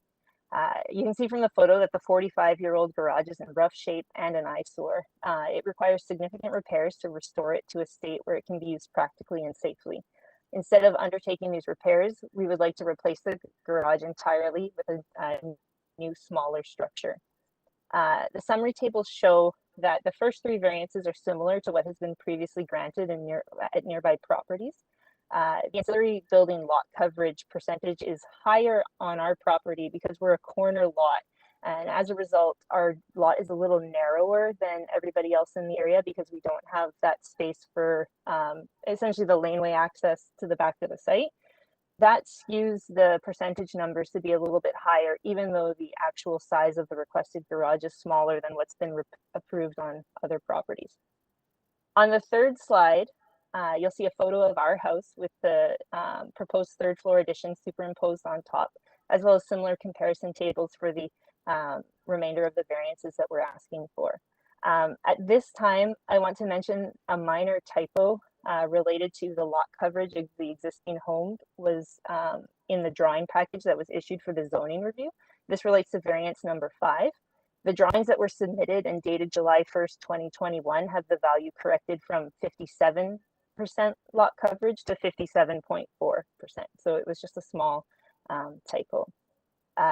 You can see from the lot coverage comparison that although our percent lot coverage is on the higher end of what has been approved in the past, the actual area being covered is smaller than similar nearby projects on Woodycrest Avenue. Again, this is due to the slightly narrower lot size that we have, which skews the numbers. However, because we want to reduce the size of the garage, the proposed lot coverage is actually less than the lot coverage that's existing. The smaller lot size also skews the floor space index requested towards the higher end of what's been approved to date. However, the total actual area that we're requesting is smaller than neighboring homes. We recognize that our proposed height is probably the most notable variance. This request was driven out of the need to make use of the existing second floor structure, as well as HVAC systems, and to allow us to construct the addition with best practices to maximize the roof slope and the insulation thicknesses. These design choices lead to enhanced building performance and energy efficiency, and our design approaches that the city both endorses and encourages. The bylaw permits actually a 10-meter tall home within the neighborhood, just 450 meters of us, which is just 2 blocks south. And the traditional Toronto Edwardian residential architecture that you see here, basically with the dormer within the roof, is prevalent in that area, as are 3-story buildings, 3-story homes. We wanted to follow that design aesthetic because it's familiar and it aligns with the neighborhood style. We also chose to maintain the starting point of the roof line at the front and rear of the house to help minimize how tall the addition is perceived from the neighbors. I realize I'm short on time. I'll do my best. The only point where the maximum requested height occurs is at the center peak of the roof, along the sides of the house, where interaction with these sides is limited. From there, the roof profile immediately slopes down to lower heights. we discussed our project in detail with the neighbors, and we were actually able to connect with 24 immediate neighbors, including those who will see the addition the most. And nobody had any objections or concerns, and they're actually all really excited to see the project. To wrap things up, we believe the requested variances are within the ranges of those previously approved within the neighborhood, and they meet the 4 tests of the Planning Act, and that approval is reasonable. Thank you for your time, and I welcome any questions. All right, Ms. Pearson, I just want to clarify one thing. You were talking about variance number 5, but I think you're really referring to variance number 6. You're talking about lot coverage. So the notice that we have says proposed lot coverage is 57%. Is that correct? It should be 57.4. So it's just a 0.4% increase because there was a transposition error. There was a what? Basically a math error when the numbers were getting worked through. But I do believe on my zoning notice it relates to variance number 5.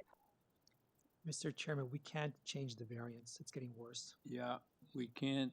I mean, if it was less than 57, we could change it. If it's more, we may have to send a new notice. Can you live with 57%? If so long as so yes, so long as that it's okay that relates to the total site and that you don't separate the building area from the garage area. The issue is that the math error was on the existing house, so we can't change that coverage. However, we're okay reducing the garage area by that 4% to hit that 57 number. 0.4%. Sorry, yes, 0.4%. Thank you. No, it relates to the whole lot. No problem then. We can make that adjustment. Okay, good. Panel, do you have any questions? Any comments? Do we have a motion? Yes, Peter.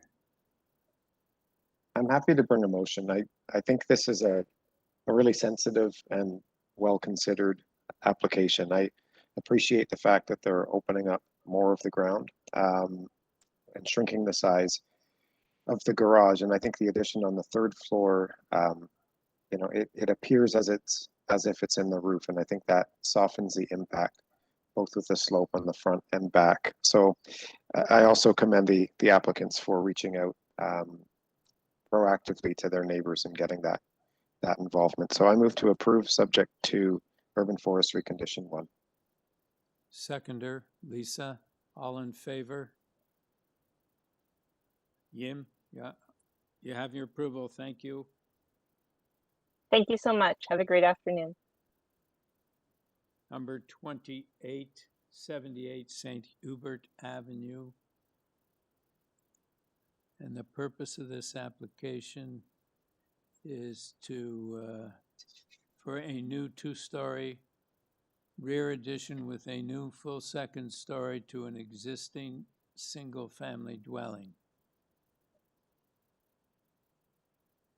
Okay, so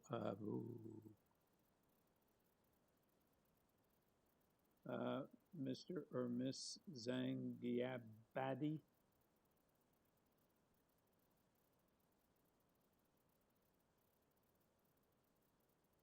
Do we have somebody on the line, Adam?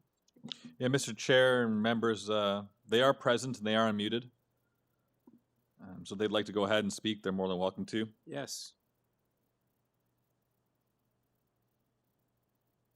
Nafish, go ahead.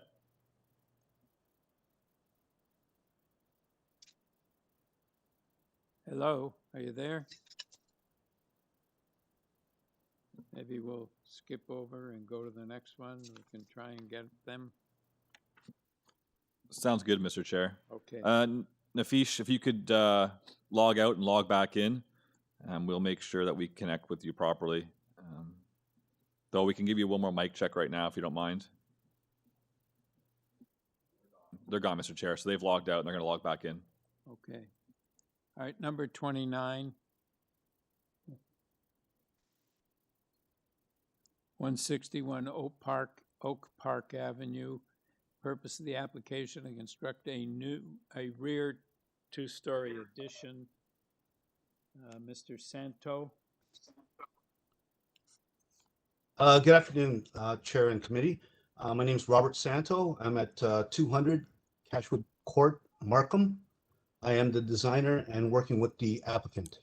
Okay, good. I don't think we need a presentation. We'll just take it to committee.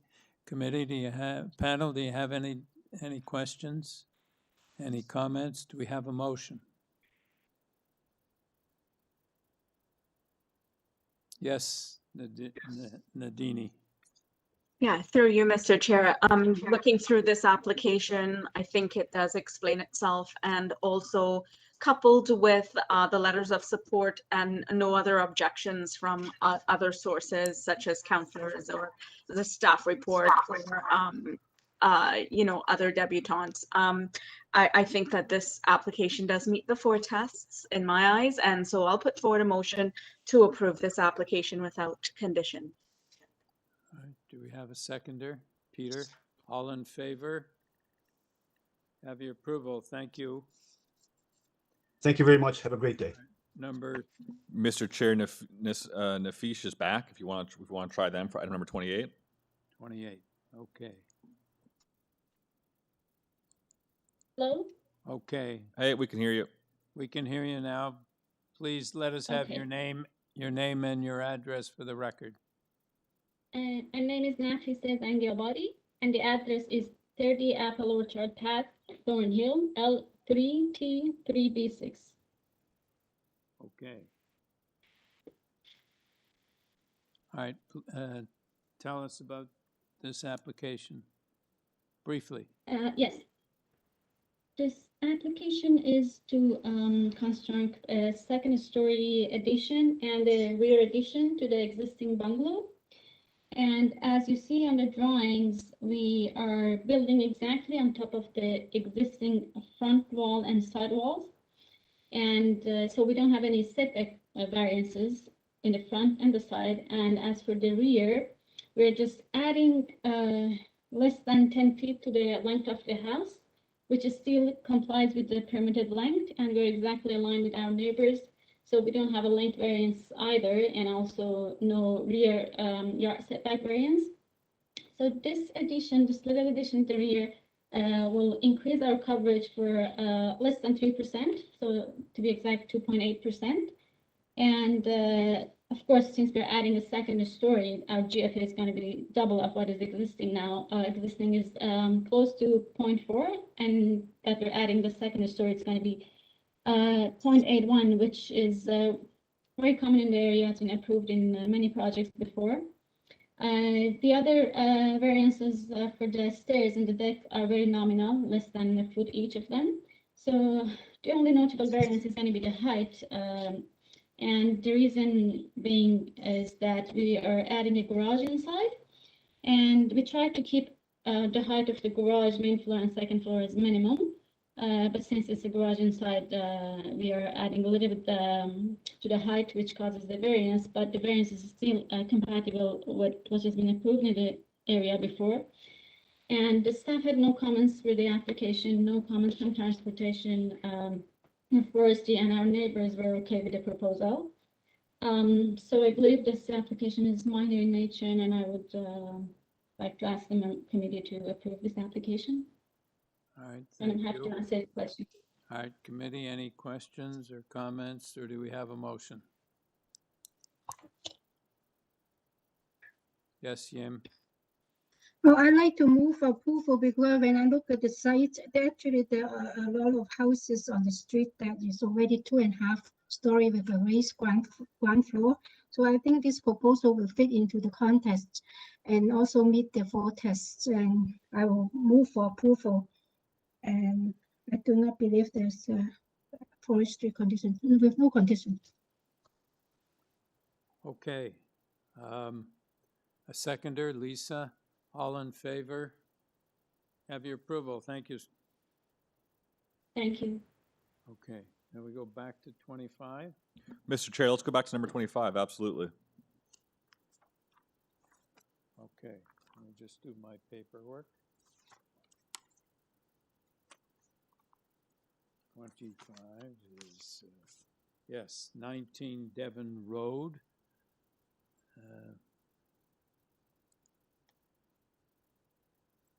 As a quick note, everyone except for Andrea Wong, the area resident, is present on the call. They sent me an email saying they had to step out and couldn't come back. Okay. The purpose of the application is to alter the existing one-story detached dwelling by constructing a two-story rear addition, a second and third-story full addition, as well as performing interior alterations. Okay. So, Mr. Khan?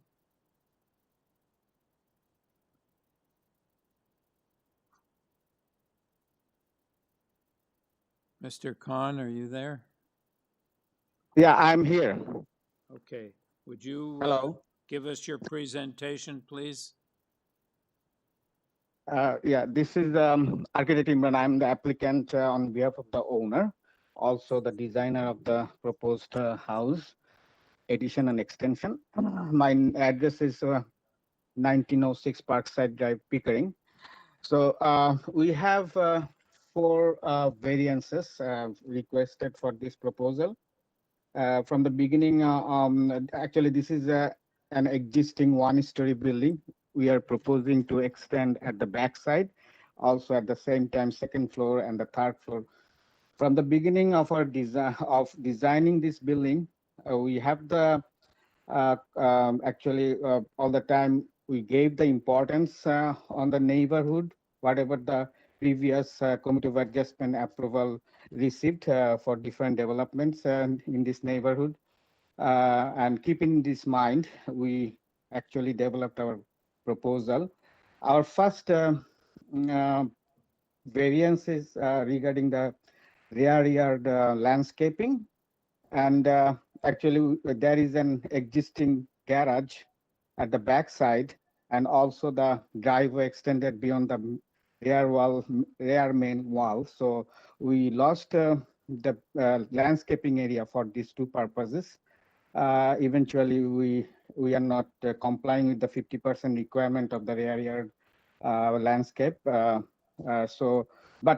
to solve this situation, we have the proposal during the building permit approval to use permeable paving for the driveway. So that way we can have certain sustainable material, and we can reduce the impact of paving.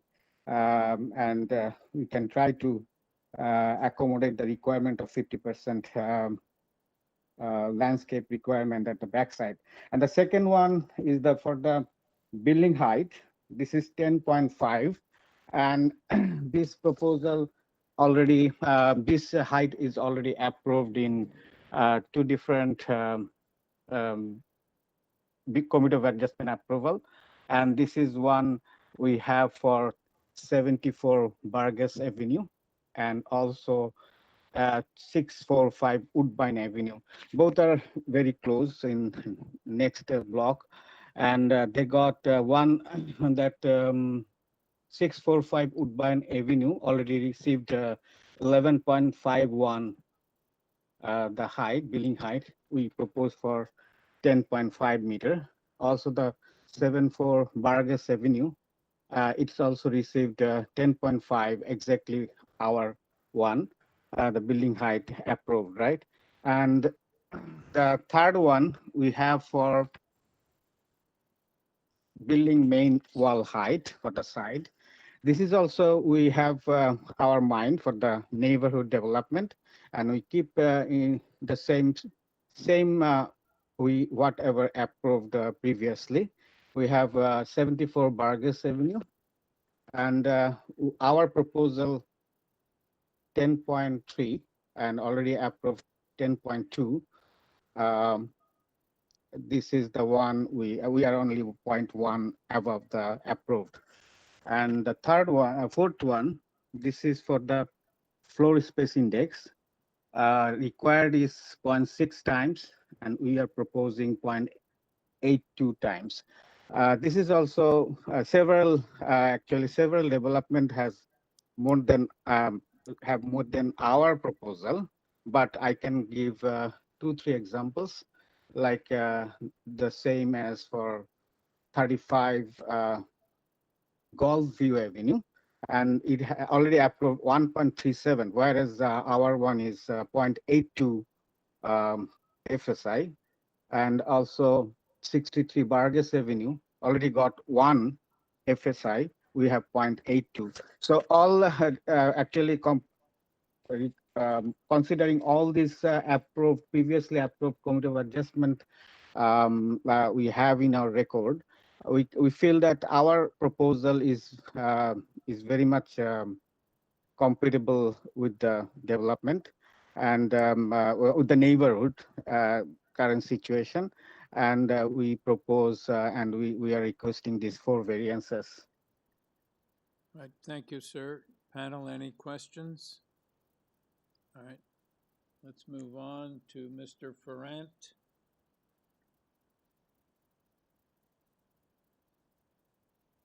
Hello, this is Mark Farrant. Can you hear me? Yes, we can. Can we have your address, sir?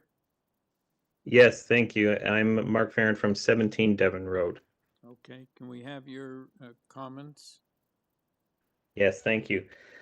My family and I have lived at 17 Devon, adjacent to the south side of 19 for 14 years. We'd like to acknowledge that 4 other letters of objection were submitted by neighbors with similar and additional concerns. I'd also like to note that we're not here today because we want to be, it's rather that we have to be to voice our concerns about the proposed development.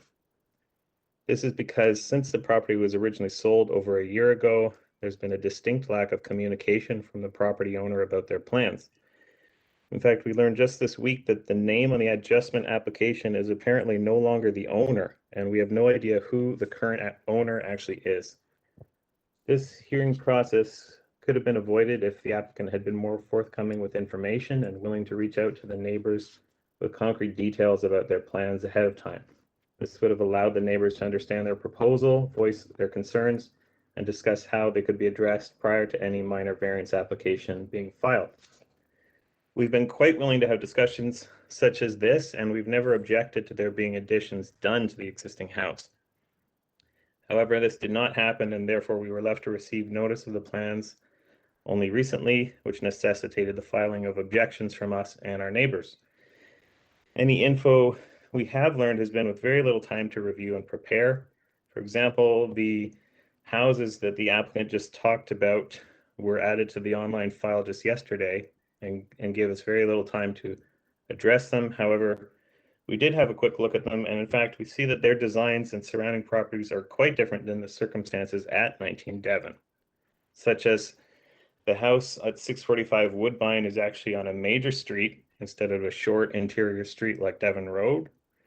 2, the houses are corner lots where it doesn't appear that the additions have made impact to the neighboring homes because you have a side street there, and sidewall bylaw restrictions are different when there's a side street. 2 of the houses with 3rd-story additions are set well back, and 1 house backs onto a park rather than another home. Our July 15th letter describes in detail that we're objecting to all 4 variances as they're due to a proposed building that would be overall too high, too large, and not in keeping with the character and streetscape of Devon Road. So just quickly to recap, our concern number 1 is that the variances are not minor and would result in the only 3-story box-shaped vertical building on our street, and the side wall height of 2.8 meters above the bylaw limit is particularly large. 2, the building will not be in keeping with the character of our street and the neighboring homes. All the nearby houses on Devon Road have only 2 stories, or they have sloped roof 3rd stories that create space between the adjacent buildings. We and our neighbors are concerned that a building of the size and height that's proposed will set a precedent for other large modifications on our street and change its character. The only other new build on our street was 18 Devon, and it was 2 stories high, 8.8 meters high, right across the street, and that's within the bylaw limits. We've reviewed the city's official plan, and we note that it indicates that interior neighborhood developments should respect the prevailing heights, massing, scale, and density of nearby residential properties, including the prevailing size and character of the properties in the immediate context of the development are what should be considered. So in other words, to respect the official plan, the size, height, and design should be in keeping with the nearby houses on Devon Road, and the current design does not do that, and we feel does not meet the general intent of the official plan. A couple other notes. On a personal level, we're concerned the new vertical south wall will block an unacceptable amount of light from the windows on our north side of our house, particularly our daughter's north-facing second floor window. We feel the intent of the bylaw is to actually provide light and space between buildings, and this design does not meet that. And 4, as noted in my letter, we identified many errors on the 19 Devon Road plans, errors to grade level, building dimensions, a wrong floor plan. These all suggest there could be other areas identified later or during construction that could lead to further variances. And the south wall drawing does not accurately depict windows that face our north wall and may look into my daughter's window, which is a privacy concern.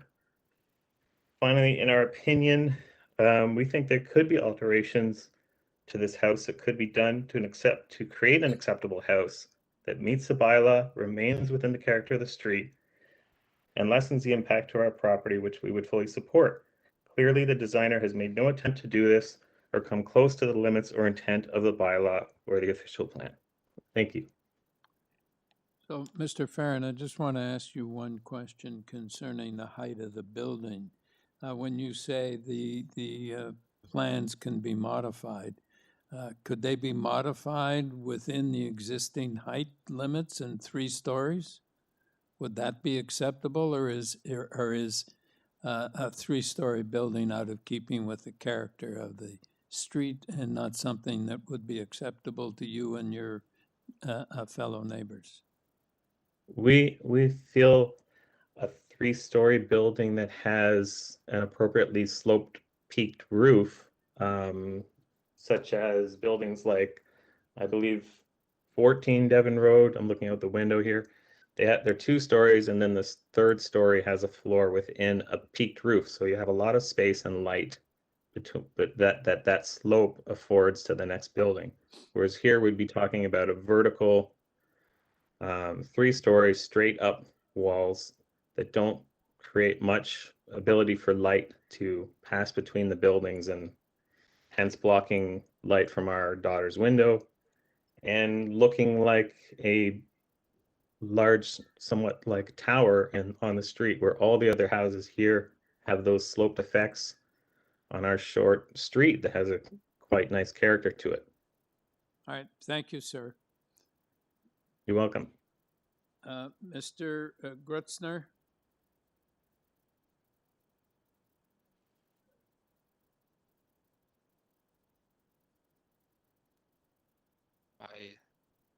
Yeah, thank you, Mr. Chairman. Thank you for holding the session for me. I was on a business call.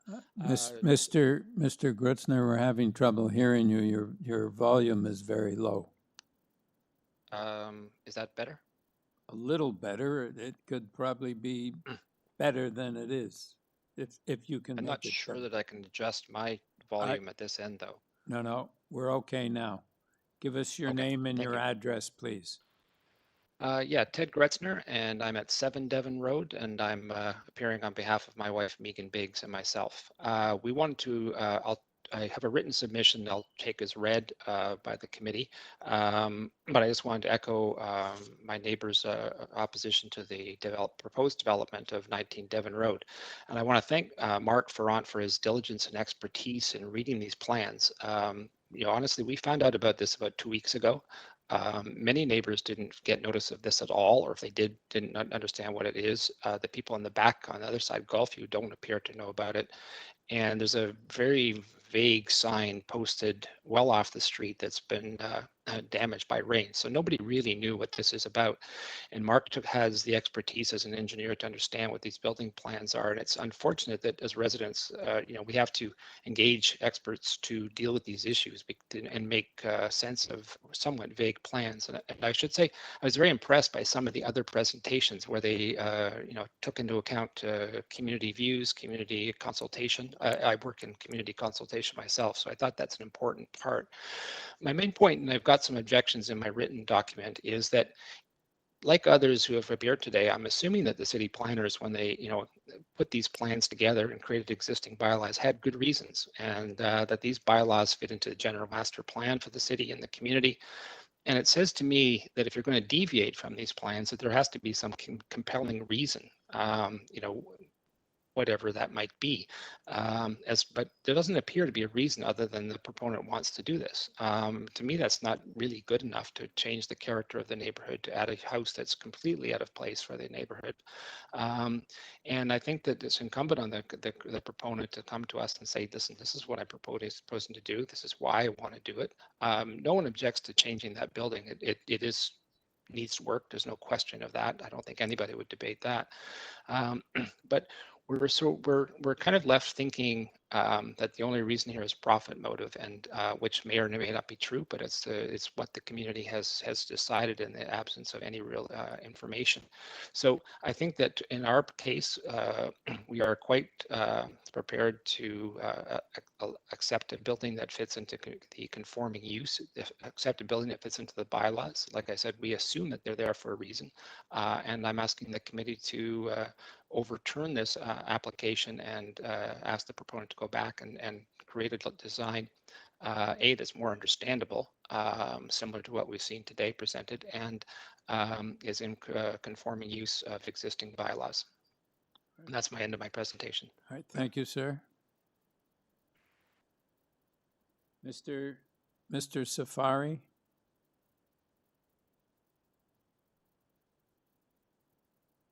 Good afternoon. Good afternoon. I'm Benjamin Safari. The address is 2100 Dovercourt Street. Okay, where are you in relation to this property? I'm presenting the owner. The owner of what? The owner of the property. Which property? 19 Devon Road. 19 Devon Road. Just a minute. Mr. Khan was here representing the owner. Where do you fit in with Mr. Khan? Mr. Khan had a meeting in the morning, two other meetings, and that was the reason I was at the side in a case if he is not available, then I can defend from the proposal. Okay, but he has spoken and we're going to go back to him now. So you were just here on standby just in case? Yeah. Okay. Thank you very much. We will go back to Mr. Khan then. Mr. Khan? Yeah, go ahead. Hello. So we need you to respond to the neighbor's objections. First of all, the example I gave, like one is the Vargas Avenue, 74 Vargas Avenue. The other one is 135 Golf View Avenue. Both are not corner lot. Those are the inside lot, right? And the second thing, this is we applied for the committee of adjustment application, but there could be minor issues on the drawing. But those issues we have our building permit phase coming up, so that will be solved during the building permit application, right? So whatever the minor variances we applied, basically those are shown on the drawing accurately. So there is no reason that we are coming up with additional any minor variances, right? Whatever we have, these are the minor variants we are requesting. That's it.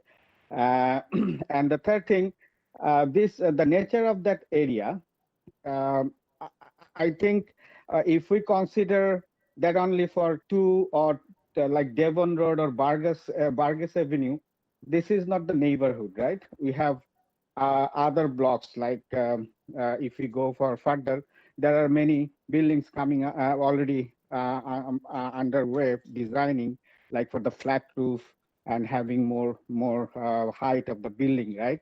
And also our consideration was more not to increase the building length.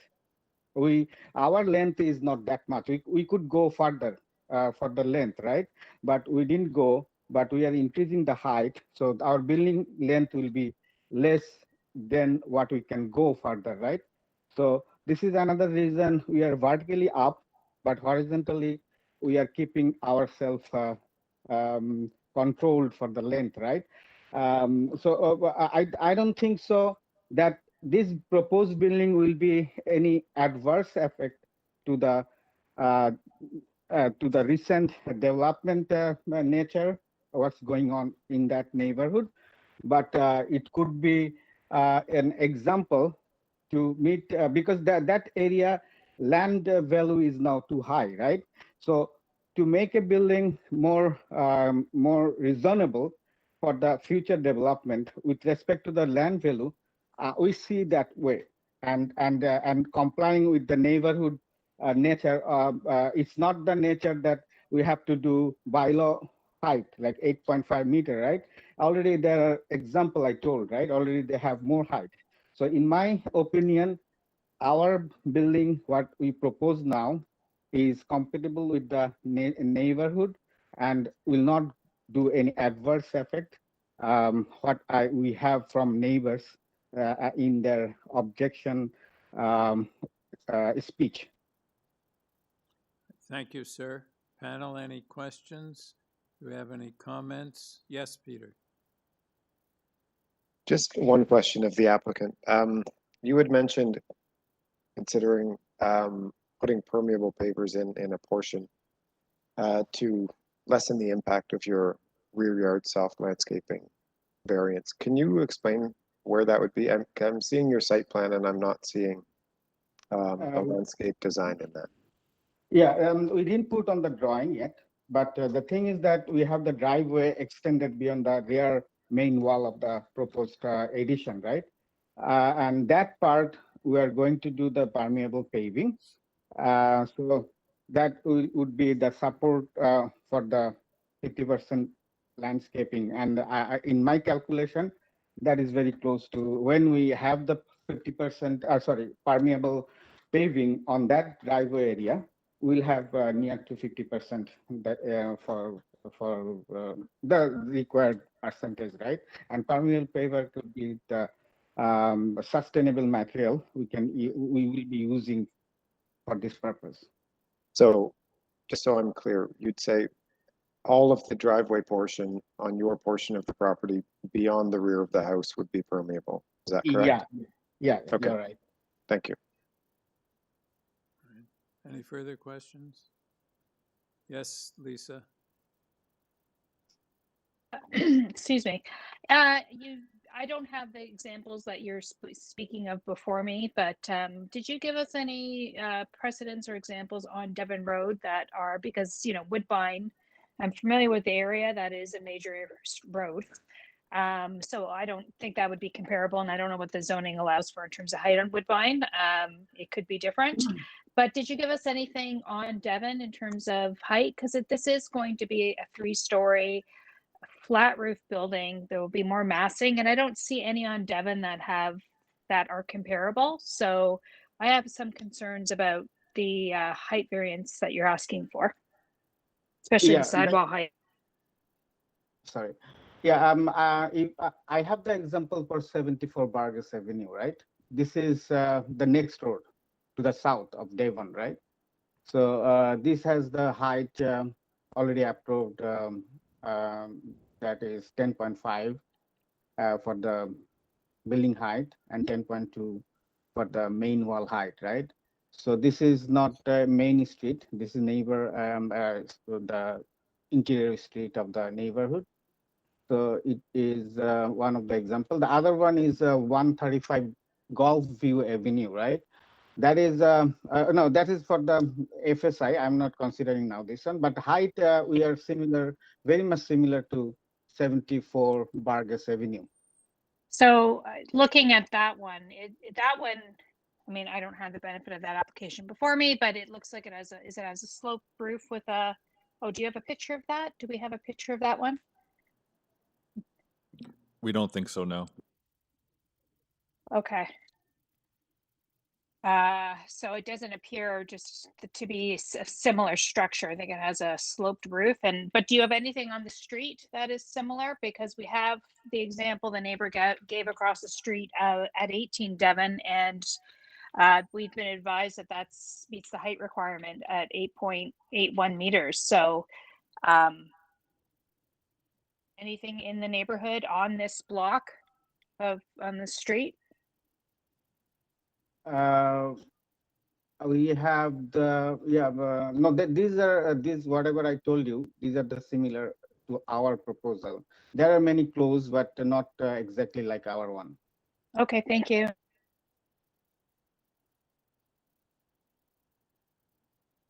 Any further comment, any comments, any questions? Do we have a motion? Yes, Peter. I'll start with some comments, please. I think this is a hard file. I think it's right on the edge. But my perspective is that it's supportable. I think the fact that it steps back slightly at the front and the rear of the building, I think that does something to soften its presence. I do agree that it is a different form than is present on the street now, but I think it's still within the general kind of massing and size of that. I think it kind of exhibits an evolution of architectural character, so that doesn't bother me as much.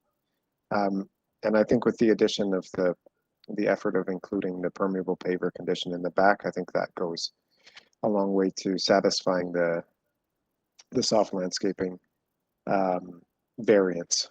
So, and the variances themselves are generally quite small. So I'm going to be supporting this. Yes, Vim. Jim.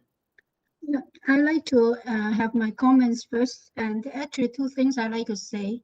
The first one is about working with your neighbors in the community. It's quite unfortunate that they haven't done that. It seems, I mean, as it's presented to us, because it's not because you want to get support is one thing, but also to get it communicated to them. It seems that a lot of grievances and fear is because they do not really quite understand or explain to them what the applicant is looking for. So to us, of course, we have a lot of experience reading plans and all and understand the context. So we do have that advantage. So I think that is unfortunate. The second thing is I do agree with Peter when I really look at it. Although I think the labels reacting to the style of the build form rather than the actual variances, because the overall height is asking for 0.5 meter, which is like 25 inches taller, and it's also in the middle. Is to me is minor, but it's not been explained to the neighbors that they're not looking at just the base building. I do agree that the house opposite, number 18, with the garage at gray and also a very exaggerated raised ground floor, it looks like a 3-story anyway. So if it's been explained to them, maybe it will make them a little bit more acceptable to the proposal. I think I can support this proposal with the condition that they will use permeable paver at the rear part of the driveway. Any further comments?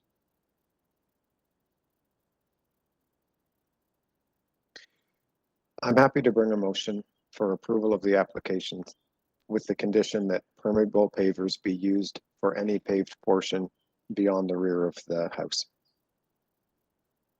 You second that, Jim? Okay, all in favor? Okay, all opposed? Your application is approved, sir. Thank you very much. Thank you. And we finish the day at 3:35. Mr. Chair, we have one more file left, item number 3063 Hammersmith Avenue. Didn't we do that? No, sir, we did not. That's what I thought, but Yeah, you're right. How did I go back to 25 when I hadn't finished? Okay.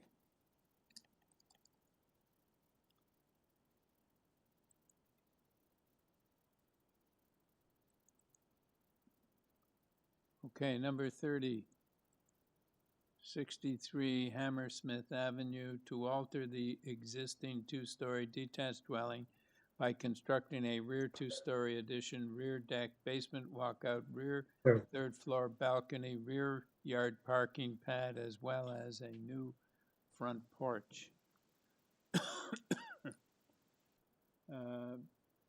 Mr. Lolos. Good afternoon, Mr. Chairman. Can you hear me? Yes. Good afternoon, panel members and committee staff. Our application in front of us, we believe, given the conditions that we're facing with an existing condition that we worked around, asking for these minor variances, I believe they're minor, and I believe they fit the four tests of the bylaw. I can get into a lengthy conversation of expression, but based on you wanting to sort of leave it a little earlier, I'll leave it up to the panel to ask me if there's any questions in hand. All right. Panel, do you have any questions?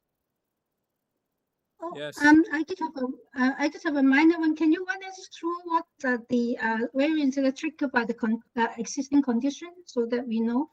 Okay, well, items number 1 and 2, and including 3. Items 1, 2, and 3 are basically they're primarily activated by the condition of the existing wall of the building, and it's an existing condition. And by reversing our stair locations and not really promoting the existing side entrance that we had, because we've never had any intentions of having any basement apartments, we just felt that we wanted to get a different view of the house, and more of an open concept and an open area along the mutual driveway. So we decided to flip the staircase system to the right side of the house, and therefore we brought our patio, our patio level, our canopy level of our fire entrance to the south end, activating item number 1 and 2.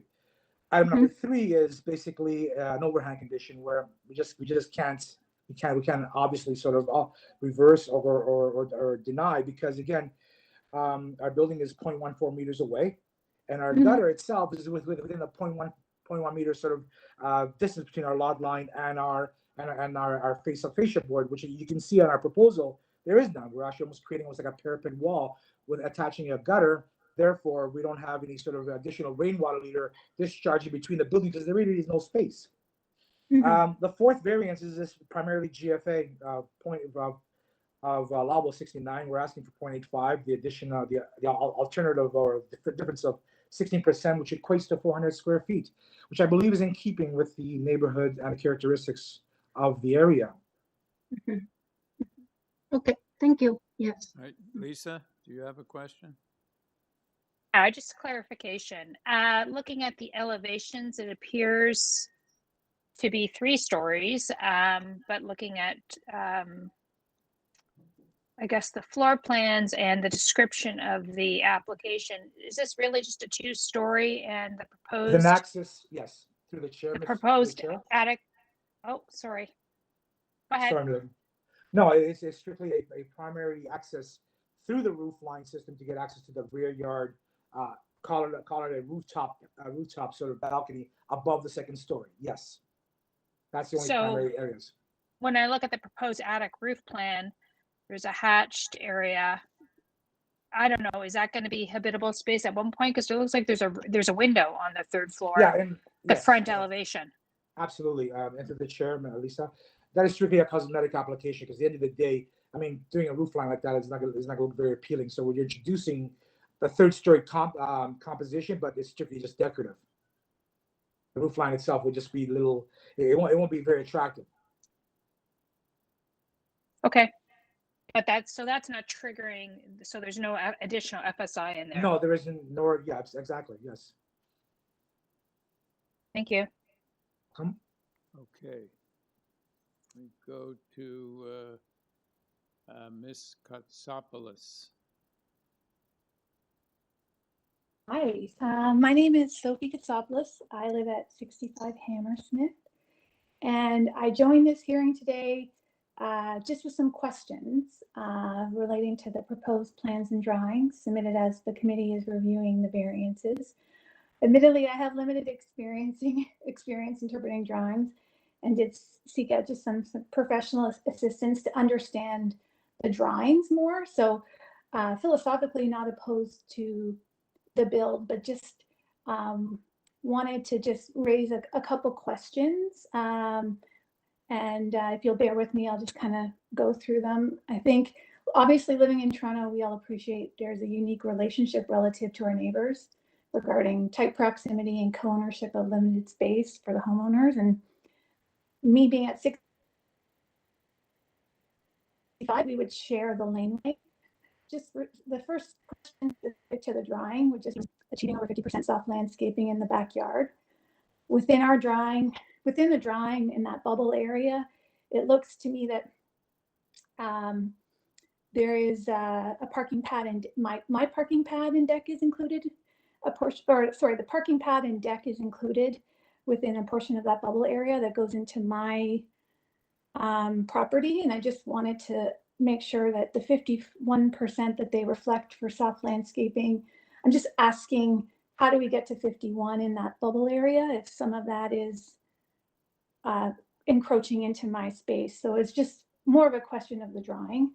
It may seem like a very technical note, but I'm just thinking about unintended consequences relating to water drainage and privacy with the new deck that's being proposed. That's quite a large deck in the backyard, and just what that may mean from a privacy perspective for both 61 and 65. So it's just more a question.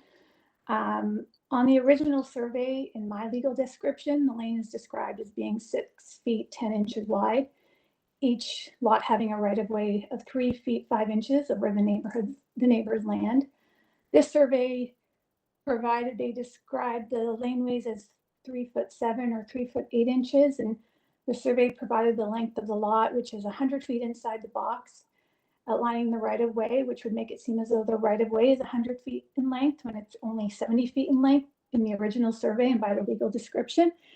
Again, like obviously a really technical comment. I just want to avoid any confusion down the line, especially if the survey is ever deposited to the title, deposited on title to the neighbor's property, which I just want to avoid any future concern if this is sold.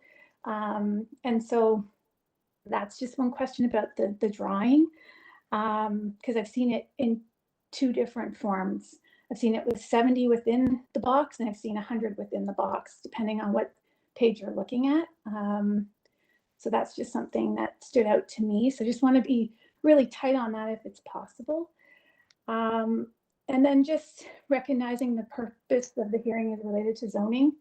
I just had some questions about the design setback and building material used for the third floor deck and the siding to the left of the balcony, and just hoping for some consideration with the builder with respect to not obstructing our views of the lake, while also balancing some reasonable level of privacy. I want to work with the builder on that. So that's something, just those are some of the thoughts in my first interpretation of the drawings. Okay, are those your comments? Yes. All right, thank you. Mr. Lolos? The answer, I guess, the first question is as far as access or a means of egress to her property. I mean, there's a right of way that spreads that has a distance of about 100 feet. Well, not 100 feet. It's actually Mr. Lalos, would you speak into the microphone, because we're having trouble hearing you? I thought I was, Mr. Chair. Can you hear me now? Yeah, better. Can you hear me now? Okay, sorry, sir. Thank you. In relation to the rear yard calculated square landscaping area, I mean, we presented our files to the zoning review.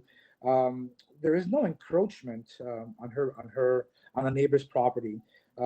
Basically, there's a right way of depth that we all have to respect on both of us respect. We have a 2-meter sort of radius to use access to get to our property, which we allowed. So technically speaking, our rear yard calculated area is within our means of our boundaries, not encroaching into Mr. Katsabas' property. We have calculated our rear yard calculated areas, and according to the bylaws and according to the zoning review, which we have, we're not asking for any relief on that. In respect to the side yards, to the right-of-way distance between dwellings, again, I don't know how current her survey is, but we have a survey that's pretty dated in our half. We followed what we had in presence. I think we also have part of their original application that was submitted for building submission, because their property just got recently renovated, which we actually use as a benchmark to follow the same sort of orientation, same conditions, not style-wise, but as far as building depth, conditions in play. So I believe we're not going any closer to the right-of-ways. So if there's a bit of a misunderstanding between right-of-way distances, well, we're not encroaching into them, we're just maintaining the same lines. So I apologize, I don't have the correct answer for that. But I would imagine her current survey that she has that we don't have would be the benchmark of it. I mean, again, but we're not asking to go any closer than what we already have. So if we somehow misrepresent our numbers, they're existing. We're not asking to go any closer. And as far as the third floor is concerned, the patio area, I believe there's a privacy fence along the north side of encroaching into her lot. And then by bylaw, I mean, in bylaw, we definitely would have that no matter what when it gets to the building permit stage. And the siding and the materials themselves, well, the current homeowner has knocked on their door and has spoken to Mrs. Katsopoulos' husband that what he's prepared to do, and I'm sure that based on his conversation with her husband, I'm sure he is more than willing to work with them. Okay, are those all your comments, sir? Yes, sorry, sir. One last thing, Mr. Chairman. Yeah, as I noticed my plans right now, I have not indicated a privacy fence along that northern wall. No, it's a glass guardrail. Okay, thank you. Any questions, You're welcome, panel? Do we have any comments? Do we have a motion?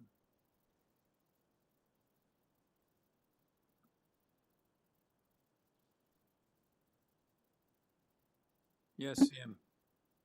Yes, actually, I'd like to move for approval because I think the concern is a little bit of a misunderstanding of the site plan. I think the right of way, the length is 70 feet indicated in the earlier survey. And I think in the site plan is sort of indicating the length of the lot. That creates confusion, I think. I have no problem with this proposal, and I think that the couple of them are triggered by the existing condition. So I'm willing to move for approval, and I think it meets the full text. Yeah. Right. Do we have a seconder? Yes, Peter. All in favor? You have your approval, sir. Thank you. Thank you, Mr. Chairman and committee panels. Now are we finished? 11 minutes to 4. Okay. Thanks, everyone. Thank you, everybody. Motion, member. Bye. Have a nice weekend, Mr. Chair, everybody. members. Nice meeting you. Hey, Mr. Chair, members. Hold on. Do you not Great do a working motion? with you. Do you not do a motion to adjourn to end the hearing? No, Motion to terminate. Motion to adjourn, but we usually don't. You don't? Okay. But we can if you want. All in favor of adjourning and going home? Terminate, not adjourning. For me to go home, not you. Decent. Okay. All right. Motion is passed unanimously. Thanks, guys. Bye-bye. Everybody.